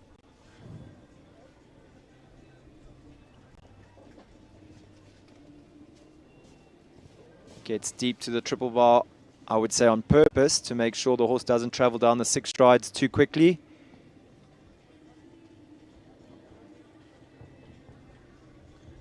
Big press over the middle of that treble. He's one from home. Textbook riding, leaves it up. And it's clear by 5/100ths of a second. A perfectly judged round by the godfather of South African show jumping, the man himself, Barry John Taylor. Jeep Largo S put their name down for the jump off. And of course, we hope you're using that terminology in terms of parental guidance, godfather, rather than the mafia connection. Absolutely, as we see Barry popping the top button of his jacket on the way out there with his chest stuck out. Number 8, Oliver Bishop, Gaucho Dema, 14-year-old by Verdi. Again, we see that Emma stud suffix in the name, showing us that the horse was bred by Sancho Fuhrman.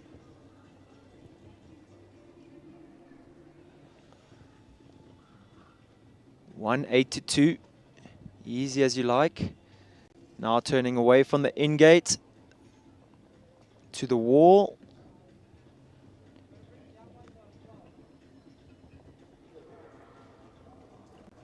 Rolls up in the 7 to fence 5. The horse is really showing good care there at that rustic vertical. As you said, almost camouflaged against the viewing deck, Rogan. Yeah, such an interesting use of colour.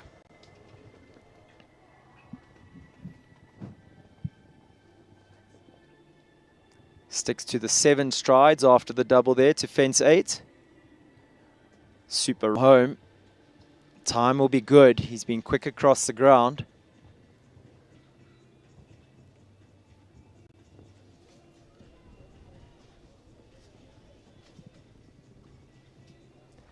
And an absolute masterclass, puts his name down for that second round. 70.96. The fastest round we've seen around that first track, Rogan. Yes, super jumping, and the riders all very focused now with this much prize money on offer. 4 clear rounds in the bag early on. Clear round percentage sitting strong at 50%. And make no mistake, viewers, that's not due to easy course design. I think it's quality of the very best when it comes to riding here and ability from these riders and horses. Someone who has quality and bucket loads up next. It's Ashley Healy. She brings in Hausberger's Sir Crumble. This is a 10-year-old stallion by Crumble.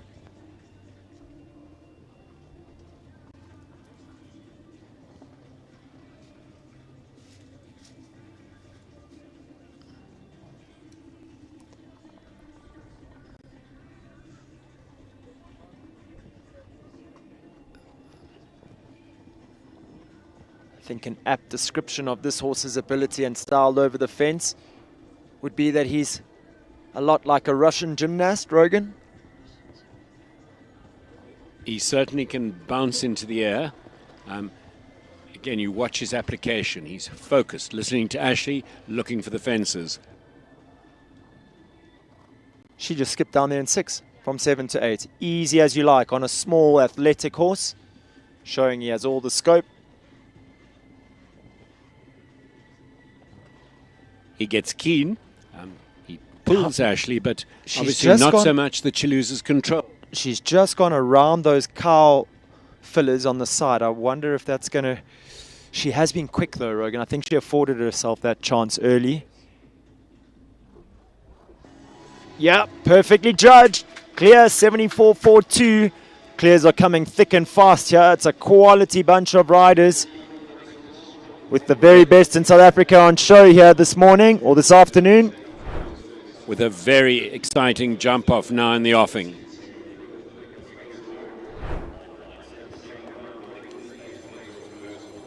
From one elegant, stylish rider to another, it's young Ashley Fox up next, riding for the 334 Sport Horse Stud. She brings in 334 Franzi Yu. 12-year-old, and this is a direct Cazal out of a Laurentine mare. Surprising to see that Cazal blood in the 334 horses. You barely ever see it. Govern's not a huge fan. Hope our viewers can hear my sarcasm there. It's a pedigree that is very strong in the 334 Sport Horse Stud. And Franzi displaying just why.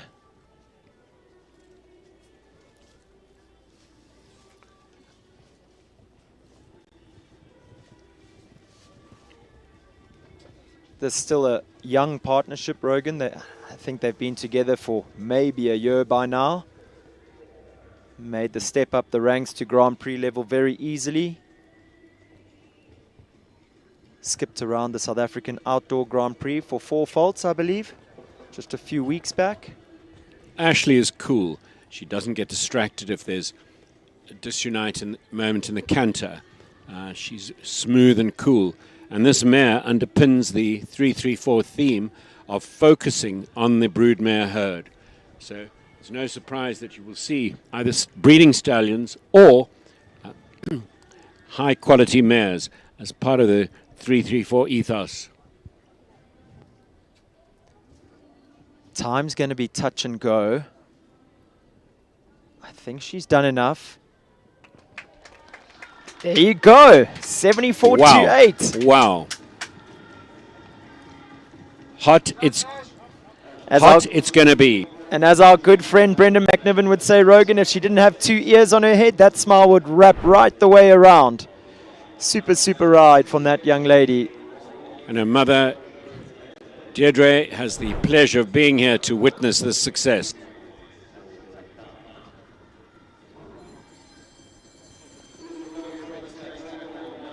Olivia Roberts, Coscar FZ, 16-year-old by Corland out of a Carpaccio mare.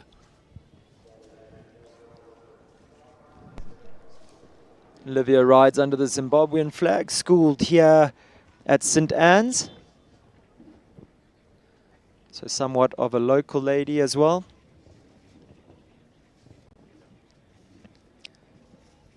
See her longtime trainer, Jenna Odell, standing at the in-gate, watching closely. And Olivia's mom standing on the sun in the bank here next to us.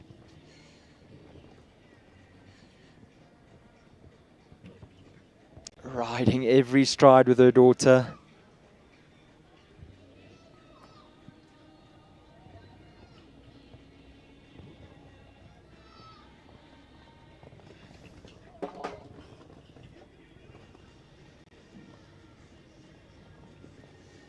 Goes on the 6 down to 8 and it works really well.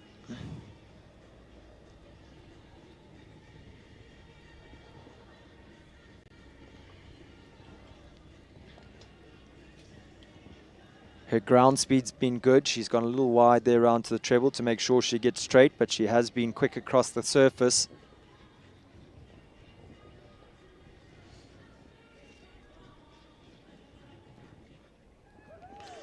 Easy as you like. It's another clear, 71.81, and I would venture to say that's one of the bigger tests that combination have seen in their career. Copybook, really So lovely, copybook. lovely effort. Shanley Rain Marshall, number 13, brings in Callagher for Tasca. This 13-year-old is by for joy out of Kidham's Reuben mare, and Shanley, a reasonably new mum of a tiny bouncing boy with Simon Henry. So the biggest class of the weekend that we've seen, and the strongest showing by our riders, with the clear round percentages sitting at 63%. Reflects a couple of things. The light at this time of the day is ideal. Minimal shadows.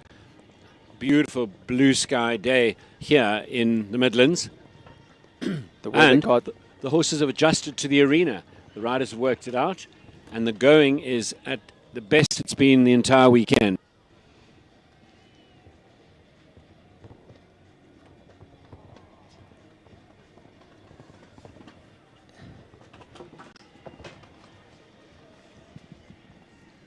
Callagher for Tasca. Looking keen. Always loves her work, loves her job. This would be the biggest track that she's seen in her life.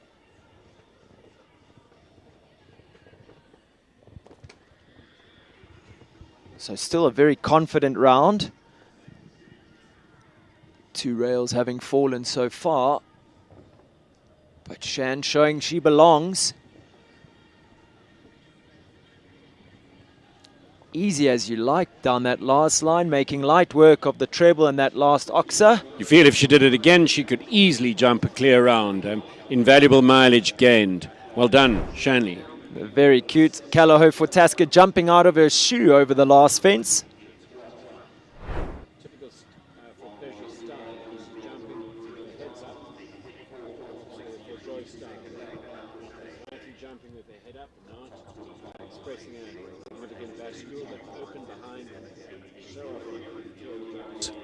And with that, we see the return of the Van der Merwes. And no, that's not a joke. It's Leona and Chris Van der Merwe, both in the arena. Up next. This 3-3-4 story is a massive team effort, and critical to the team is this team of husband and wife Van der Merwe. They work like demons. When they're not riding and working, they're helping at the shows, helping with the running and arrangement, the going, organization of staff. I can vouch for that. I've been staying with the Van der Merwes, and I'm pretty sure the earliest evening they've had so far during the show was about 12:30. And no, not socializing and jawling, making sure that everything's running smoothly here.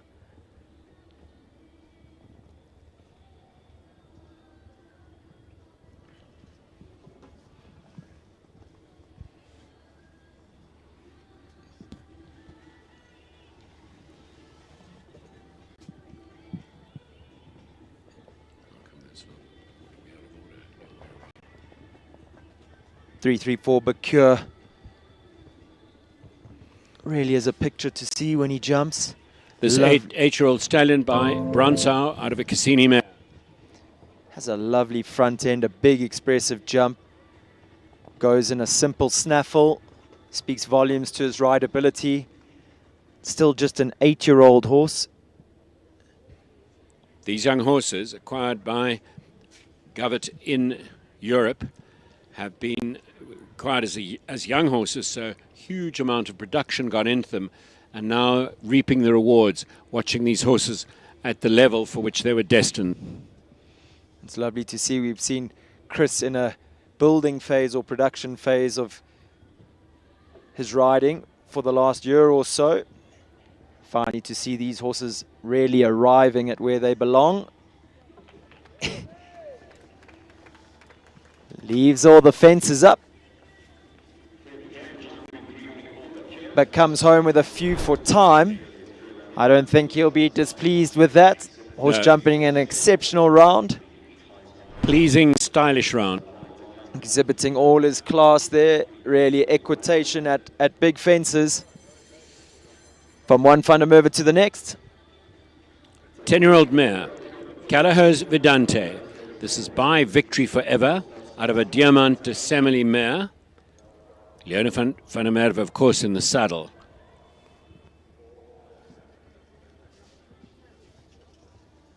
Govert, have you harvested over from her? She got project.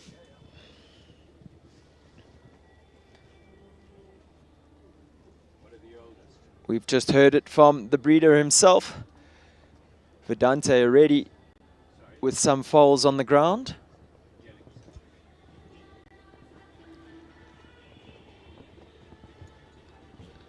And that's the way modern breeding is going. This mare has 2 yearling foals landed. Donor mares being used to host the ovum. Look at Leona's body control through that double, Rogan. Fit as a flea, and she misses nothing. She never misses a moment.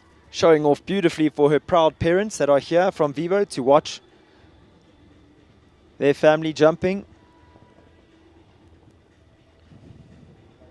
Mare just about flicking Leona out the front of the saddle over that vertical at Equestrian Affair. Good entry to the treble.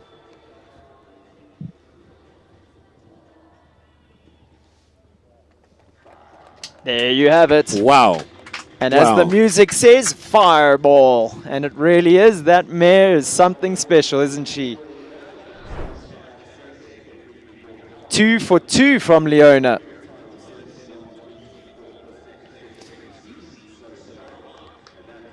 Now progeny of the famous stallion Valentino. This horse is by Valentino out of a Lant Idle mare, a 13-year-old. Graham Wynn, Callahoo Vivaldi. Rogan, a horse you've been boasting about the production job that Graham Wynn has done with all week. Yeah, he brought his remarkable horsemanship to this. This is a very difficult horse to ride, and if it got upset or took exception to its ride or rider technique, it could plant the rider. So somewhat of a special relationship that's been formed here. Know that Graham's passionate about the horse and has an extraordinary relationship with it.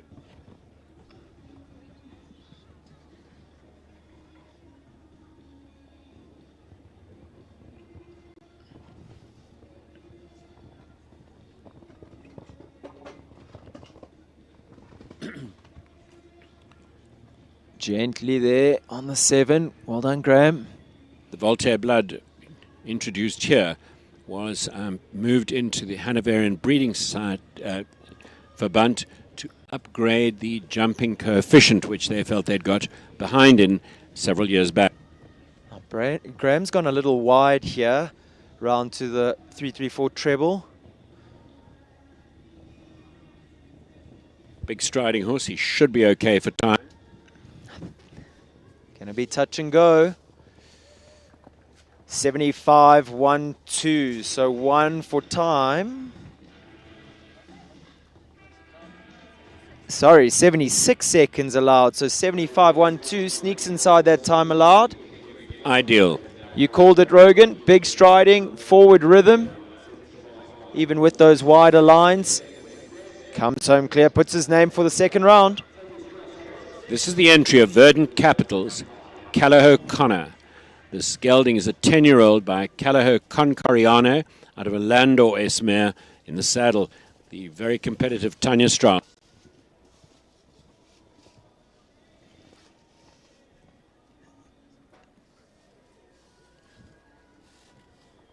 And this horse, Rogan, would give every justification to our comment earlier on in the week about the Chestnut Concorianos being superstars.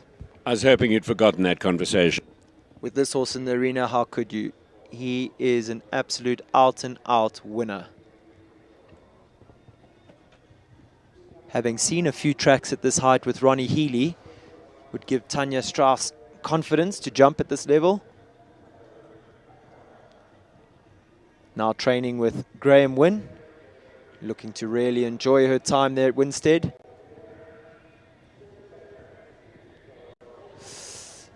Skips down in 5 strides to the equestrian affair fence. Helps with the time allowed.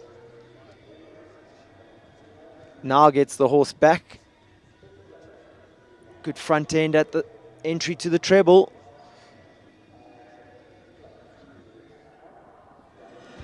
Another clear round. Really good jumping here this afternoon. Tanya Strauss, number 17. She'll be pleased as punch with that round. And that's a speedy competitor always against the clock. Lovely technique we see there in the slow-mo over the triple bar. So, viewers, we're going to give the arena party a chance to re-prepare the arena for the second half of this class. Give ourselves a chance to catch our breath after all that action. Clear round percentages looking very strong. It's some healthy riding here from our team today. 67% clears. Viewers, don't go anywhere. We're going to have all the action from the second half of that class when we return.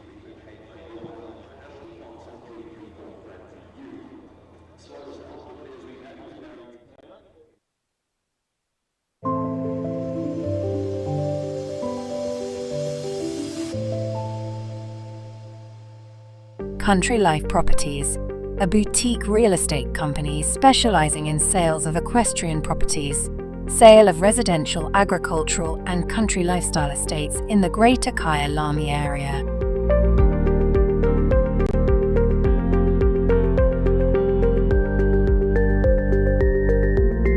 With years of experience in promoting the country lifestyle, Country Life Properties is proud to be affiliated with the Kyalami Equestrian Park. Baloo Country Estate is a secure estate offering 22 kilometers of scenic bridle trails. We provide country estates to suit all your requirements. Extended family living, work from home, or just escape the hustle and bustle. A variety of equestrian properties are offered for the keen equestrian. Contact us or visit our website and let us find the right property for you.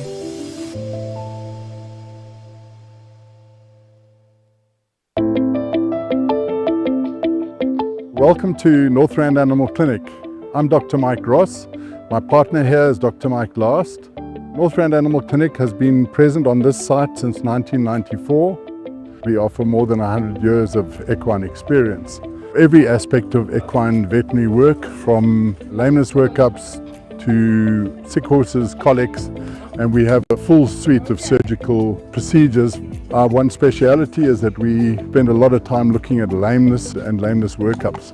We also have access to MRI and scintigraphy, a full range of orthobiologic treatment, a full range of ambulatory services, and then we offer a full veterinary appraisal prior to auction. And we've been doing this for a couple of studs for 5 or 6 years. We operate in all fields of equines, including racing, show jumping, dressage, cross-country, and even some endurance work. Northrand Animal Clinic is and would like to remain one jump ahead in the sport horse health industry.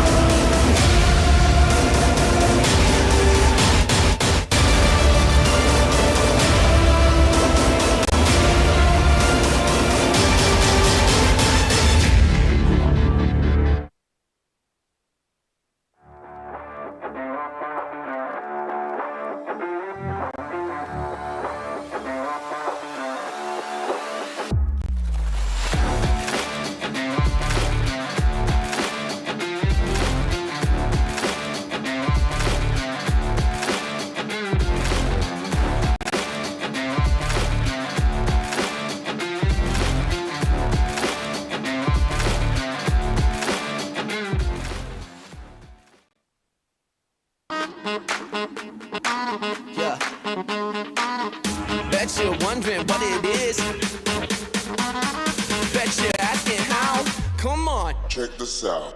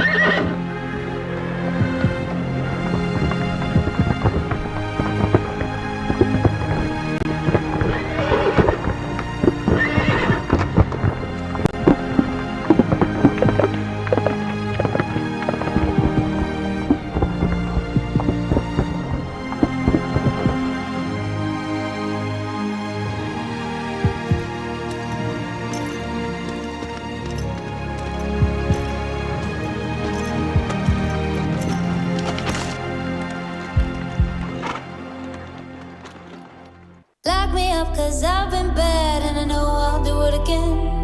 You're the best I ever had, I'm guilty, I confess. Blue lights, red lights, we gon' get real wild tonight.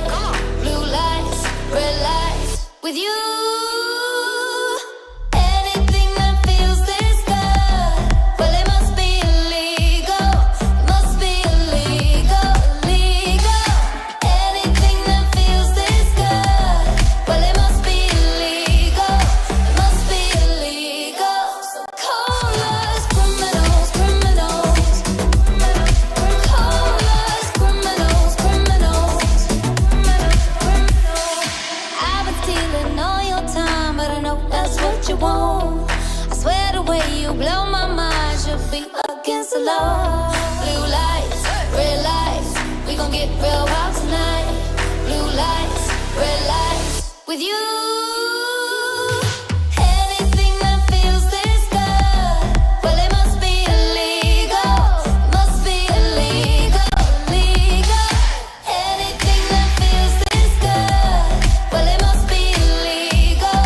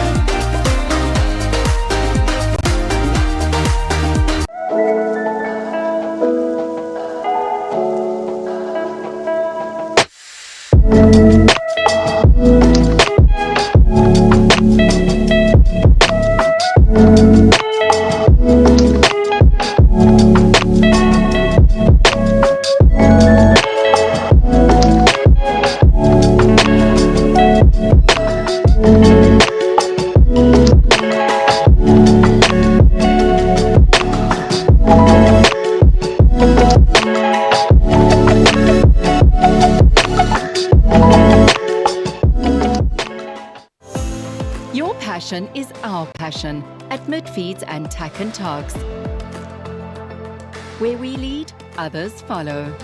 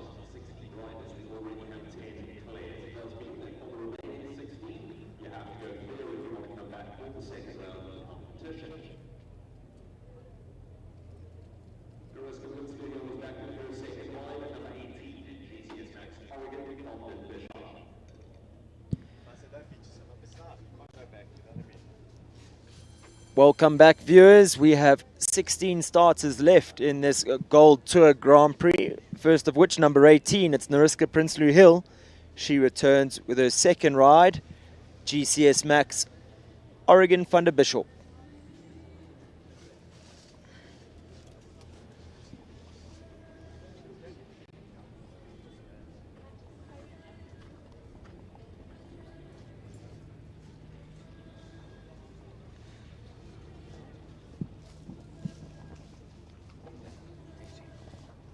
Oregon, an 11-year-old stallion by Hunter Skendro out of an Above Derev mare. And he already has substantial amount of foals on the ground, this horse, Rogan. The most lovely type. Very positive horse, real athlete.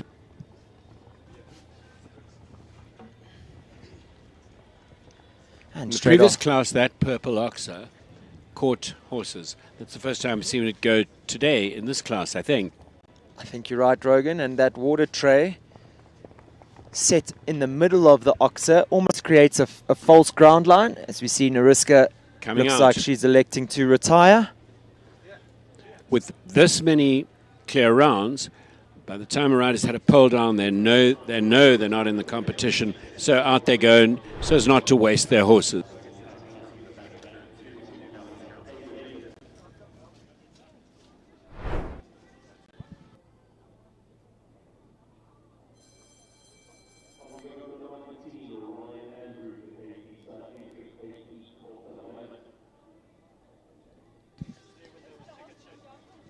Ryan Andrews goes next. It's number 19, KP Quarter Lemon. I stand to be corrected, but this would be this horse's biggest test to date. I think you're right. 10-year-old by Quality Time out of Crusader Mare.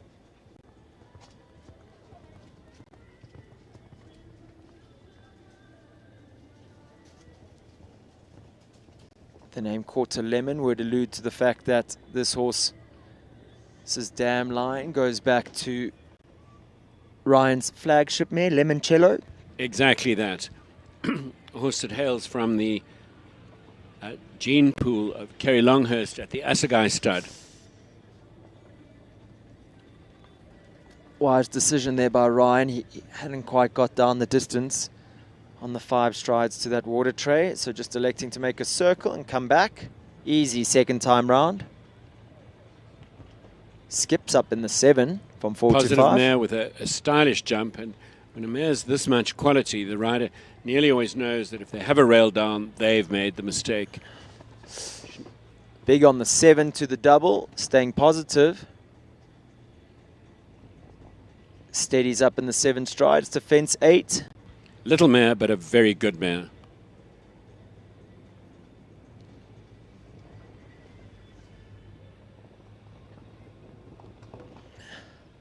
Gets up the 6 strides after the triple bar fraction quick.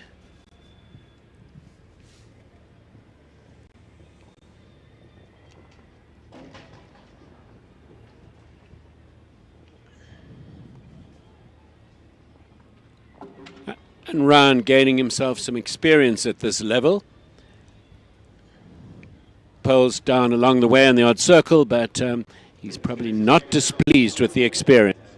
And I think with the mare's attitude towards the questions asked, Rogan, she was Absolutely. definitely positive and confident throughout that track, really Kept just her ears pricked. figuring out how to use her body over the bigger fences.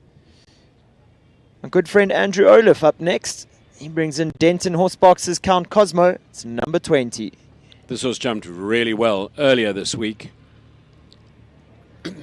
Horse that he acquired from a young rider in Johannesburg. He's done a lot of flat work, and really this horse has a tricky mouth, and he's worked it to get it to this level of rideability and this level of competition by Cupido Z out of a Shiraz mare.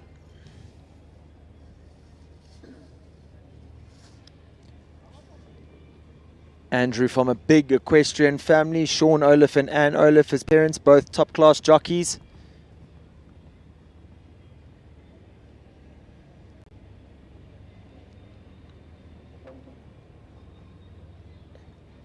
So genetically, Andy was made for this.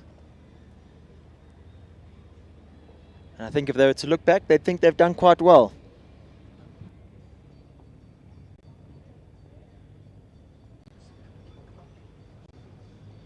Rogan just reminding me what a talented rugby player Andy was at school. Went to Northwood. And he's a proud old boy. Rides with a lot of natural feel. He's incredibly strong and organized. He has the strength of a man and the touch of a lady, Rogan. sensitive side to him too. Again, one of the biggest tracks or tests that this horse would have seen.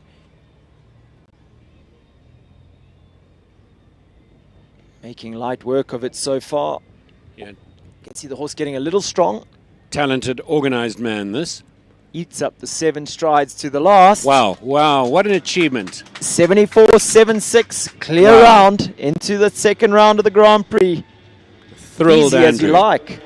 Now, looking back at that round, Rogan, I would have almost called you a liar if I didn't know the horse any better, that he's difficult or tricky in the mouth, and that's not having a go at you. That's complimenting our No. good friend Andy. He's done a wonderful job in improving that horse's rideability. He has it in a gag action with a very soft rubber nylon mouthpiece, so it displaces the pressure onto the pole a bit, into the corners of the mouth. Clever, clever horsemanship.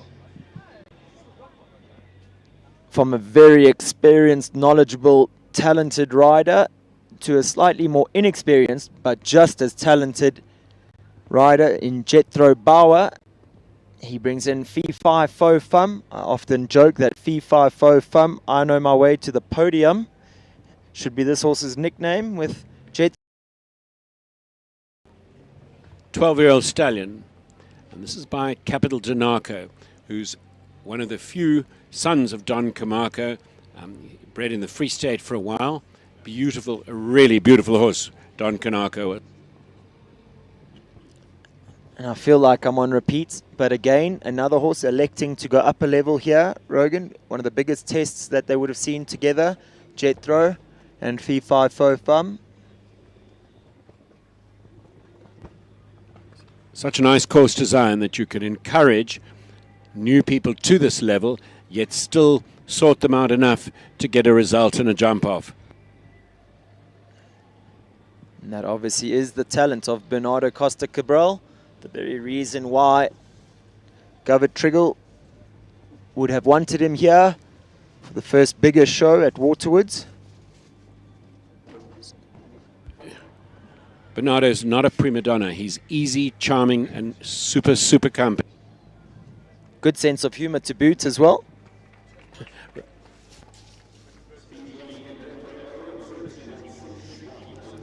A strong outing there for Fee Fi Fo Fum and Jethro Bauer. A few rails going down right at the very end of the track. But the horse showing that he's got what it takes to jump at this level. It's just going to take a little bit of refining along the way.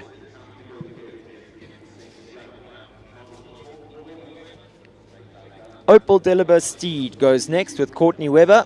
It's number 22, riding for Shelly-Ann Moore and Courtney Webber. Courtney of the incredibly glamorous mother.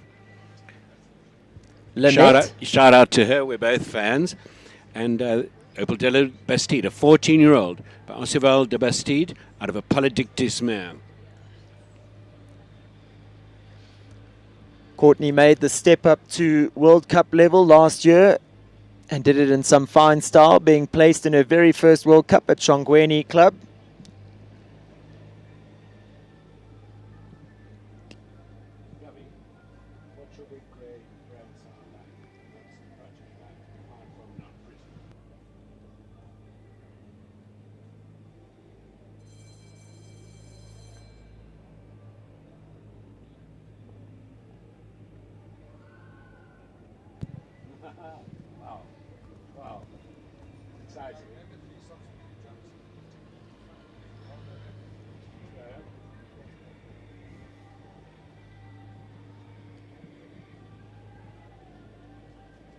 Easy up the 8 strides, 1 to 2. Let's see, Coach Grant Langley standing there by the in-gate. They'll have the whole team here, egging courts on.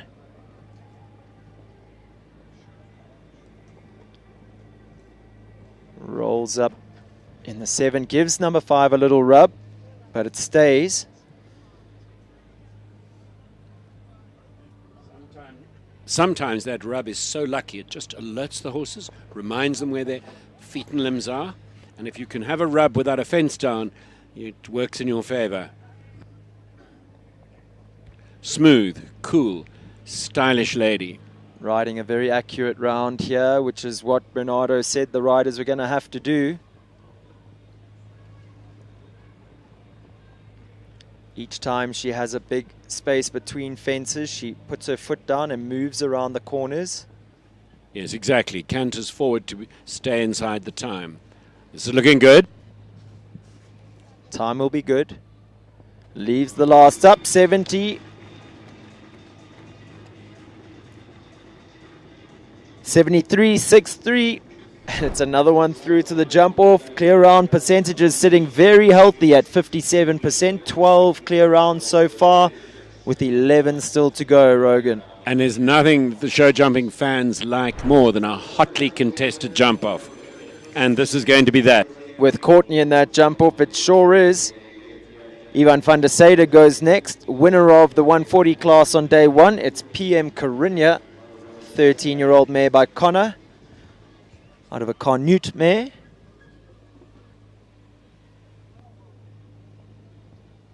Gentlemen, give us some details about Connor. I know I should know. Okay.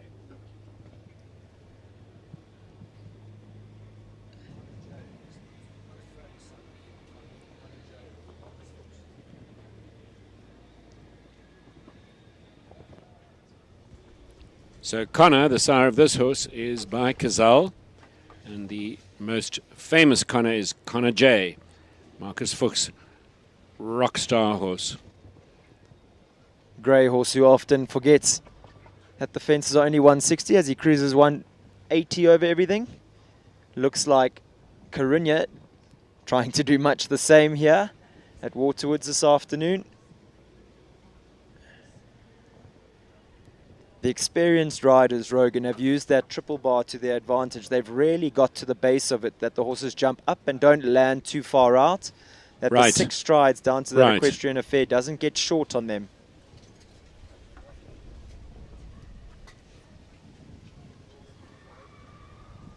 See him press up in the 7. And easy as you like after the rake. Having to say this, that horses go for Ivan. He brings something that horses go for him and try for him. We've seen him with many horses and different types, hotter, bigger, colder, whatever, and they try for him. He brings something very nice. It's not often you see Ivan not in the prizes, so that's a remark that I would absolutely concur with, Rogan. Alexandra Rick Hansen up next. It's number 25, Calaho Leos. From a sporting family. This is a 13-year-old. This is a Lissabon, directly out of an Almay mare. That's something quite special nowadays. And Alexandra has had lots of joy and success with this horse in the junior ranks and now in the adult ranks.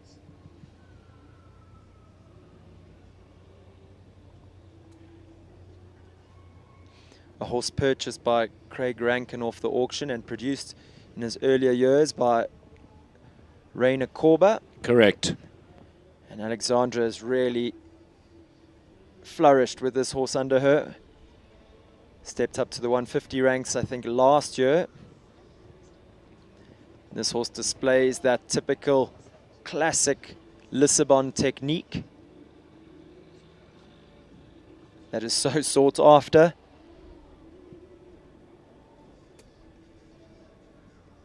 Alexandra, a very stylish rider, trains with Jenna Odell. Come on, go clear before you go back to university. Yeah, it would be nice to go back with a win under her belt, wouldn't it, Rogan? And it's possible. You hear her saying, woe to the treble? She's got 6 seconds to get home. She'll be fine. Super. 74.35. Super. It's another clear round in the bag. And it's big pats all round.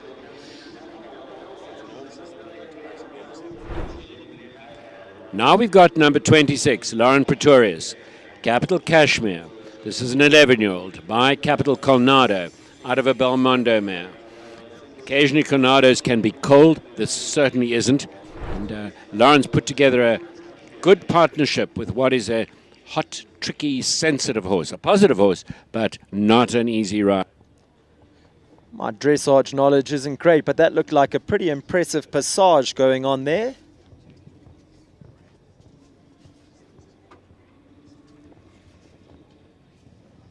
Lauren does a fantastic job on this horse. He really likes to light up as he goes around the track. She often spends a lot of time just keeping a lid on him.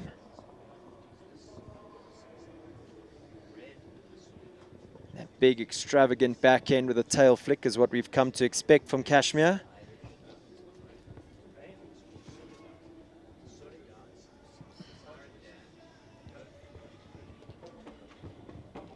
Cash getting a little strong there at the Oxa.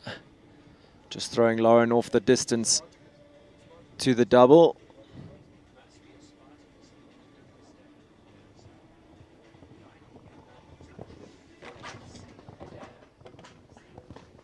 Showing good scope to jump out the double.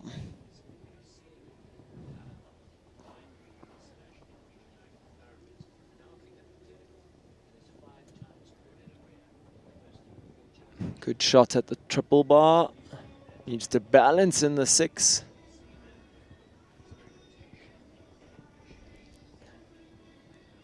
Takes the pressure off as she turns back to the 3-3-4 treble.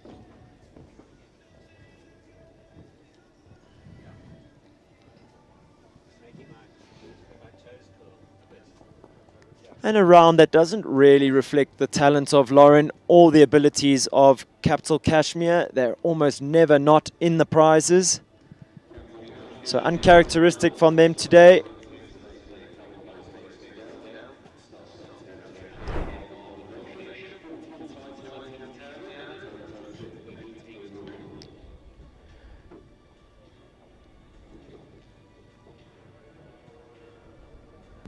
Lara Neal now, number 27. She brings in Diamond Dundee. She was the spectacular winner of the 130 Championship on her new grey mare. She was absolutely ecstatic with that win. And here she is on her Diorado Carpaccio, Diamond Dundee. 15-year-old gelding that's been so successful at the very top of the sport. Multiple World Cup prize winner. And always a pleasure to watch are Lara Neal and Diamond Dundee.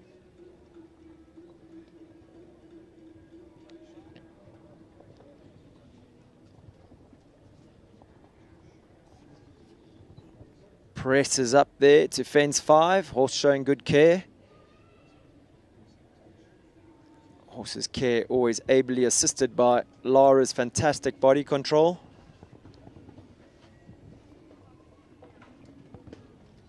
The gentlest touch on those yellow cups jumping out and the rail goes down. Those new flat cups. Touch is the exact right word. It breathed on it and it rolled off. I think you nailed it. Breathed, not even touched. In fact, it could have been the horse's tail, Rogan.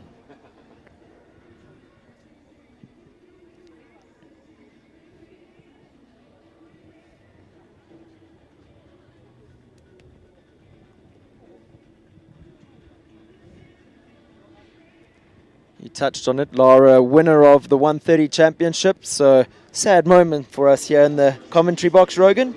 It's always a pleasure to watch in a jump. Always. And good, exciting riding. But I don't think she'll be disappointed with Diamond Dundee's efforts there. He really did give a good account of himself here today at Waterwoods. A remarkable junior was Divan Bosman. He's now a remarkable young adult and young rider. He brings in Cornerstone's Midgard Zakero. This is a 14-year-old gelding by Consuelo out of a Glückskup mare, bred in Namibia. One of the very best, I would say, that we've seen, Rogan, Divan Bosman. Amazing up-and-coming talent. Yeah, a remarkable rising star.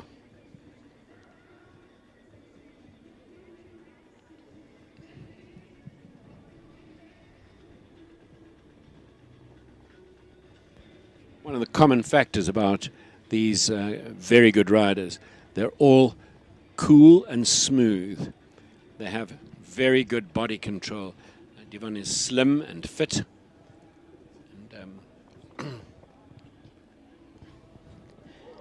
And wow, little spook to the left. Diamond slightly unseated in the saddle, and he just tips off to the right. And of course, that's out they go. What a shame. It was on super form.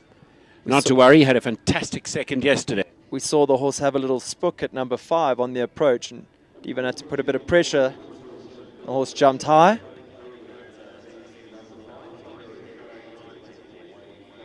Signals to the first aid that he's okay. I think he landed on his feet, so he's probably more disappointed than anything. And we all saw that happen to Hendrik van Eckermann at the Olympic Games. Those went towards the side of the arena. Horse went left, he went right, and they parted company in the Olympics. So he'd not be the first leading competitor to do that. I think that's something that Henrik and Divan, if they never heard about it again, would be very pleased. It's worth mentioning, Rogan, that Midgard Zakiro, Cornerstone's Midgard Zakiro, has a full sibling that jumped the derbies, Zingaro, with Carolyn Chalchinsky. So, making light work of the first section of that track, he would have in his mind that possibly he's got a 150 horse in store there.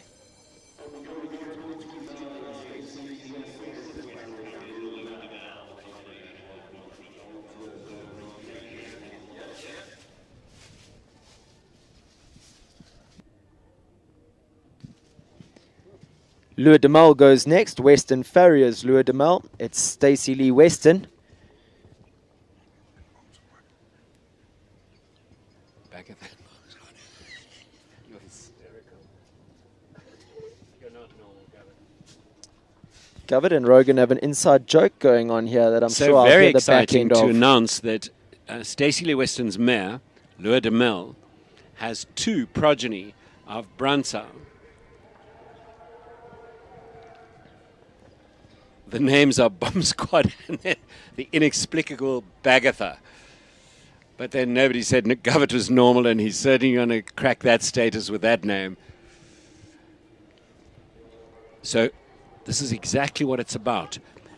Govett either spots or recognizes a talented mare and exploits that mare's genetic talent. But the glory of modern times is that that mare can still be competed while her progeny is developed. A significant touch on that back rail. Well, with a pedigree like that, Rogan, we've seen the Bomb Squad win a World Cup. I'd put my money down that Bomb Squad's going to be there and thereabouts.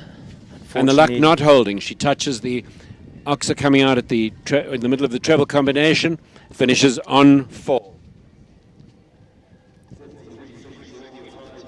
I think it's still a mare with a big season ahead of her. You think back to the Grand Prix that she won last year at Kyalami Equestrian Park, where she was head and shoulders above the rest.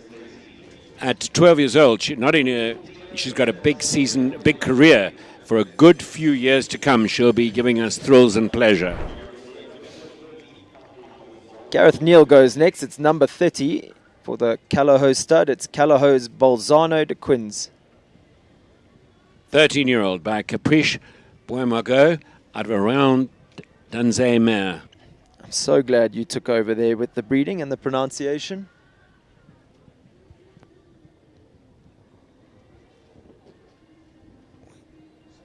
Gareth gets a fantastic tune out of this horse. Goes in very simple tack, snaffle mouth, no martingale. He really uses his body in all the right ways. Ears always pricked on the job ahead. And it's fantastic to see this horse looking back in top form.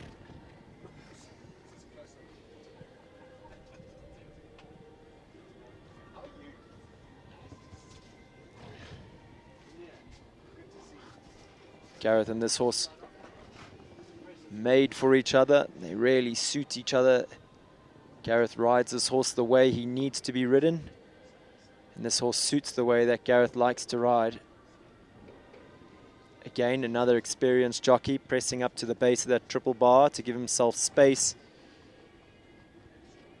In the 6 strides to the Equestrian Affair vertical, set at 145. He's just 4 fences from home. Leaves the treble up. He's going to be good for time. True to the script. Gareth Neal And Callahoo's Bolzano de Quins come home clear in a time of 73.09. Class act by that very, very special breeding stallion of Callahoo's. Big Pat walking out, knowing he's done a great job there. See the slow-mo of him clearing the equestrian affair fence, his wife's fence. Leona van der Merwe goes next. It's 334 Capital Katori for the 334 Sport Horse stud, number 31. This is a 9-year-old mare by Katoki out of a My Lord Carthago mare. This horse always destined to be with Leona. They purchased her off the Capital Stud auction, sold her on to their good friends Kate and Pierre Lepart, and then the horse has found her way back to Leona, and they've been an absolute pleasure to watch over the years. There's not a championship class up to 140 that they haven't won across the country. Whole team here willing her on to go clear, because if they're clear and in that jump off, when it's their day, they're untouchable.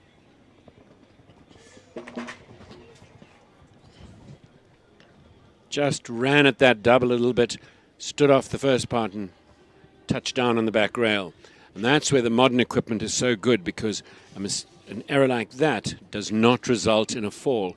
It's just 4 penalties. Exactly, Rogan. As you said, those safety cups, they fall for nothing. And this mare has progeny landed by Bransau Blue. That's how fast the sport's going to be going, that while the mare's competing, she's already got landed live progeny. It's lovely that we get to see them sort of advertising their progeny while the progeny are being baked. And assessing them, and yeah, real insight. Nariska Prinsloo Hill up next. She brings in number 32. It's the big jumping Capital Aiden. 9-year-old by Retso van der Lagerweg out of a My Lord Carthago mare. We all saw Natalie Leprevost ride My Lord Carthago in the French team. Super Holsteiner stallion. This horse purchased by Nariska off the Capital Stud auction. She's done all the production work, and it really shows in the partnership that they have. They know each other like the back of their hands and hooves. And there you get to see over fence 1 his big, scopy, rangy jump. Oh, spectacular over that number 2 Cuda panel. Rogan, a horse that spends quite some time in the air, so Nariska will have to be nifty somewhere along the track about saving some time. See, she presses the horse up after fence 5, turns back quite tight here to 6. For sure, she'll be doing 6 strides after the double to fence 8.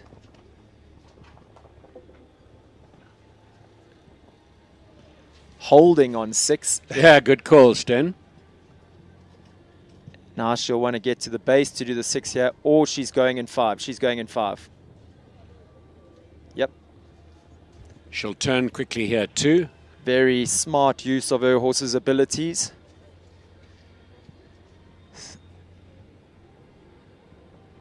Come on, come on. There you go. Presses over that oxer. Cool riding, Nariska. It's going to be close. Ah! 76.39, just outside that time allowed of 76 seconds. She needed to turn inside to that treble that some of the riders have done. I must say, I sort of thought she did everything right there.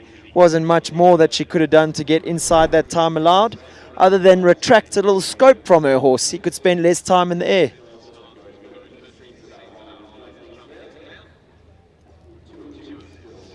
Chris van der Merwe's back. Brings in the impeccable Brandon. This is a 9-year-old stallion by Bransau out of a Coleman mare. I think I'd join a large group of people, Rogan, in saying that this might be one of my most exciting horses on the circuit at the moment. It's hard for me. Got a big fan club. Stuck between Brandon and Lorona. It's always a hard pick for me. But this guy's recent performance at the Outdoor Grand Prix was something to behold. He was absolutely spectacular. All Chris will need to do today is to get inside that time allowed, and he'll be there and thereabouts in the jump off.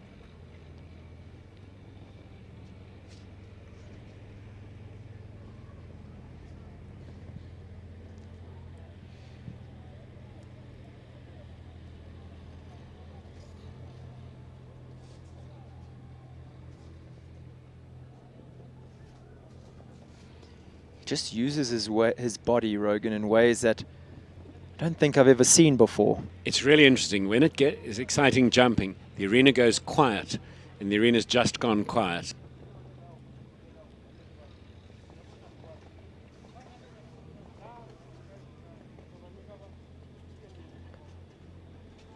Rolls down in 6 strides from the double, easy as you like. Now he'll use the base of the triple bar exactly to give himself room in the 6. Chris, a master of his trade.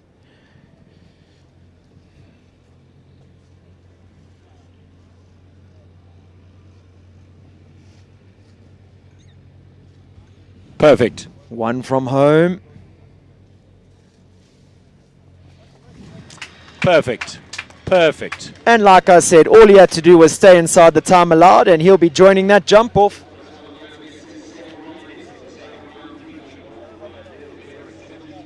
And he cannot at this stage claim to have full batteries. He's worked so hard at this show, day and night, helping with the going, helping with the entertaining and catering.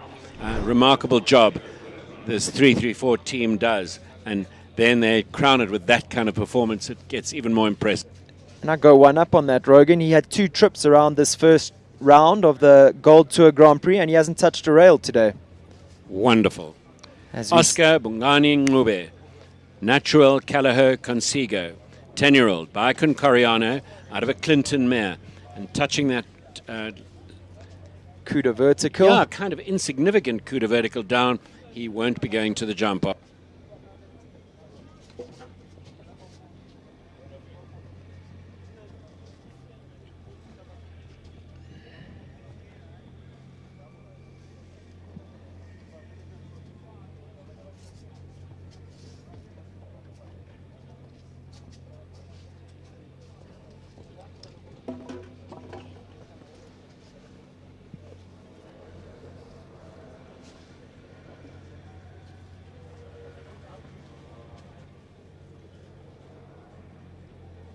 Oscar's been a busy man this show, Rogan. We've seen him in and out the main ring. We've seen him in and out the second ring.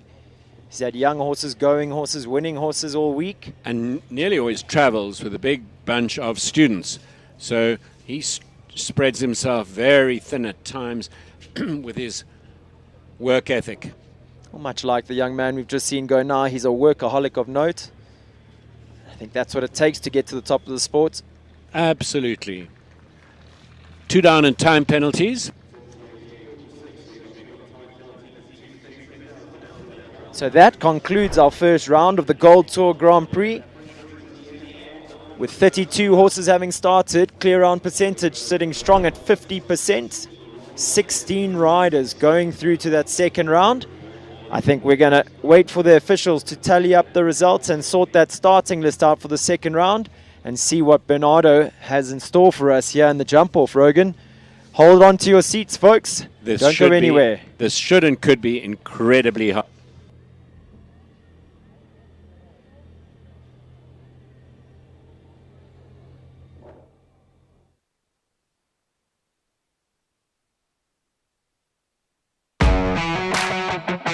As we said, nearly 60,000 Rand prize money on offer. So the riders are going to...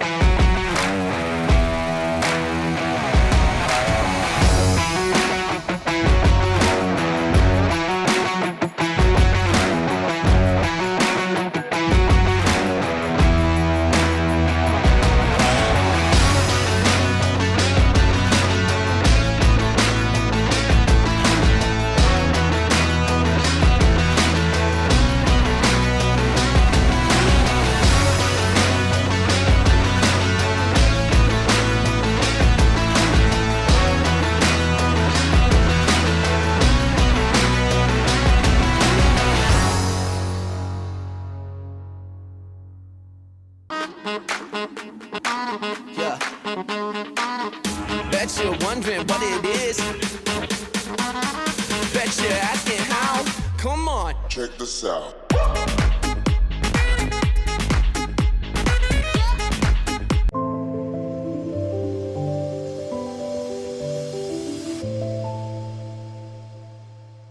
Country Life Properties, a boutique real estate company specializing in sales of equestrian properties, sale of residential, agricultural, and country lifestyle estates in the Greater Kyalami area.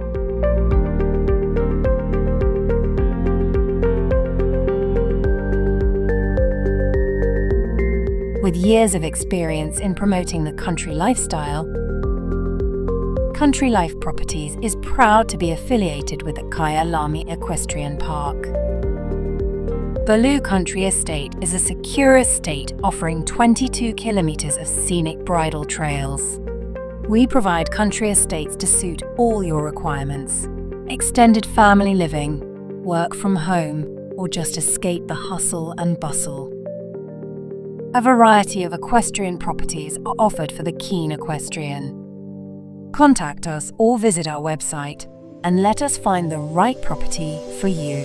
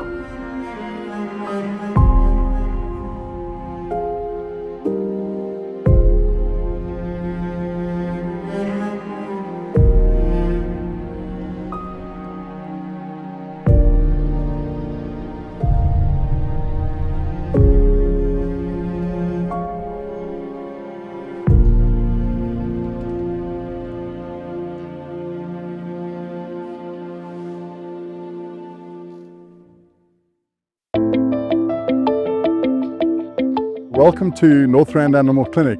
I'm Dr. Mike Ross. My partner here is Dr. Mike Last. Northrand Animal Clinic has been present on this site since 1994.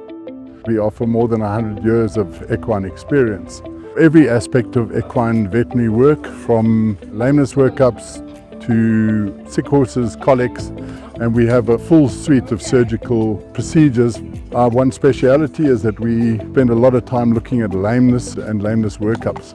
We also have access to MRI and scintigraphy, a full range of orthobiologic treatment, a full range of ambulatory services, and then we offer a full veterinary appraisal prior to auction. And we've been doing this for a couple of studs for 5 or 6 years. We operate in all fields of equines, including racing, show jumping, dressage, cross-country, and even some endurance work. Northrand Animal Clinic is and would like to remain one jump ahead in the sport horse health industry.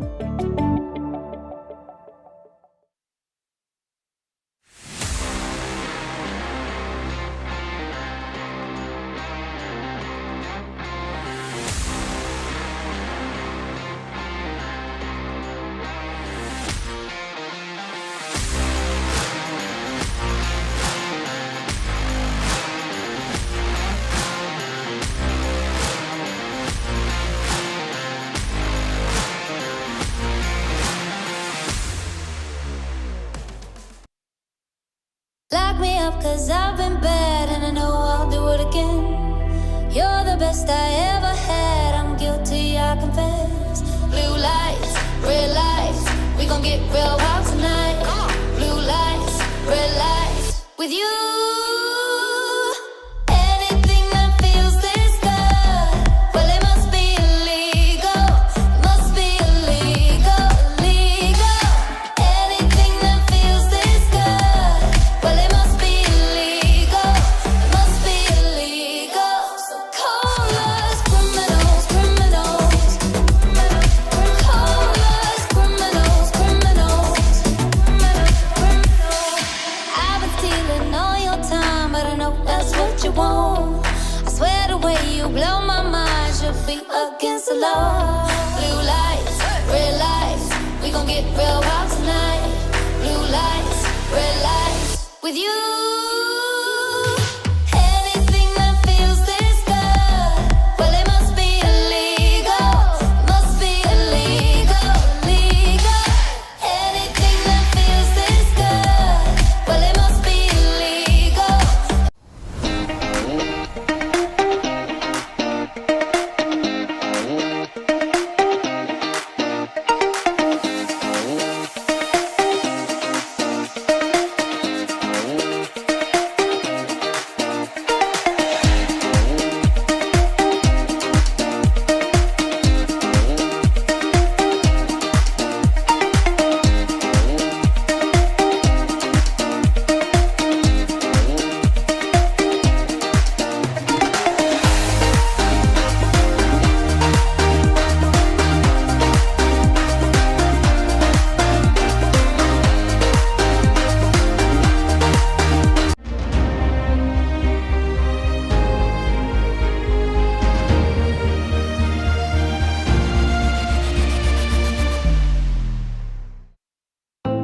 Welcome to the world of Midfeeds and Tack and Togs, South Africa's largest animal feed retailer and a haven for equestrian enthusiasts and animal lovers. Friendly and knowledgeable staff are at your service. We pride ourselves in offering a vast range of premium products that we know and trust. Your passion is our passion at Midfeeds and Tack and Togs. Where we lead, others follow.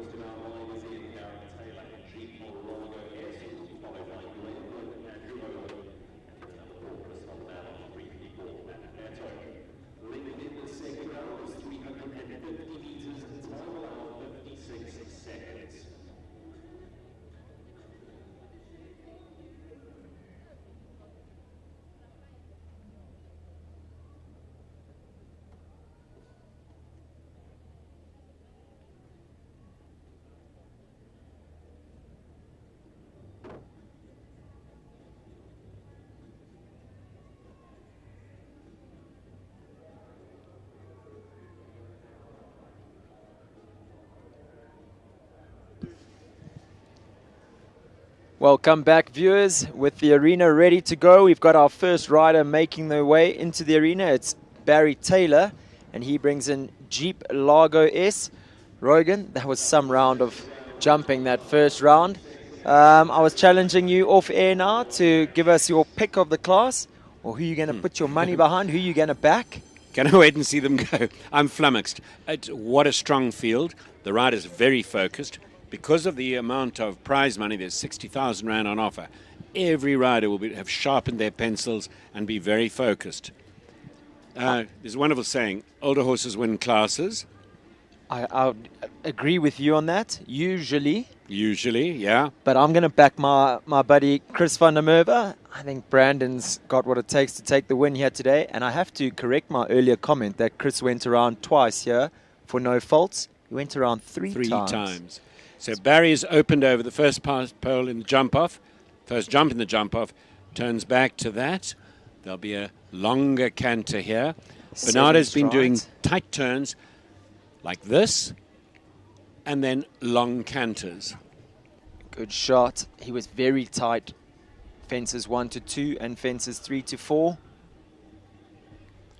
He doesn't look that quick, but he's got a big stride, this horse. Yeah. This horse not the quickest type, but Barry a master himself. Another long canter, then the chance to turn back. Oh, look, to he this turns wall. inside to the wall. Gets it, touches it, but gets it. 6, 7, 8. Whew. The time, 47.37. Nice to get a pace setter so early on, and that's a pace setter. Bernardo treating us to another very exciting jump off track as Barry Taylor gives us the fist pump trotting past here. Him and Tiny put together a spectacular round there, so that's what they'll be chasing. Clear round in a time of 47.37. Can they catch him? Looking to do just that. It's Graham Wynn up next. He brings in Calaho Vivaldi.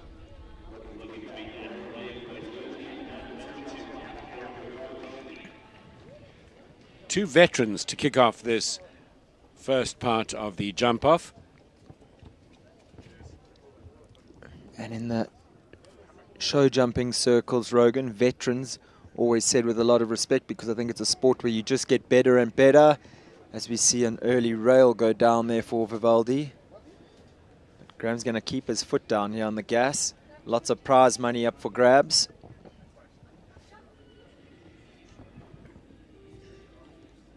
Gives himself space to the first two parts of what was the treble, or the second two parts, first two parts.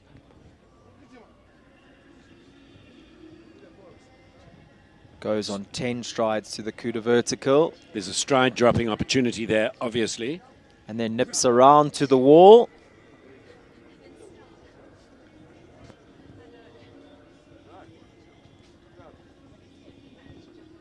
Holds in 8, clears it. So he finishes that in 4 penalties in 53.80. What was Barry? 47.37. 47.37. Yep. Graham's horse Vivaldi clearing that last fence by some distance, Rogan. What a super scopy horse.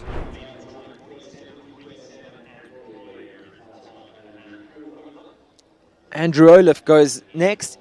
He brings in Denton Horsebox's Count Cosmo. You mentioned a keen rugby player, Rogan. He's a competitor of note. An athlete, a sportsman, super fit, good businessman, runs Pegasus Wealth Management, and I'm sure looks after his customers in the most professional, ethical way. And Denton Horseboxes too.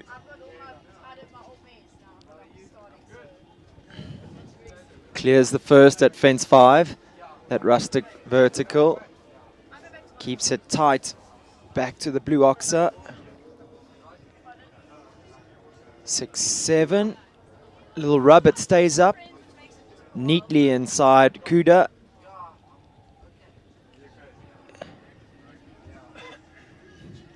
He might not be going flat out, but he does not waste time. And of course, clear round beats 4 penalties. This is good.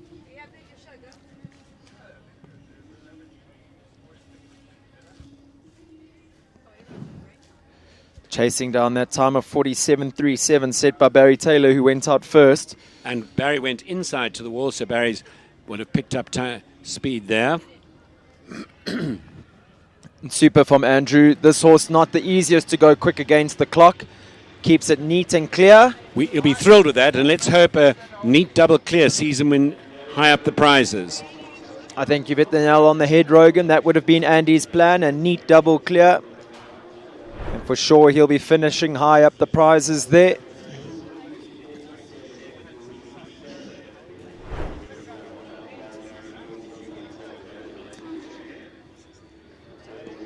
Next up, it's the turn of Chris van der Merwe.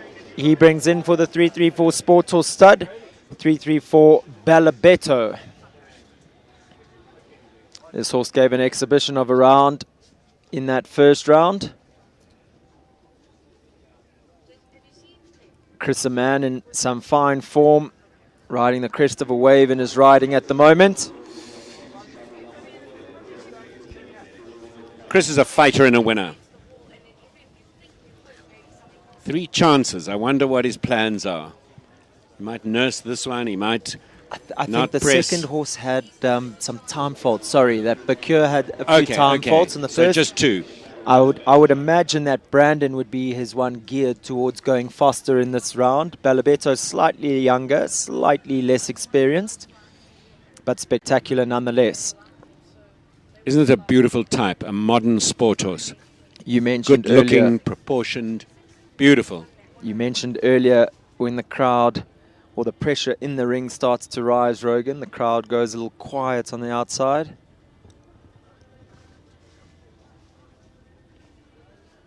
That's neat.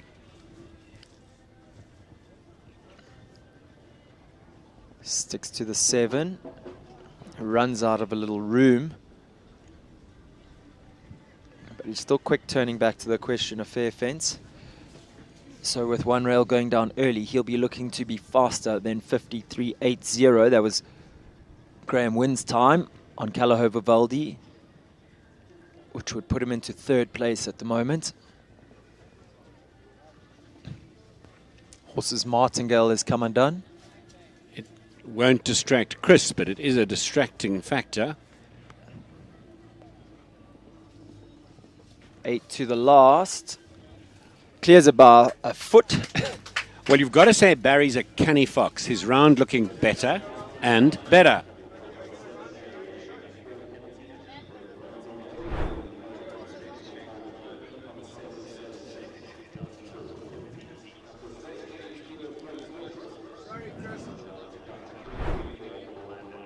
Hausberger's Sir Crumble goes next. That's Ashley Healy in the saddle.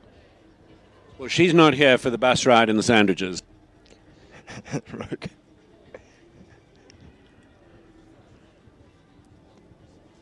Definitely not, and this horse looked in fine form the first round.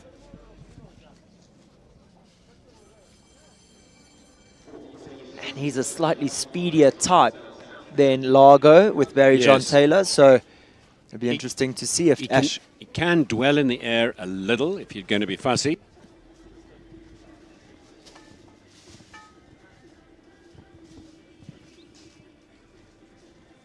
Keeps it very tight around the cows there, back to the oxer. That's the least Perfect. number of strides we've seen in that rollback from 5 to 6. Oof, lands going here at the back of the rainbow oxer.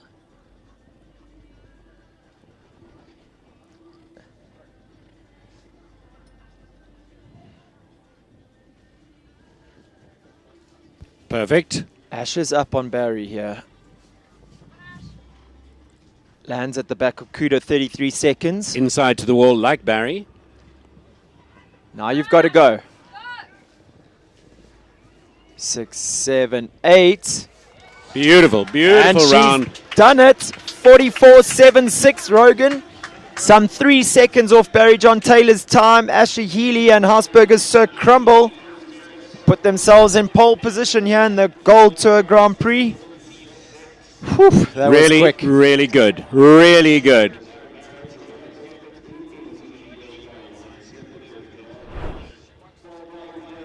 That was pretty spectacular. Yeah, wasn't that exciting?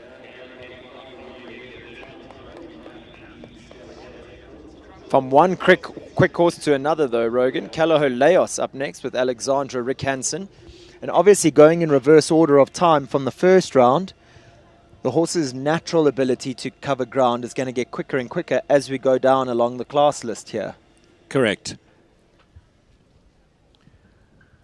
So she will be scheming. See what she can do. She's got to leave them all up, of course. Too clear so far. Ashley Healy's put a hell of a lot of scoreboard pressure onto the rest of these riders. If they want to take the win here today, there's some good prize money up for grabs. They're going to have to really put their foot down. That's what happened in the 135s.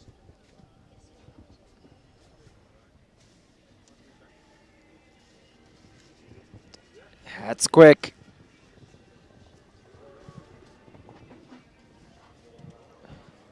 Lands and turns. Good shot at the vertical. This horse naturally quick and has great technique, so doesn't spend a lot of time in the air. Finds a deep distance to the double and strokes the first part down. Now on 4 penalties. There's the scoreboard pressure we were talking about, Rogan. Yes.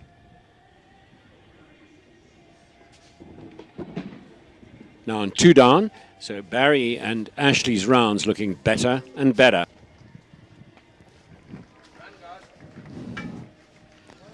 Ashley left a little bit of space, let it be said. Do you think so? A little bit. I'm hoping so for Brandon's sake, but and for our entertainment. She was quick. She was excellent.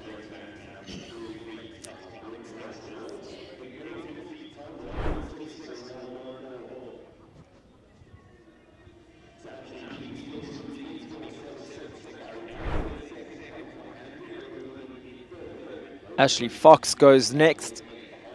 Riding for the 334 Sportor stud, it's Franzia Yu. This horse really struts before she kicks off for her round, doesn't she, Rogan? You've got a phrase for that? Beautiful mare. What did you say about a good broodmare to me the other day? I'm pretty sure you're safe to repeat it. I'll ask Govert's permission. So there was this English breeder that the gentleman on my left will know who I'm talking about. And he described a good broodmare as requiring the head of a duchess, the arse of a cook, and she should walk like a whore. That got them all giggling. They've got low standards.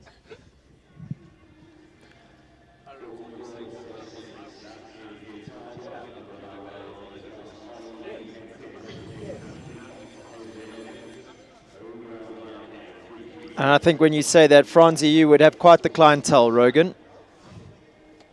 All I can say is that when I said that, Govert just looked confused. Here we go. Ashley sets off to that rustic vertical. She really has struck up a fantastic partnership with this mare in such a short space of time.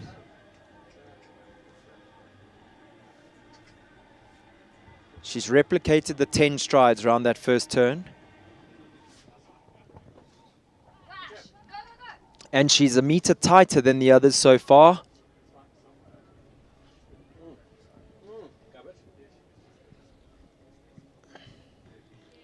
She needs to land at the back of the Cuda in 33 seconds.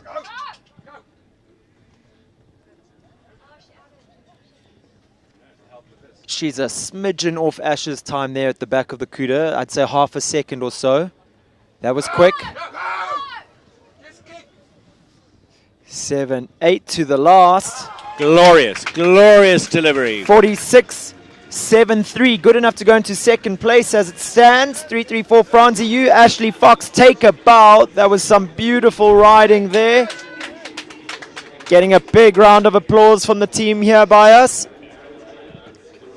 Wasn't that smart? Wasn't that smart? And it's worth using again. If she didn't have 2 ears on the side of her head, that smile would wrap right the way around, as Brendan McNiven would say. Good, so good. Now we go on to a fairly experienced pair. Opal Delabastide. Another one of our very, very speedy young lady riders, Rogan.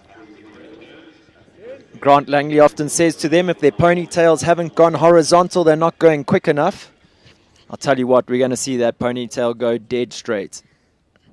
Often see her in that slightly American seat. She's always forward, always with the horses, always allowing them to travel to the fence. So 10 strides from the on that turn from the first 2 fences. That was well done to count that. That's where they really set their pace. And then like Ashley did here after the Rainbow Oxer, she was 1.5 meters in from that Cuda wing, which I think was where she gained time, because I'd be forgiven for saying, Franzi, you not a speed merchant of a horse. So Ashley really pulling out all the stops to make her quick against the clock there, I thought. She judged that perfectly.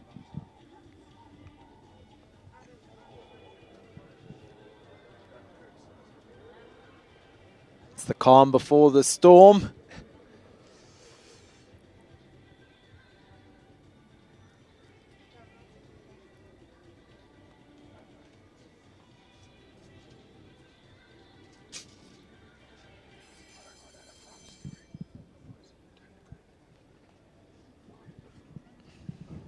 So the bell rings. Courtney Webber sets sail here. Naturally a quick pair. Oh, unfortunately jumps one and drifts a bit left. Yes, I saw that. So that'll put her on an extra. It does. And doesn't find a comfy distance to number 2, has the front rail down.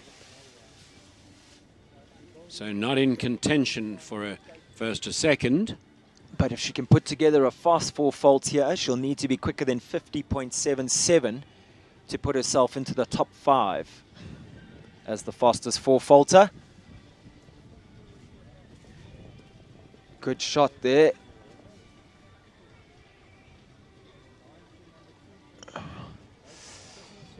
So a little slip. She, discretion being the better part of valor, she circles back to jump the wall, and that'll be expensive time-wise and 4 penalties for the circle.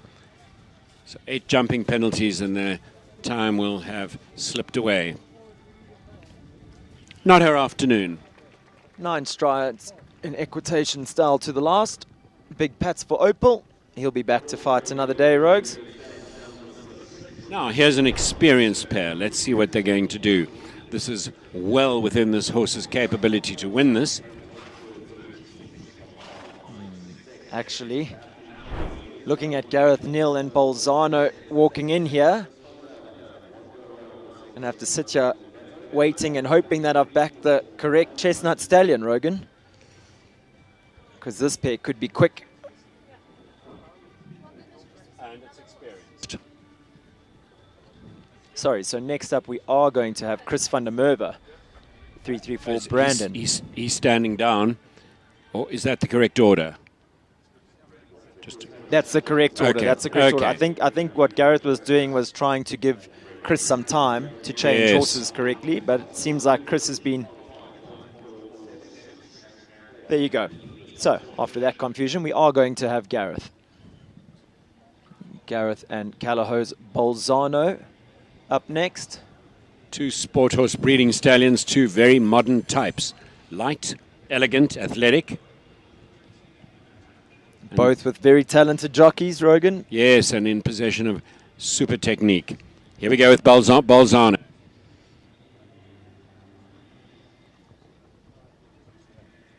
Oh, he's tight.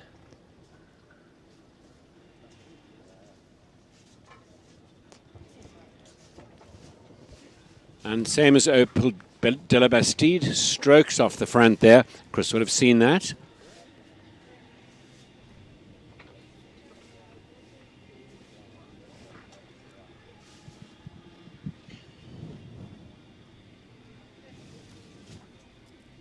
This horse just recently back into the competition ring, Rogan, and I think it would be the biggest track he's jumped since he's been back. And he just reminds you what a nice horse he is. Really shows his care at that Cuda fence, Yep. how he uses his body.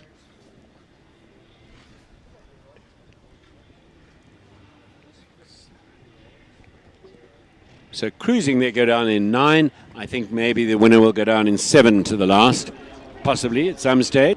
Good enough to put himself in 6th place, though, with Callahow's Bolzano de Quince. 51.93, 4 faults. No doubt Gareth delighted to have him back.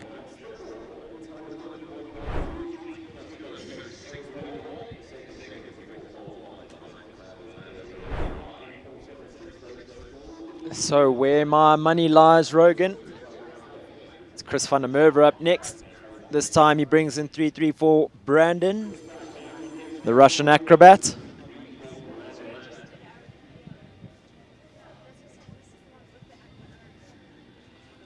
Time that he's looking to chase down of Ashley Healy's 44.76. What does Chris have in store for us here?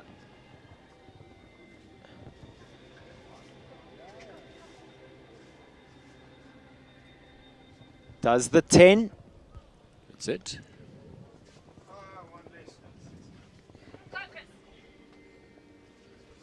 A little similar to Ashley's horse, goes high in the air over that rainbow oxer. But he does travel when he lands. So our time marker is that he needs to land at the back of the Cuda fence at 33 seconds. And then getting keen to the double, strokes the top two elements out. And now Chris will take his foot off the petrol. He'll have understood the situation.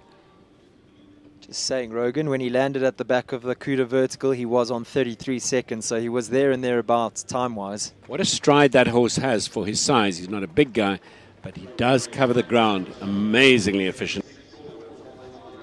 Okay, wife Leona.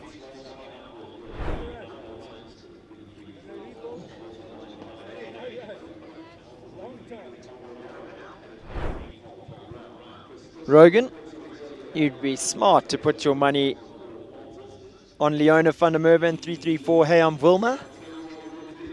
As we get to see... You'd certainly not be smart to bet against her. 100%. There's a good chance that this title is going home with the van der Merwes today. Let's see what Leona does. That was smart. Little spook. The horses have really taken offense to those Haven't they cows. just? A small spook. It doesn't flap Leona at all, but adds a stride. She's tight. That's the tightest we've seen at the back of the rainbow.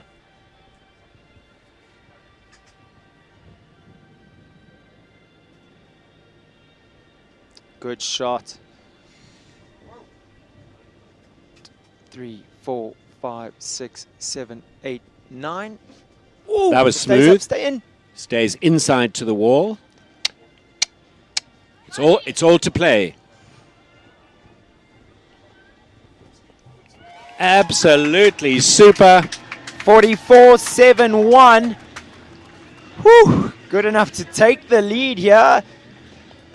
And now we might have seen the winner. Ashley Healy's time, Rogan, 44.76. Leona van der Merwe comes home clear, 44.71. 0.05 of a second into the lead. We said it. The faster horses going later on in this class. Sure. So 2, 3, 3, 4 horses occupying the top 3 spots at the moment. It's 3, 3, 4. Hey, I'm Wilma in first place. Second place at the moment, Hausberger's Sir Crumble, Ashley Healy. And rounding out our top 3, lovely 3, 3, 4 Franzi Yu with Ashley Fox. Olivia Roberts going to be looking to put her name onto the podium up next. And this horse reacting to those wings standing in the middle that you've noticed have got the horses very excited every time. I hope it hasn't put them off. It's a very fast pair.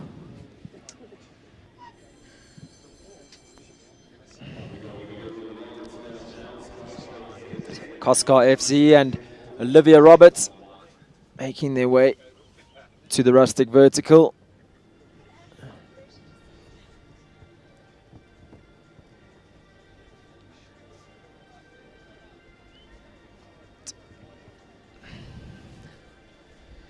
Not getting an ideal distance. The horse ducks out. So onto 4 penalties, and that will cost them significant amounts of time. You've spoken about it all week, Rogan. Bernardo tests the riders by setting fences at slightly different angles maybe to what they're used to. You have Yes. to really be accurate about the way you turn back and turn up to fences.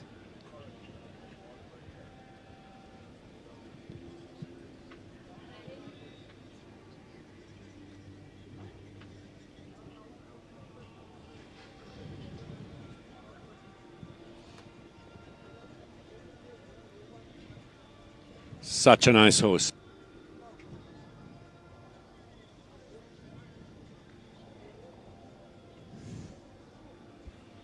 And then another spook, again, not an ideal distance happening there. And the horse taking the line of least resistance. So 2 stops, out she goes.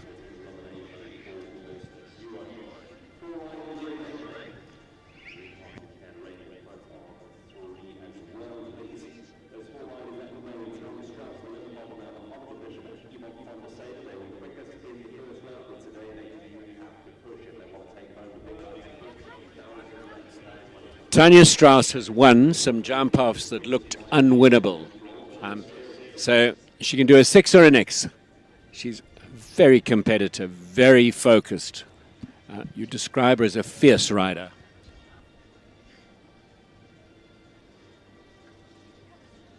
I'll tell you what she's never going to do, Rogan, and that's a gentle, steady clear.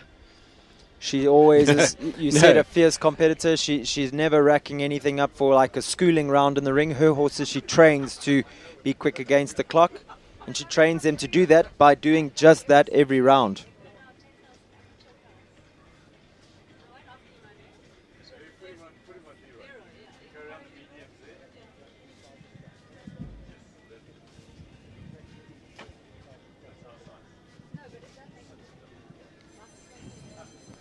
And I think ably matched by her partner, Verdant Capital's Callagho Connor.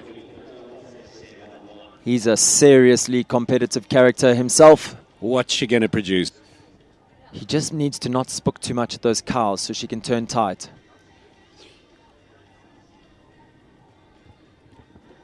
Does the 10. She does 6. Ooh! She does 6, but then it forces her to go around the coup de fence. Good Isn't he shot amazing? Isn't he amazing? Good shot at the equestrian affair. She's... He is amazing. Oh, she's missed her fence. Whoa, whoa.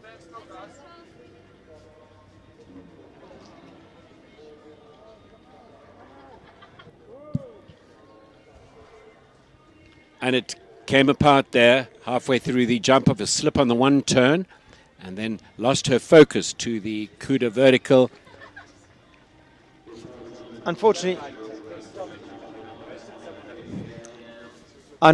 it is the test of going faster, Rogan, to keep the controls. I mean, that is the whole test of the jump-off, to be able to keep the same controls but really step up the rhythm. Certainly a pair that, when they're together, could win this. Hands down. Yeah. Hands down.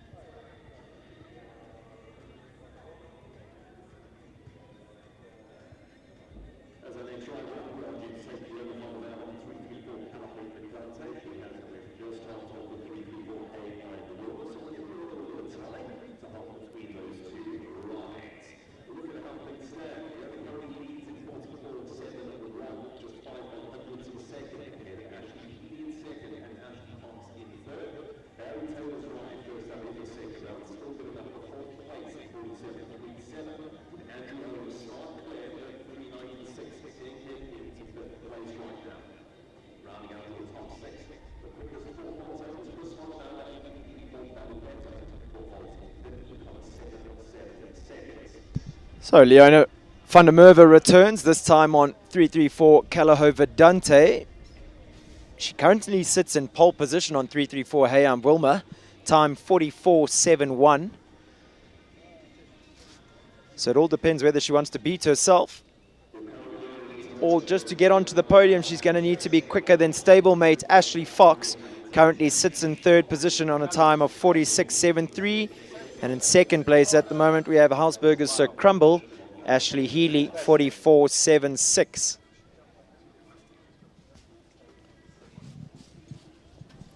Leona's showing us already that she has what it takes. See how they get on here. Perfect start. 8, 9, 10. Sticks to the 7 that she gets. Oh! And it falls heartbreakingly late for 334 Calo Verdante and Leona van der Merwe. Next goal will be to be quicker than the 4-fault time of 50.77. You've seen Bakur jump, and Govert has a Bakur out of this mare landed. So that'll go into production in the next couple of years.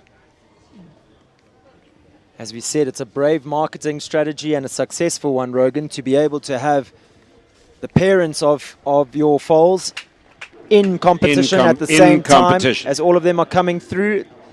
Very, very exciting advertisement is 334 Calo Vedette. And that's still good enough for 6th and a slice of the very, very generous prize money here on offer this afternoon.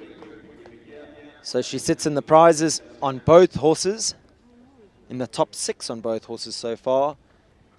Obviously 334 Hey and Wilma in pole position. Oliver Bishop goes next. He brings in Gaucho de Emma, second last to go in this class. I saw his father walking past earlier. I said, really hope that this is the start of a long reign of form for Oliver. He's been so close for so long. Looking like he's in the right space to be winning prizes these days. Perfect 1 to 2. Touches down the front of number 2. So he won't be in the top section of the prizes. But let's enjoy his smooth forward riding. Another rider that makes it easy for the horses' rides in a very simple way. He wants to put himself into the top 6 rogues. Not for a minute does anyone think simple is easy. He'll need to be quicker than 48.44. That time set by the rider we've just seen, Leona van der Merwe and 334 Calo Vedante.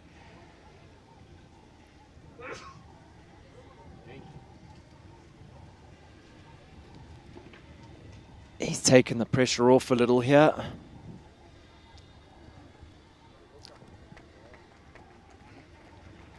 .51.78 puts him into 8th place with just one rider to go.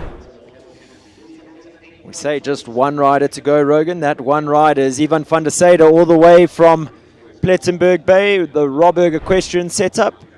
He brings in PM Karunya. He was the winner of the 140s on day 1.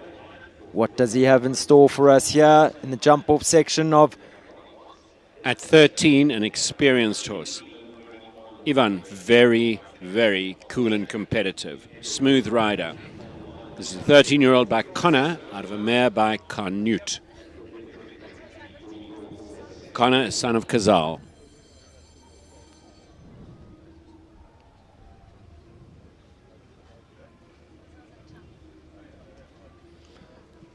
Sure, Ivan's wife, Savannah, and their 2 kids watching closely from home. I'm sure the whole family will be. Come on, Ivan. Give them something to cheer about. He comes over to the left to get a slight right inclination over number 1, which he does perfectly. 10 from 1 to 2, as we've seen work so well earlier. Beautifully judged. And he lands in his tight and quick Quickly there. away, yeah.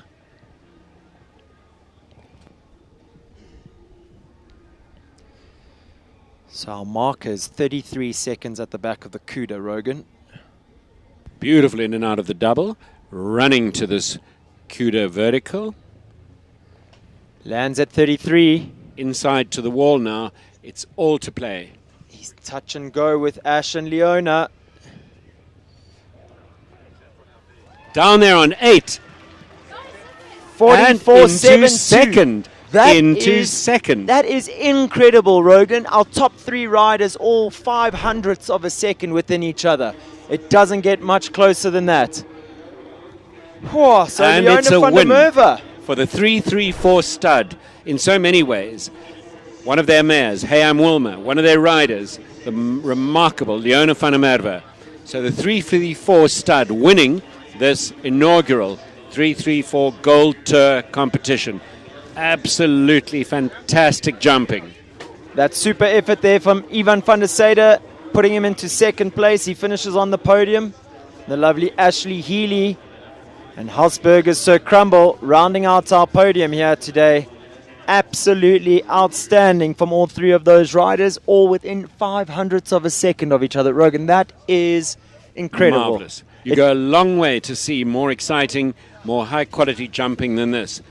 Full marks to Govett and his venue, the arena. Full marks to Bernardo Costa Cabral for producing such exciting jumping.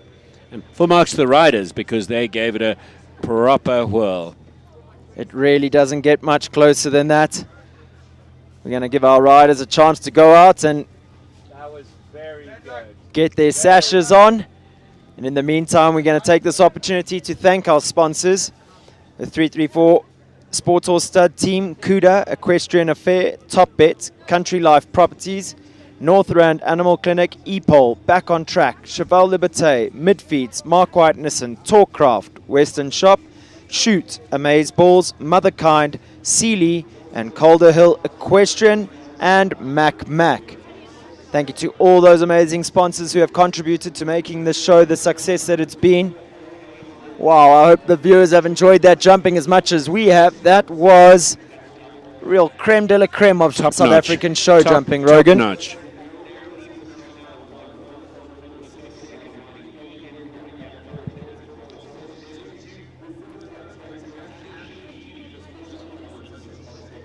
Just to go through our other prizes or placings of the class. In fourth place, we had Ashley Fox on 334 Franzi U. That was a very valiant effort. Barry Taylor and Jeep Largo S in fifth.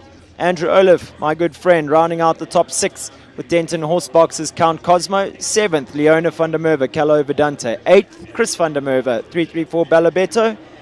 And ninth, Oliver Bishop, Gaucho de Emma. Rogan, you caught your breath yet?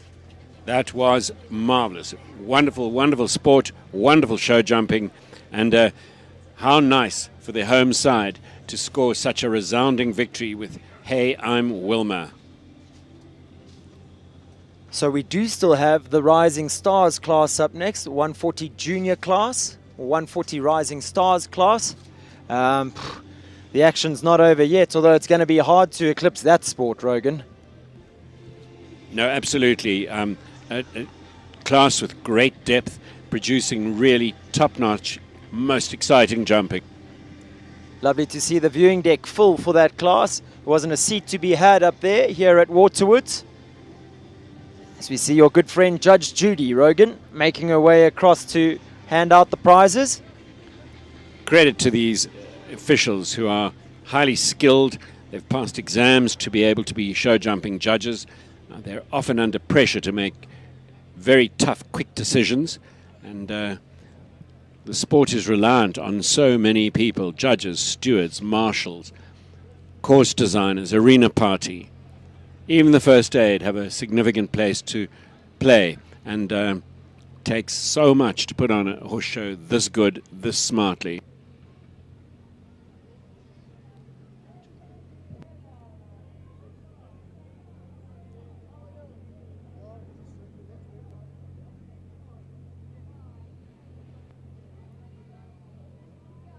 R20,000 to the winner, and just under 70,000 rands prize money offered here this afternoon for this spectacular competition.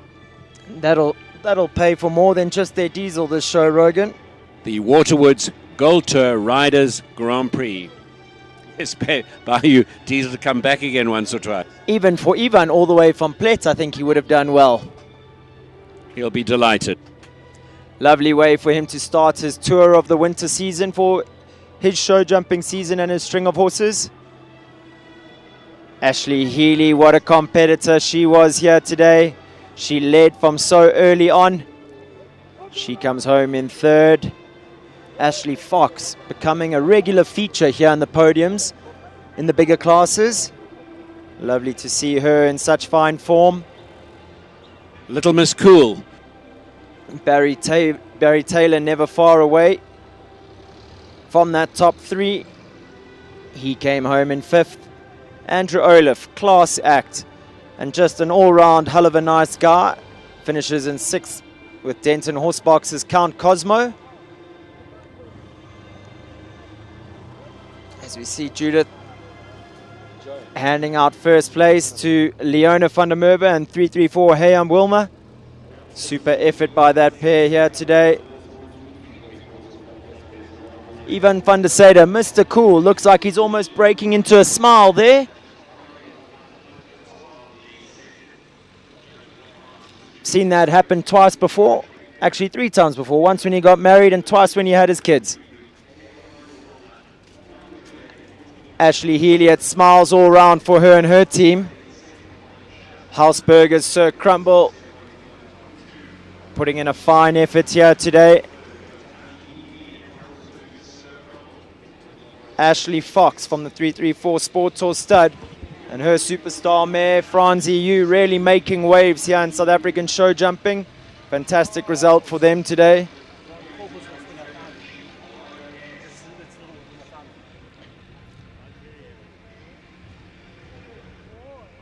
Barry Taylor, Jeep Largo S, finishing in 5th place. He hasn't lost the hunger to win. Barry full of gear still. He's got the fire in his belly. Already such a good season for him with all the big shows still to come. Andrew Olaf sporting the smooth look there. Count Cosmo delivering the goods here today to finish in 6th. As we see the man behind the scenes, Mr. Govert Triggle, Rogan, your good friend, going out to congratulate all our winning combinations.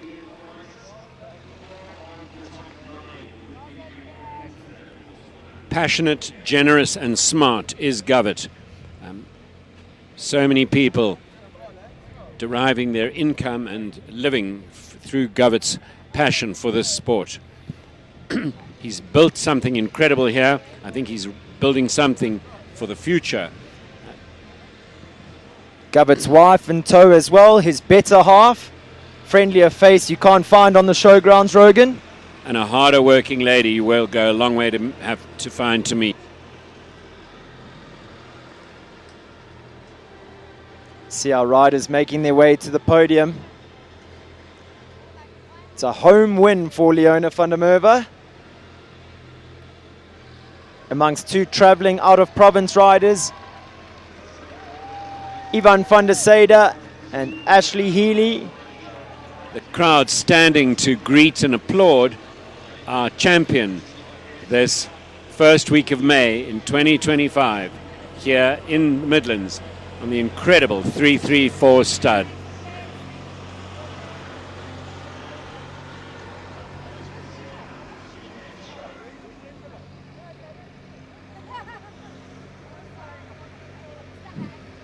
And just out of your screens, viewers, see Chris van der Merwe, Grand Prix rider, straight back to arena perfectionist, tractor driver, yard manager. He really does it all, Rogan. I mean, to see him piloting those horses around so beautifully just now and then straight back to work while his wife and family there all congratulating each other on that super win.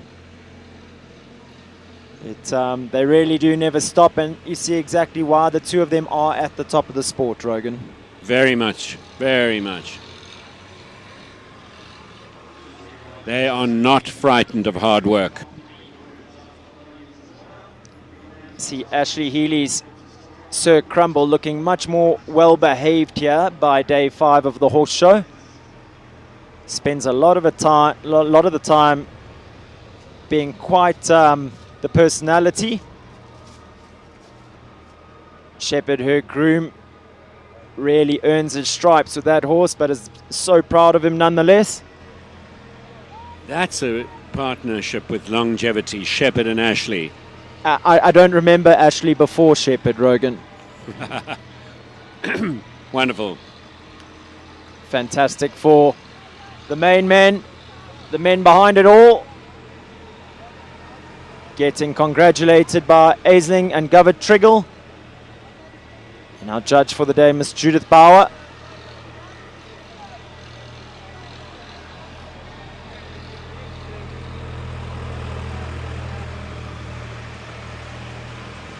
Lovely that they get acknowledged for everything that they put into the sport and that they put into their horses. These men know it all. Super shot of Ashley and Govert there together. I don't think Ashley sat down for a minute. She's at the kitchen first thing in the morning and at the kitchen and restaurant last thing at night. She's closed up the cash register every evening, and she's been at the show before 7 o'clock every morning, Rogan. A harder working person you will not find. No. You said it earlier. They're passionate about this venue. They've really put everything into it and have made it a resounding success this weekend. As It we really see has Leona been. van der Merwe leading them off on the lap of honor. It's a little fist pump as she goes past the crowd. To huge cheers. A most popular and deserved win. A very likable favorite amongst the crowd. So viewers, like I said, we still have that Rising Stars Young Rider Championship, a 140 championship coming up next. We're going to try grab Lee for an interview. She's going to walk us through exactly how she planned to go just as quick as that in the jump off. So viewers, we hope you've enjoyed that round as much as we did. Don't go anywhere. We'll have Leona van der Merwe, winner of the Gold Tour Grand Prix here at Waterwoods, an interview with her shortly.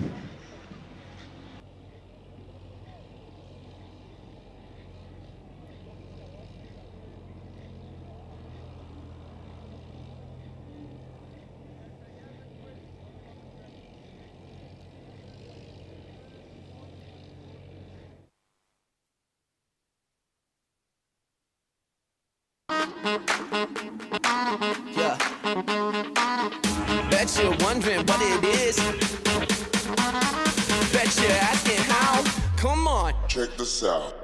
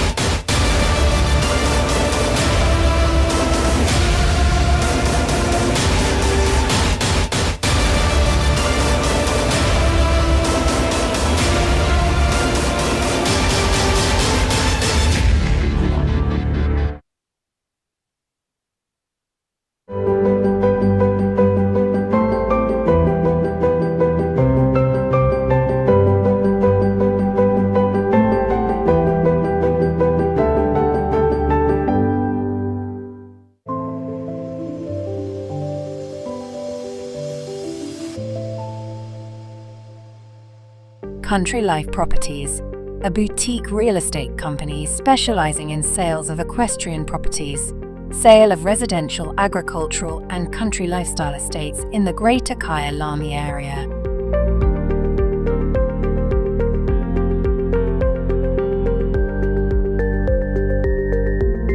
With years of experience in promoting the country lifestyle, Country Life Properties is proud to be affiliated with the Kyalami Equestrian Park. Baloo Country Estate is a secure estate offering 22 kilometers of scenic bridle trails.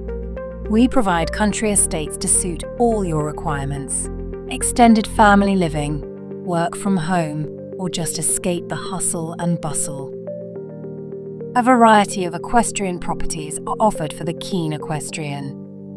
Contact us or visit our website and let us find the right property for you.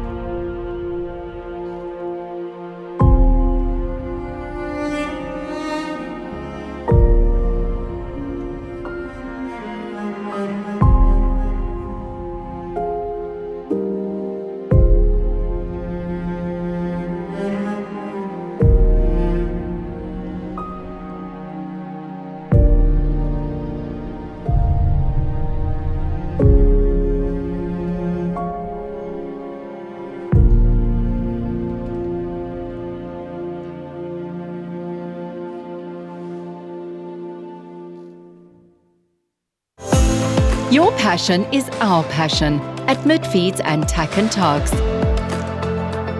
Where we lead, others follow.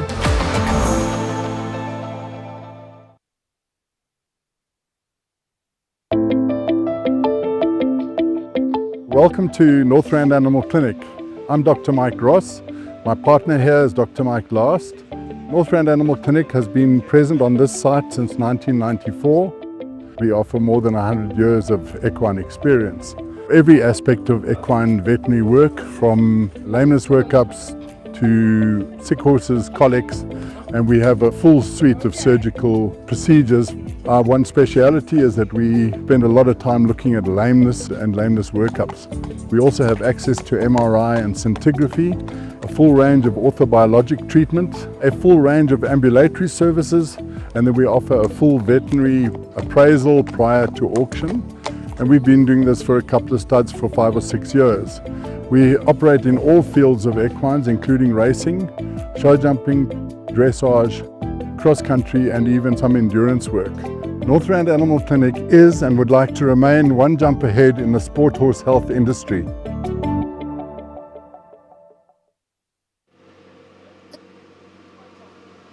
I'm with Leona. The smile tells you how much she feels about her win in this 334 inaugural Grand Prix. Leona, talk about it. Talk about it all, please. Oh, thank you so much, Rogues. No, flip. Vilma, she's just unbelievable. We got her as a 4-year-old from David McPherson Fund. Yeah, she's just been unbelievable. We had a good win last year in a World Cup. And yeah, I'm very excited about her. She's back. Didn't have a great end to our year last year after Derby, but she feels back to normal and it's nice to have her back. So nice. Now, we were hearing a lot from Govett about the fact that all went back to Gazelle in one way or another. No Gazelle in Hayam Wilma. No, no Gazelle in Hayam Wilma, but she's got a foal coming. Oh, she's got a foal on foot now, and that is by Casarima, which is by Gazelle. You see, we're trying to catch up here. Yes, yeah, and his name is Casabam. Wonderful. Yeah. Wonderful. What a win. I mean, that was a hot competition. Fast jump off presented by Bernardo Cabral. Yes. Incredible. Yeah, thank you so much, Rogue. No, I knew I had to go fast with everyone else coming, and yeah, she's got a flat canter and she just clears the jump by a little bit, and yeah, we were not so much of a show horse to look at. No, not so much as a show horse. She's got she looks a bit like a hippo, but she she gives her all when she walks into the arena. You find when you count up her winnings, she gets better looking. Yes, definitely. Leona, fantastic. Congratulations. What a thrill. The inaugural Grand Prix here at 334. Thank you so much. I just want to say thank you so much to my team. This would definitely not be possible without them. They're always there working hard, late hours. Thank you to Govett and A's for everything, for giving us this opportunity to ride in this incredible place, and for just being part of an amazing team. Spectacular afternoon. Thanks. Thank you. Well done. Thanks, Rogues.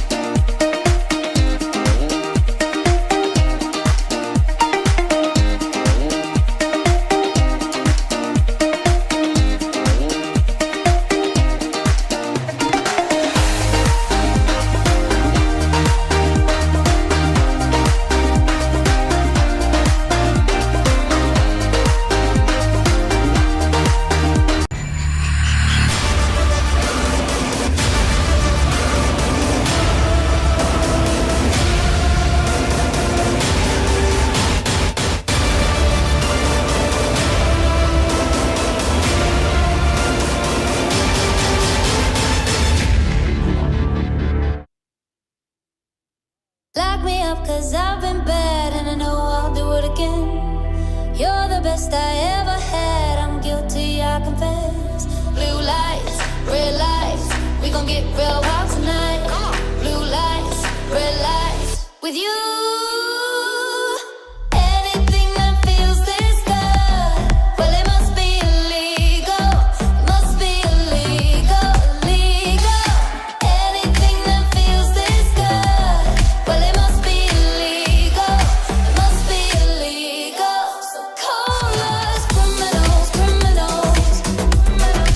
Call us criminals, criminals. I've been stealing all your time, but I know that's what you want.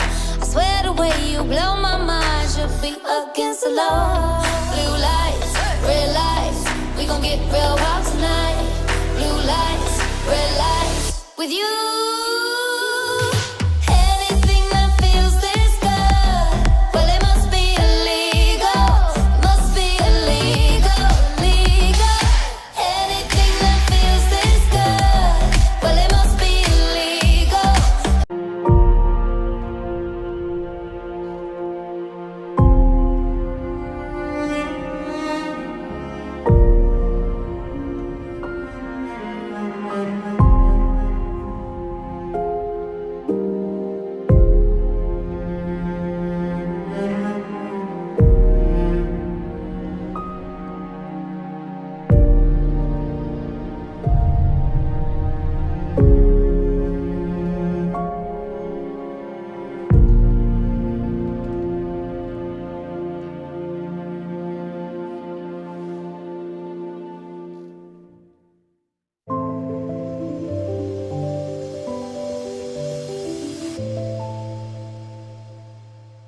Country Life Properties, a boutique real estate company specializing in sales of equestrian properties, sale of residential, agricultural, and country lifestyle estates in the Greater Kyalami area.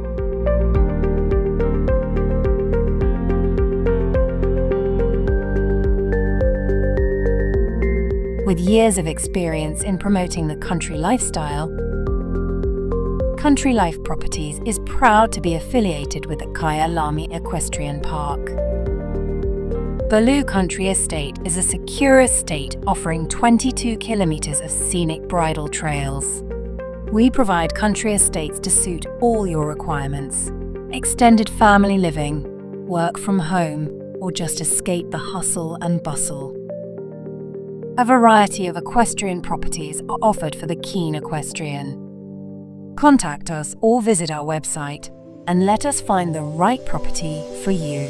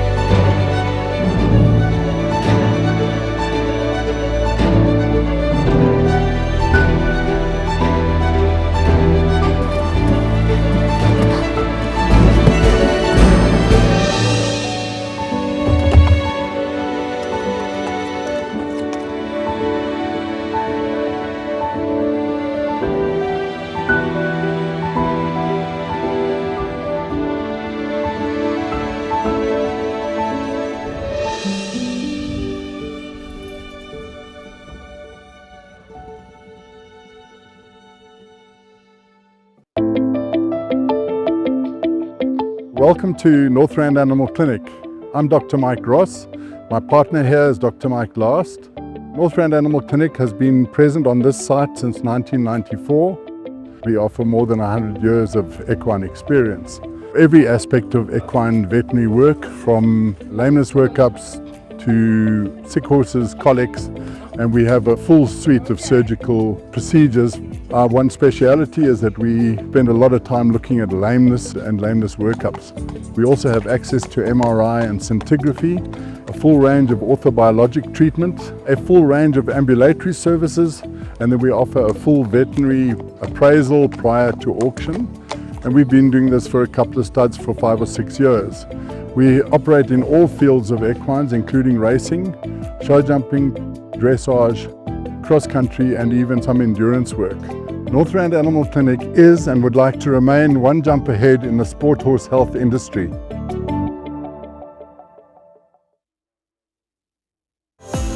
Your passion is our passion at Midfeeds and Tack and Togs. Where we lead, others follow.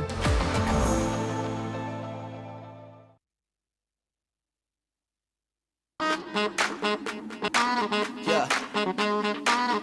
Bet you're wondering what it is. Bet you're asking how. Come on. Check this out.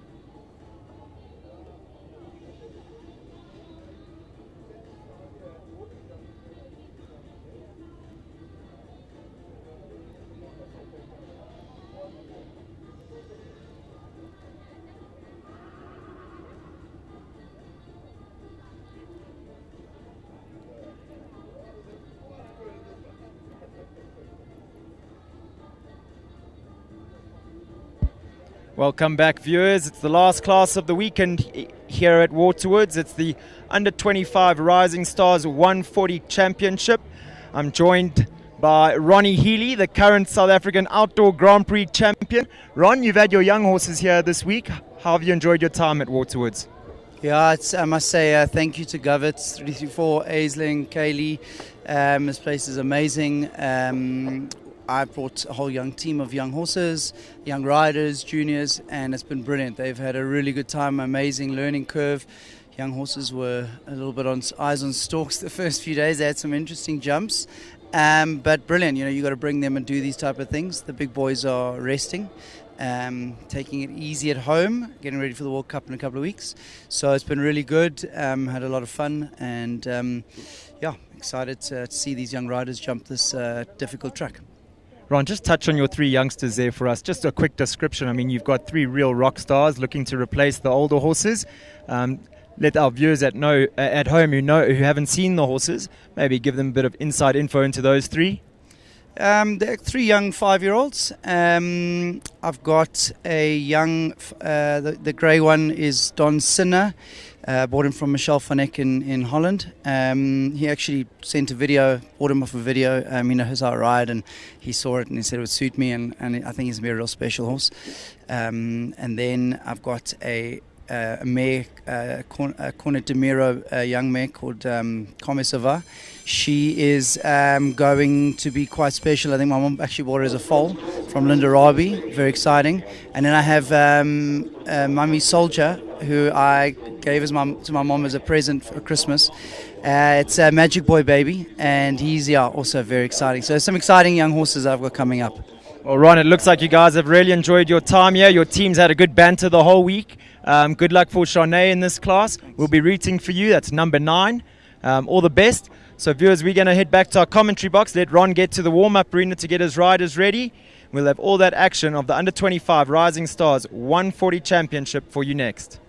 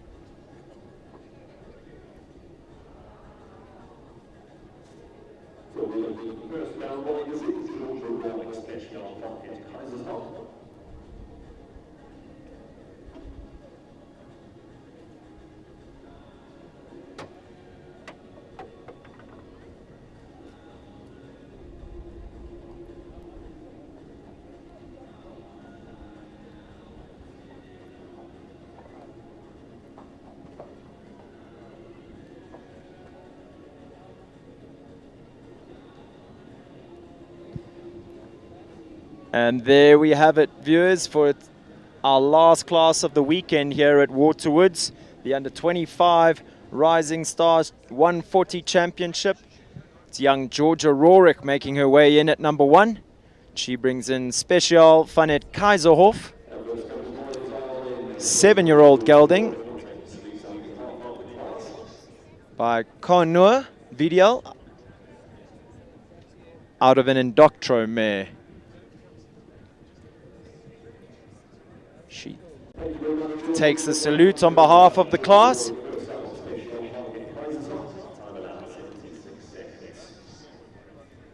Special, a youngster at this level at only 7 years old.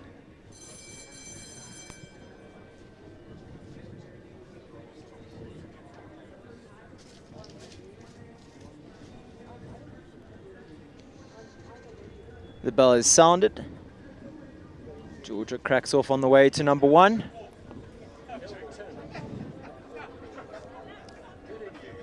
So the riders started at Waterwoods, Crane Oxer at number 1. 7 strides to the coup de fence at 2. Then they make a left turn back to the wall. 1, 2, 3, 4, 5. Then a little bit cantering on 7. 7. Super. And that big right sweep back to the Trout Oxer at number 6. 4, 5, 6, 7. Little rub, but it stays up.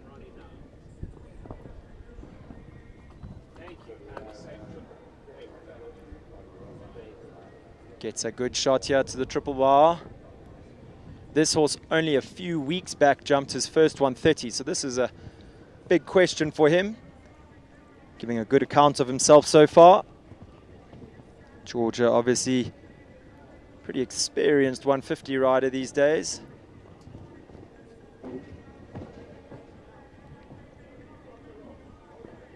Seven to the last. So just the 2 back rails of 2 oxes going down there for Georgia and Special. Really putting in a big effort.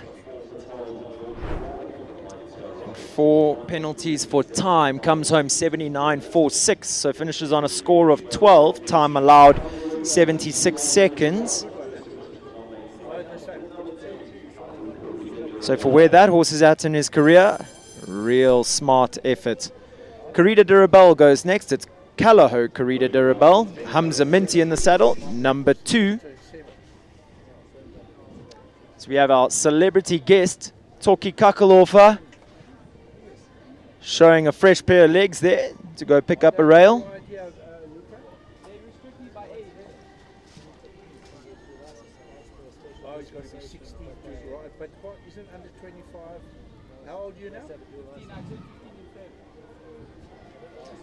Callahoo Corrida Durabel, 7-year-old mare by Corinth out of a Lisbon dam line.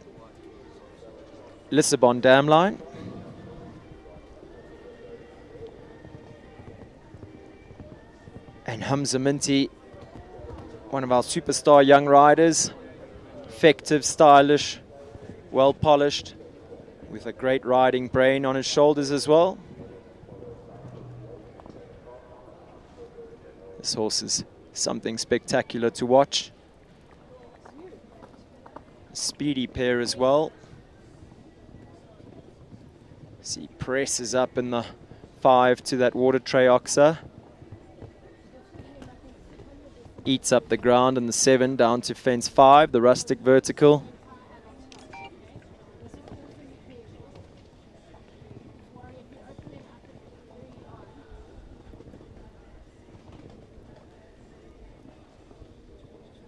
Does 7 and 7 here on the way to and on the way from the double. Hello, how are you doing? Little deep at the triple bar will suit him to balance the horse on 6. It's 3:30. Just out 3:30. I will phone you before 4:30 and I can meet you at the gate as you drive out. That'd be great. Oh, thank you. He's 1 from home. He's going to be good for time. Really appreciate the offer of a truck. Thank you, man. Amazing. Are you driving? Hamza Minty comes home clear, 73.65. Super effort, true to the script. Just the way he does things.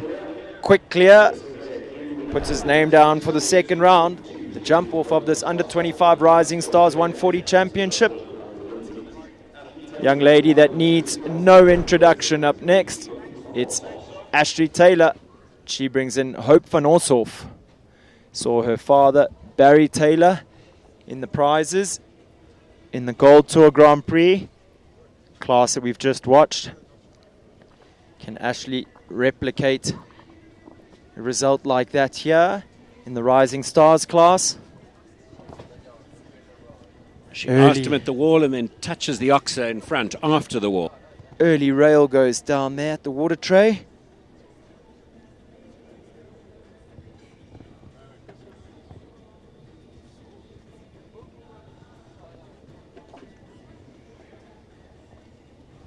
one-time South African junior champion with this horse. And it's an unorthodox horse. She's done an incredible job of partnering him. So Ashley's dad piloted this horse in the second class on Friday, Rogan. I'm not sure where she shot off to, if she was away or something for the day, because we didn't see her at the show that day. So see her back in the saddle here. Busy young lady is Ashley. She gives the horse time. She's tactful. She seems to never pressure him. It really is an ideal partnership, and she's an ideal partner. Finishes with 2 down and 2 for time, score of 10.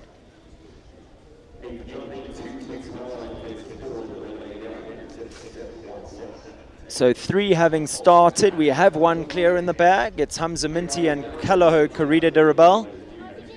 9 riders still to go, looking to add to that list of clear rounds. Reminder that it is a Grand Prix track, so our top 25% will be going through to the jump off, or all our clears. Clears looking hard to come by here so far, this young rider class. The light has changed and there are some shadows, and that adds a dimension of difficulty to this competition. Hannah Gerber on track now. She brings in CDE Lawlock Picasso, riding out of the Farnham Stables setup.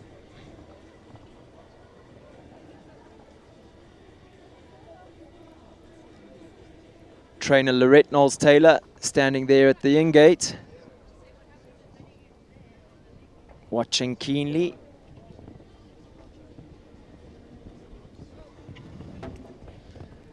The 5 and the 7, very good there down that line.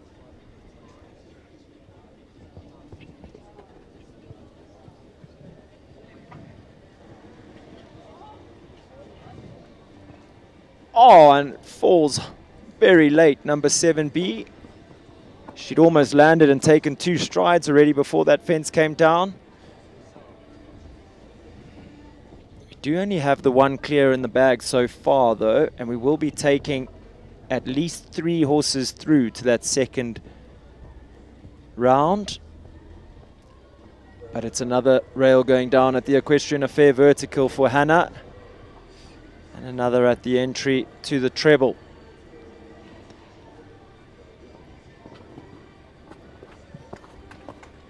Comes home just outside that time allowed of 76 seconds in a time of 76.58 to finish on a score of 13. Next up, it's a turn of Janine Kutsia, and it's the big jumping Rotoflow Q Bellissimo Z, number 5.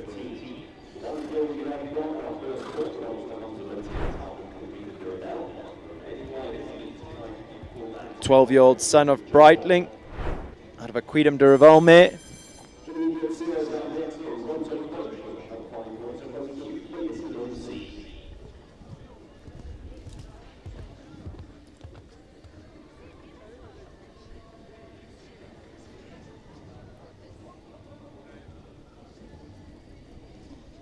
Big effort over the Waterwoods Oxer at number 1.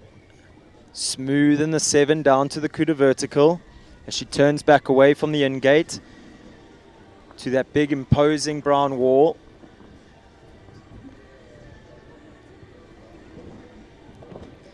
Gets a fraction deep to that water tray Oxer, where the water tray is set in the middle of the Oxer, a bit of a false ground line. Horse rubs off the front rail. Like I said, only the 1 clear round so far.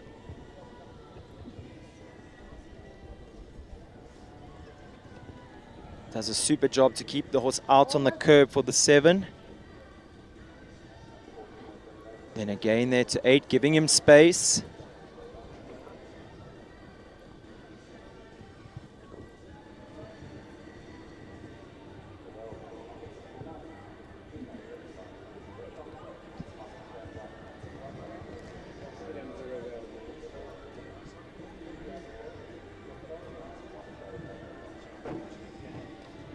And she's had a rail down in the middle of that treble.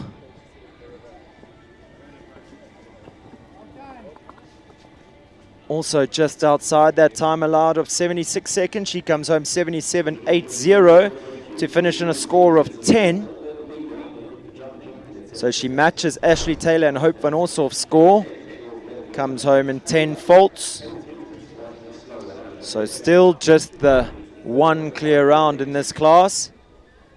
5 having started, 20% clear round percentage rate with 7 horses left to go.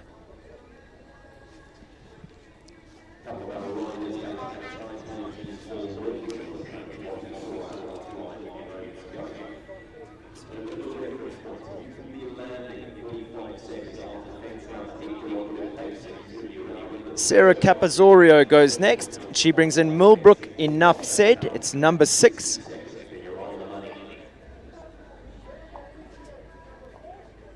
This is Sarah and Enough Said's first 140 round. He's now 11, but only started jumping at the age of 9, so had a late start to his career.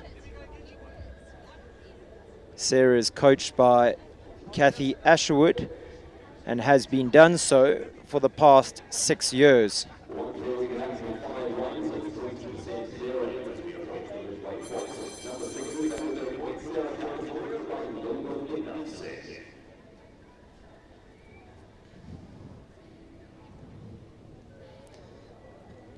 This horse, a locally bred horse by Aldo, out of an Acclaim mare. I saw them jump a few weeks back at Robberg Equestrian Centre.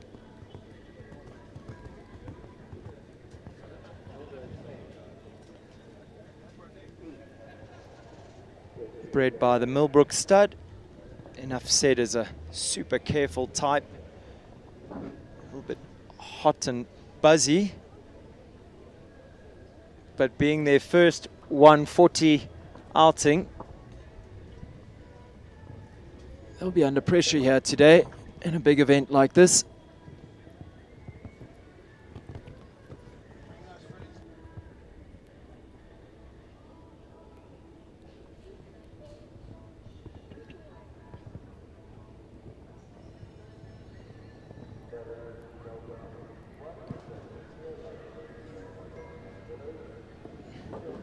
They look to be settling as they make their way towards the second half of this track. Good body control there by Sarah over the triple bar. There you go, some useful information in from Diane. This horse was bred in PE. Diane owned the stallion and bred the dam of this horse. Oh, a little Houdini there at the last by Millbrook's Enough Said to leave that oxer up. Little magician of a horse. They finish with 3 down in a time of 74.24. So a very respectable showing by them today. At the moment that puts them into 4th place. I think we do only have 3 horses, or if we have more clears, going through to that second round jump off. Number 7 goes next. It's Calaho Liberia, Helen Kritikos. Liberia, 14-year-old mare by Lissabon, out of an Argentina's mare. And she is full of personality, has been since day one. That definitely doesn't put Helen Kritikos off. She's a class act and knows exactly how to press Liberia's buttons in the right way.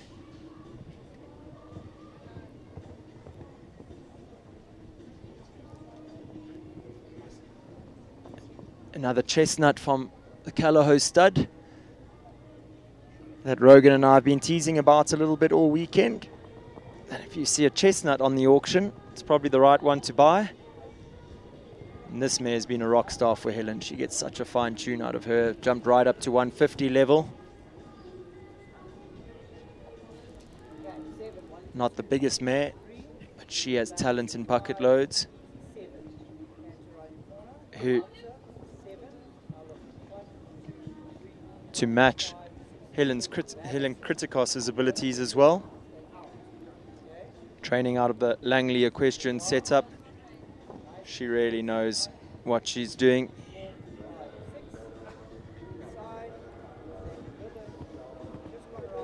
Usually quick against the clock, so she won't be under pressure here for time, you wouldn't think.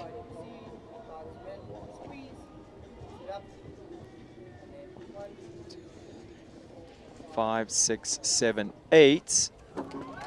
Oh! Opting to do the 8 from the triple combination to that last oxer instead of the forward 7. And the back rail goes down. The time was good, 72.73. However, it does put her into second place as it stands, and just the 4 faults with only the 1 clear round so far. Hamza Minty and Kalaho Karida Dirabel.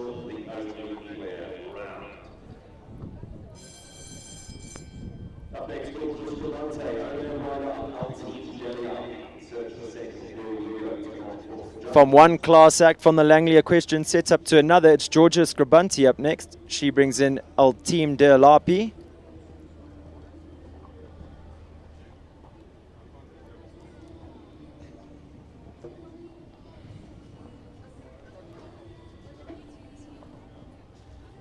She's been in fine form this year. Her string of horses have all stood up to be counted when it counts. They always seem to produce the goods. A little rub at the front rail of the water tray, it stays. And the rustic vertical out of the way.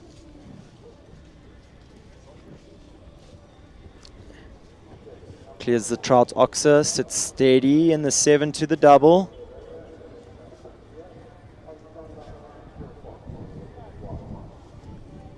Oh, and the horse just switching leads down that line on the way from 7 to 8, losing a bit of direction.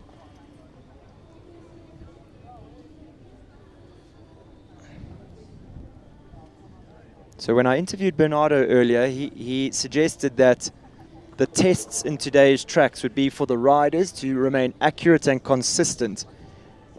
And he sure has tested that with these young riders. See her hack down in 5 strides from the triple bar to the equestrian affair vertical. So the stop will mean 4 faults, and then having to reapproach, she's going to have some for time. Finishes on a score of 19 faults, 15 of those being for time. Not touching a rail around the track though. Shanae Bean goes next. She brings in number 9. It's Equicover Capital Chicane. Riding out of the RH equestrian setup with Ronnie Healy. We interviewed him just before this class began. I know he thinks very highly of Shanae. She really is a top-class jockey at such a young age.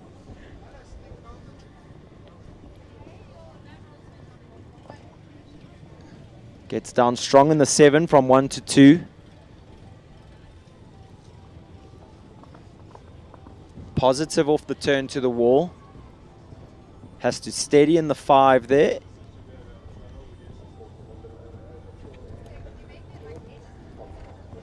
This horse always positive, always thinking forward. Loves his job. Fantastic son of Capital Capriccio. And careful as a cat.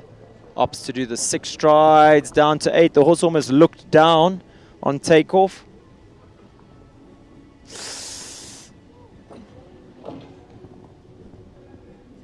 Finds the back rail of the triple bar as well. Currently sitting on the 8 faults. If she can leave it on the 8, she will go into 3rd, which will be good enough to go into that 2nd round.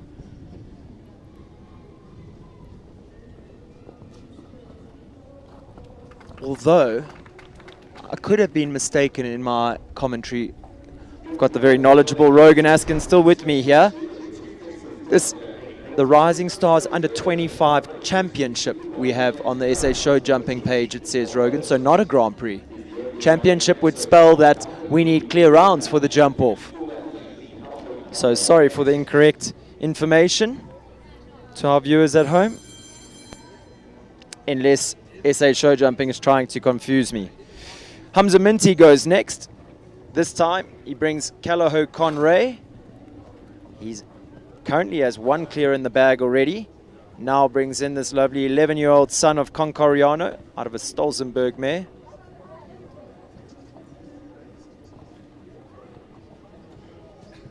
He knows exactly what's expected to put together a clear round here.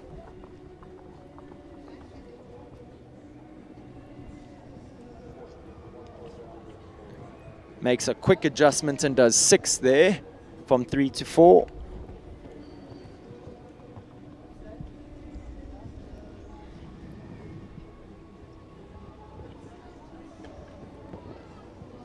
It's a soft touch on the back rail of number 6. And it goes down.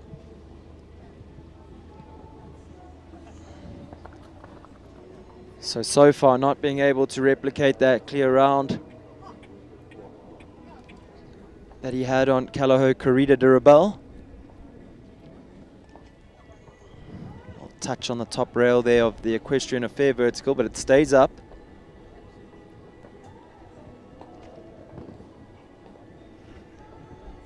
Again, the horse jumping down a little bit to the vertical, jumping into that treble, which is now in the shadows. You don't know how much of an effect that has on the horses. So finishing in 8 faults in a time of 75.88. Puts him into 4th place, which is just out of the prizes.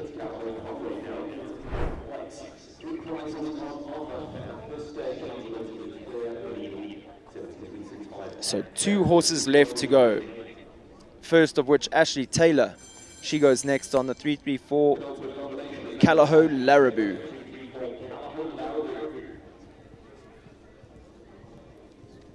Larraboo, 9-year-old mare by Larison, out of a Baloo Durouet mare. Ash has already been around the track on Hope, so she would have felt out some of the tests that Bernardo has for them here today. Big, extravagant back end that 334 Callao Larraboo has.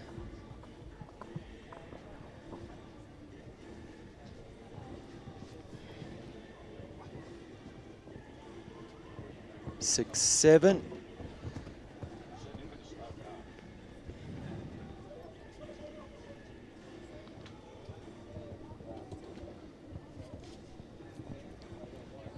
Six, 7 rolls up beautifully to the rainbow double.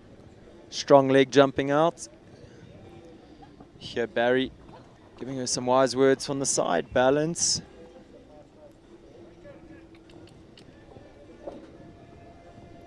Horse has a little look down at those fillers underneath the front rail.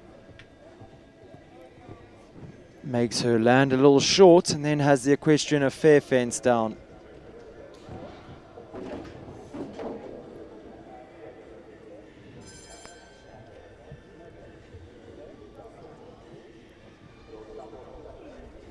Again, that 334 treble has ridden so well all day, perhaps falling into the shadows there, that side of the arena. The mare short, or jumping a little low in and then short jumping the oxer in the middle. Looks like Ash is going to take a retirement fence. Allow the horse to finish in a confident way. She does just that, gives the horse a big pat. And that concludes their show.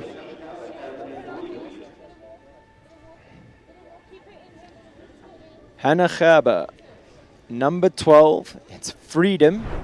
They come in as the last horse here in this under 25 140 Rising Stars Championship class.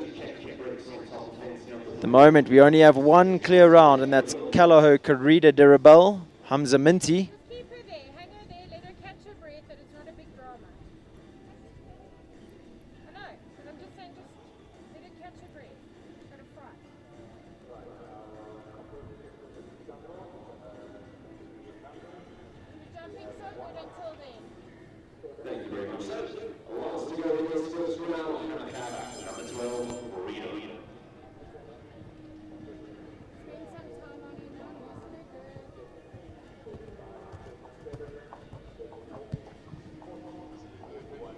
Hannah heads off to number 1 on Freedom. Freedom, a 15-year-old gelding by Namulus R out of a Murmus R mare. Jeepers, I wish I had Rogan in here for that. That was quite a tongue twister. And Freedom not taking a liking to that big brown wall.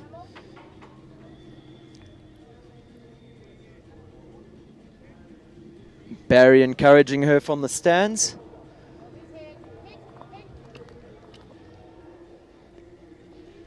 Not much more young Hannah could have done about that. However, it does mean that we have a winner here in our under-25 Rising Stars 140 Championship class, and it is Hamza Minty, Calaho Corrida de Rebel.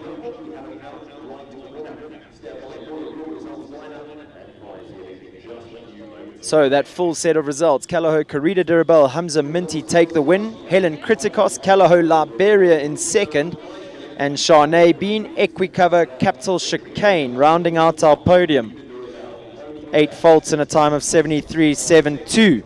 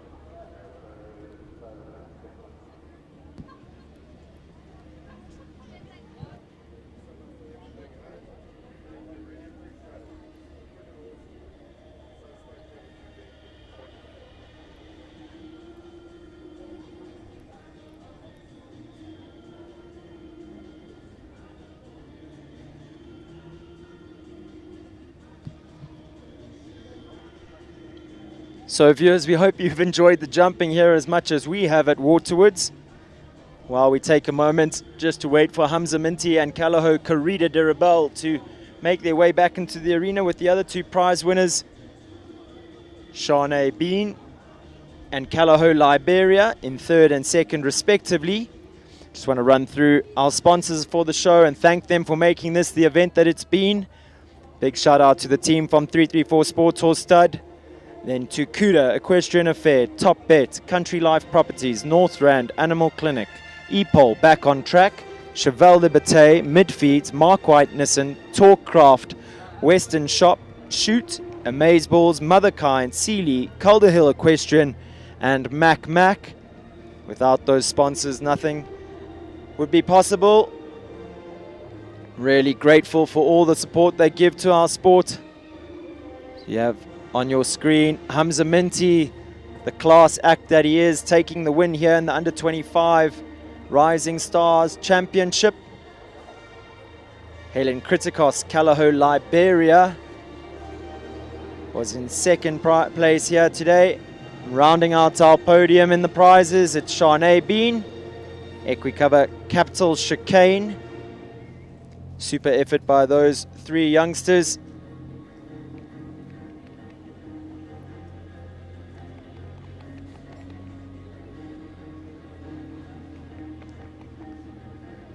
I think the team from Calaho Stud would be watching on proudly as we see 2 of the top 3 being filled again by Calaho bred horses. Must say very ably produced by Hamza Minty and Helen Kritikos. Those 2 have both formed fantastic partnerships with those 2 superstars. Taking nothing away from Shanae Bean, who put in a fine effort here today for the team from RH Equestrian.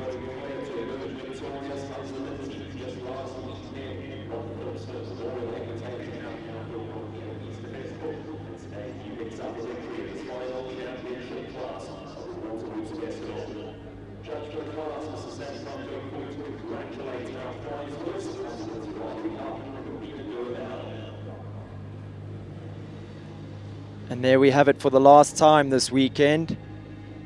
Judge of the class, Sandy Cox, going out to present our riders and horses with their ribbons and prizes.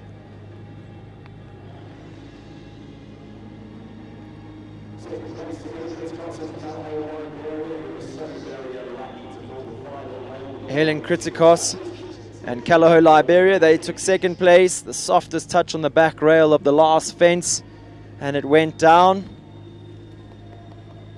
Fantastic result for them nonetheless. Shanae Bean from RH Equestrian giving us our third placed horse, Equicover Capital Chicane. She's a young lady with a big future ahead of her, big and bright future ahead of her, and very ably mounted, very suitably mounted on such a good horse. Capital Chicane, real rock star.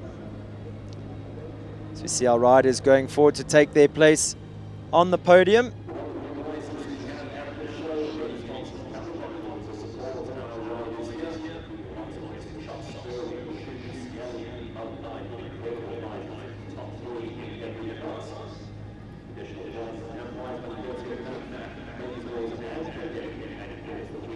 It's big smiles all round. Very talented bunch of riders, those three.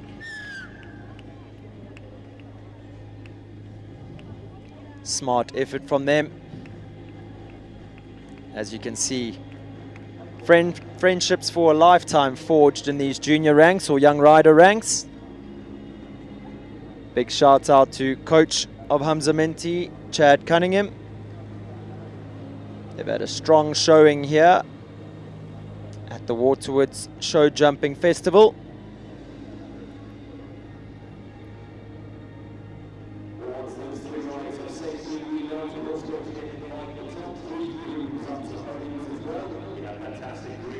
With our riders back on their mounts, it's the turn of the men behind the scenes, the grooms, to have their moment of acknowledgement for all the hard work and the effort that they put in to making these results possible for their horses and riders.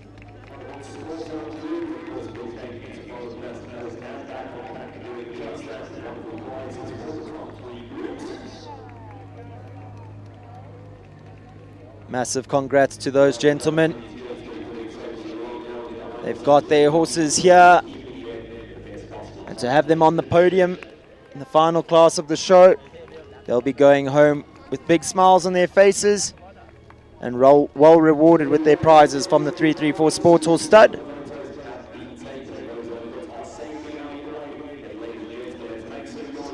So as we see the podium being moved out the arena for the last time this weekend here at Waterwoods, we see Hamza Minty leading them off on a lap of honor for the 140 Rising Stars under 25 championship class. It's a big win for young Hamza. Second place, Helen Kritikos and Calaho Liberia. And in third, Shanae Bean, Equicover's Capital Chicane.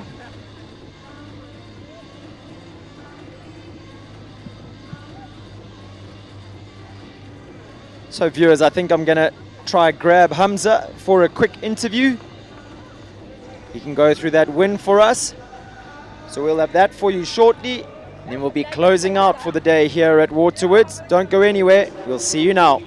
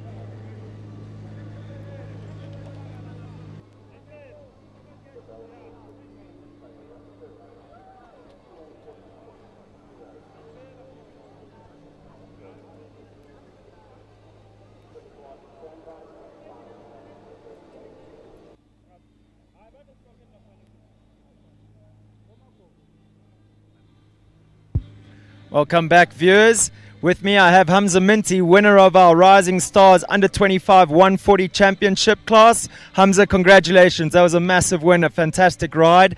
Tell us a little bit of how you planned that round.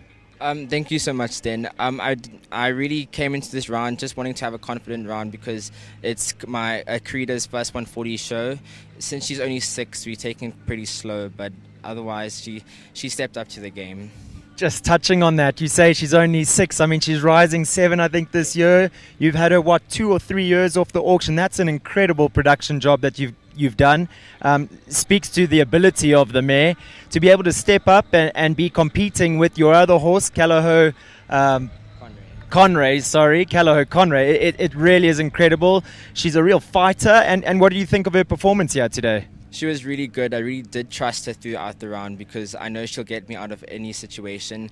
Unfortunately, with Conray, it wasn't his best show, but we'll come back at SA Champs and see how it goes. No doubt you guys will come back. You won a lot at Maple Ridge. You had the title there. You won the Philip Smith recently. Big win here today. Tell us a little bit about your preparation leading up to the Junior Championships coming up in July. I think we'll keep it pretty simple because obviously she doesn't have as much mileage as Conray, so we'll work a lot and hard on her, but we'll keep it really simple. Keeping it simple is how they do it. Winning is their result. Hamza, great job today. Viewers, that's us closing it out here at Waterwoods for the show, and no better way to do it than with a class act like Hamza Minty. We hope you've enjoyed the jumping as much as we have. We'll see you next time.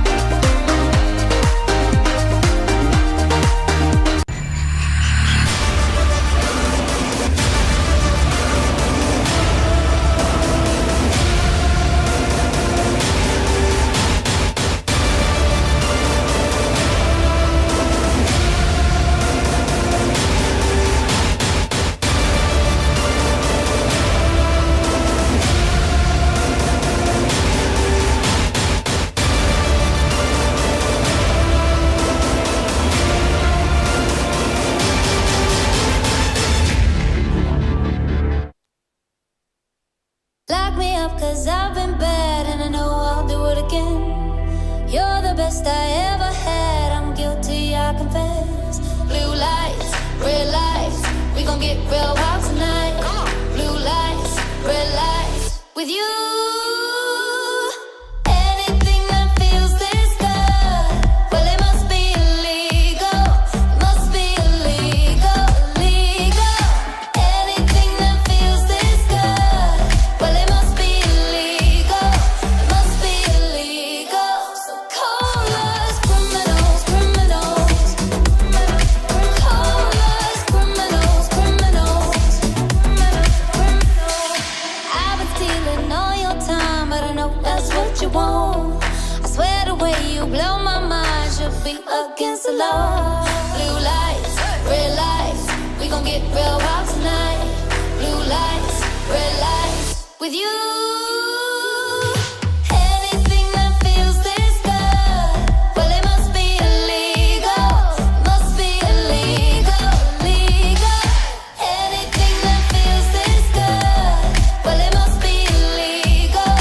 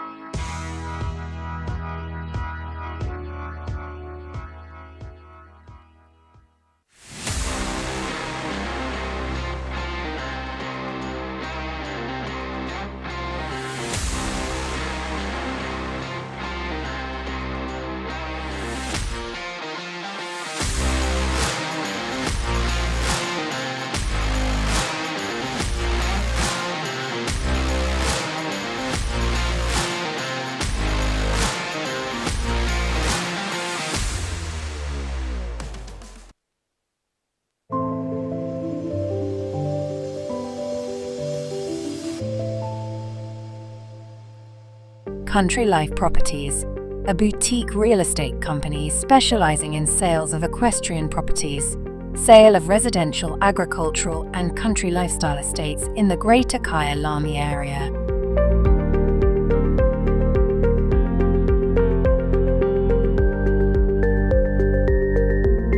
With years of experience in promoting the country lifestyle, Country Life Properties is proud to be affiliated with the Kyalami Equestrian Park.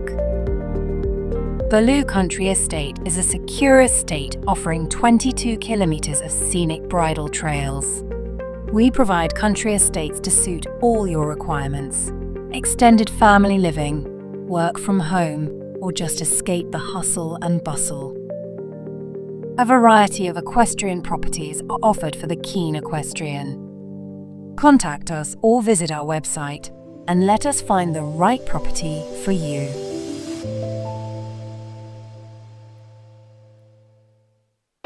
Welcome to the world of Midfeeds and Tack and Togs, South Africa's largest animal feed retailer and a haven for equestrian enthusiasts and animal lovers. Friendly and knowledgeable staff are at your service.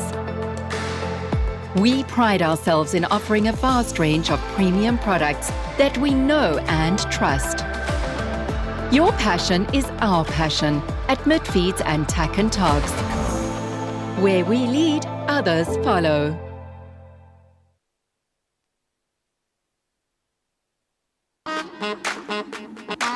Yeah. Bet you're wondering what it is. Bet you're asking how. Come on. Check this out.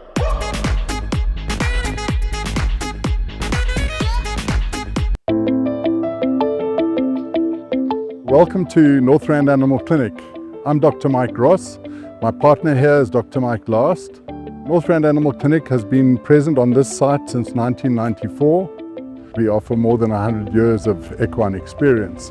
Every aspect of equine veterinary work, from lameness workups to sick horses, colics, and we have a full suite of surgical procedures. Our one speciality is that we spend a lot of time looking at lameness and lameness workups. We also have access to MRI and scintigraphy, a full range of orthobiologic treatment, a full range of ambulatory services, and then we offer a full veterinary appraisal prior to auction. And we've been doing this for a couple of studs for 5 or 6 years. We operate in all fields of equines, including racing, show jumping, dressage, cross country, and even some endurance work. Northrand Animal Clinic is and would like to remain one jump ahead in the sport horse health industry.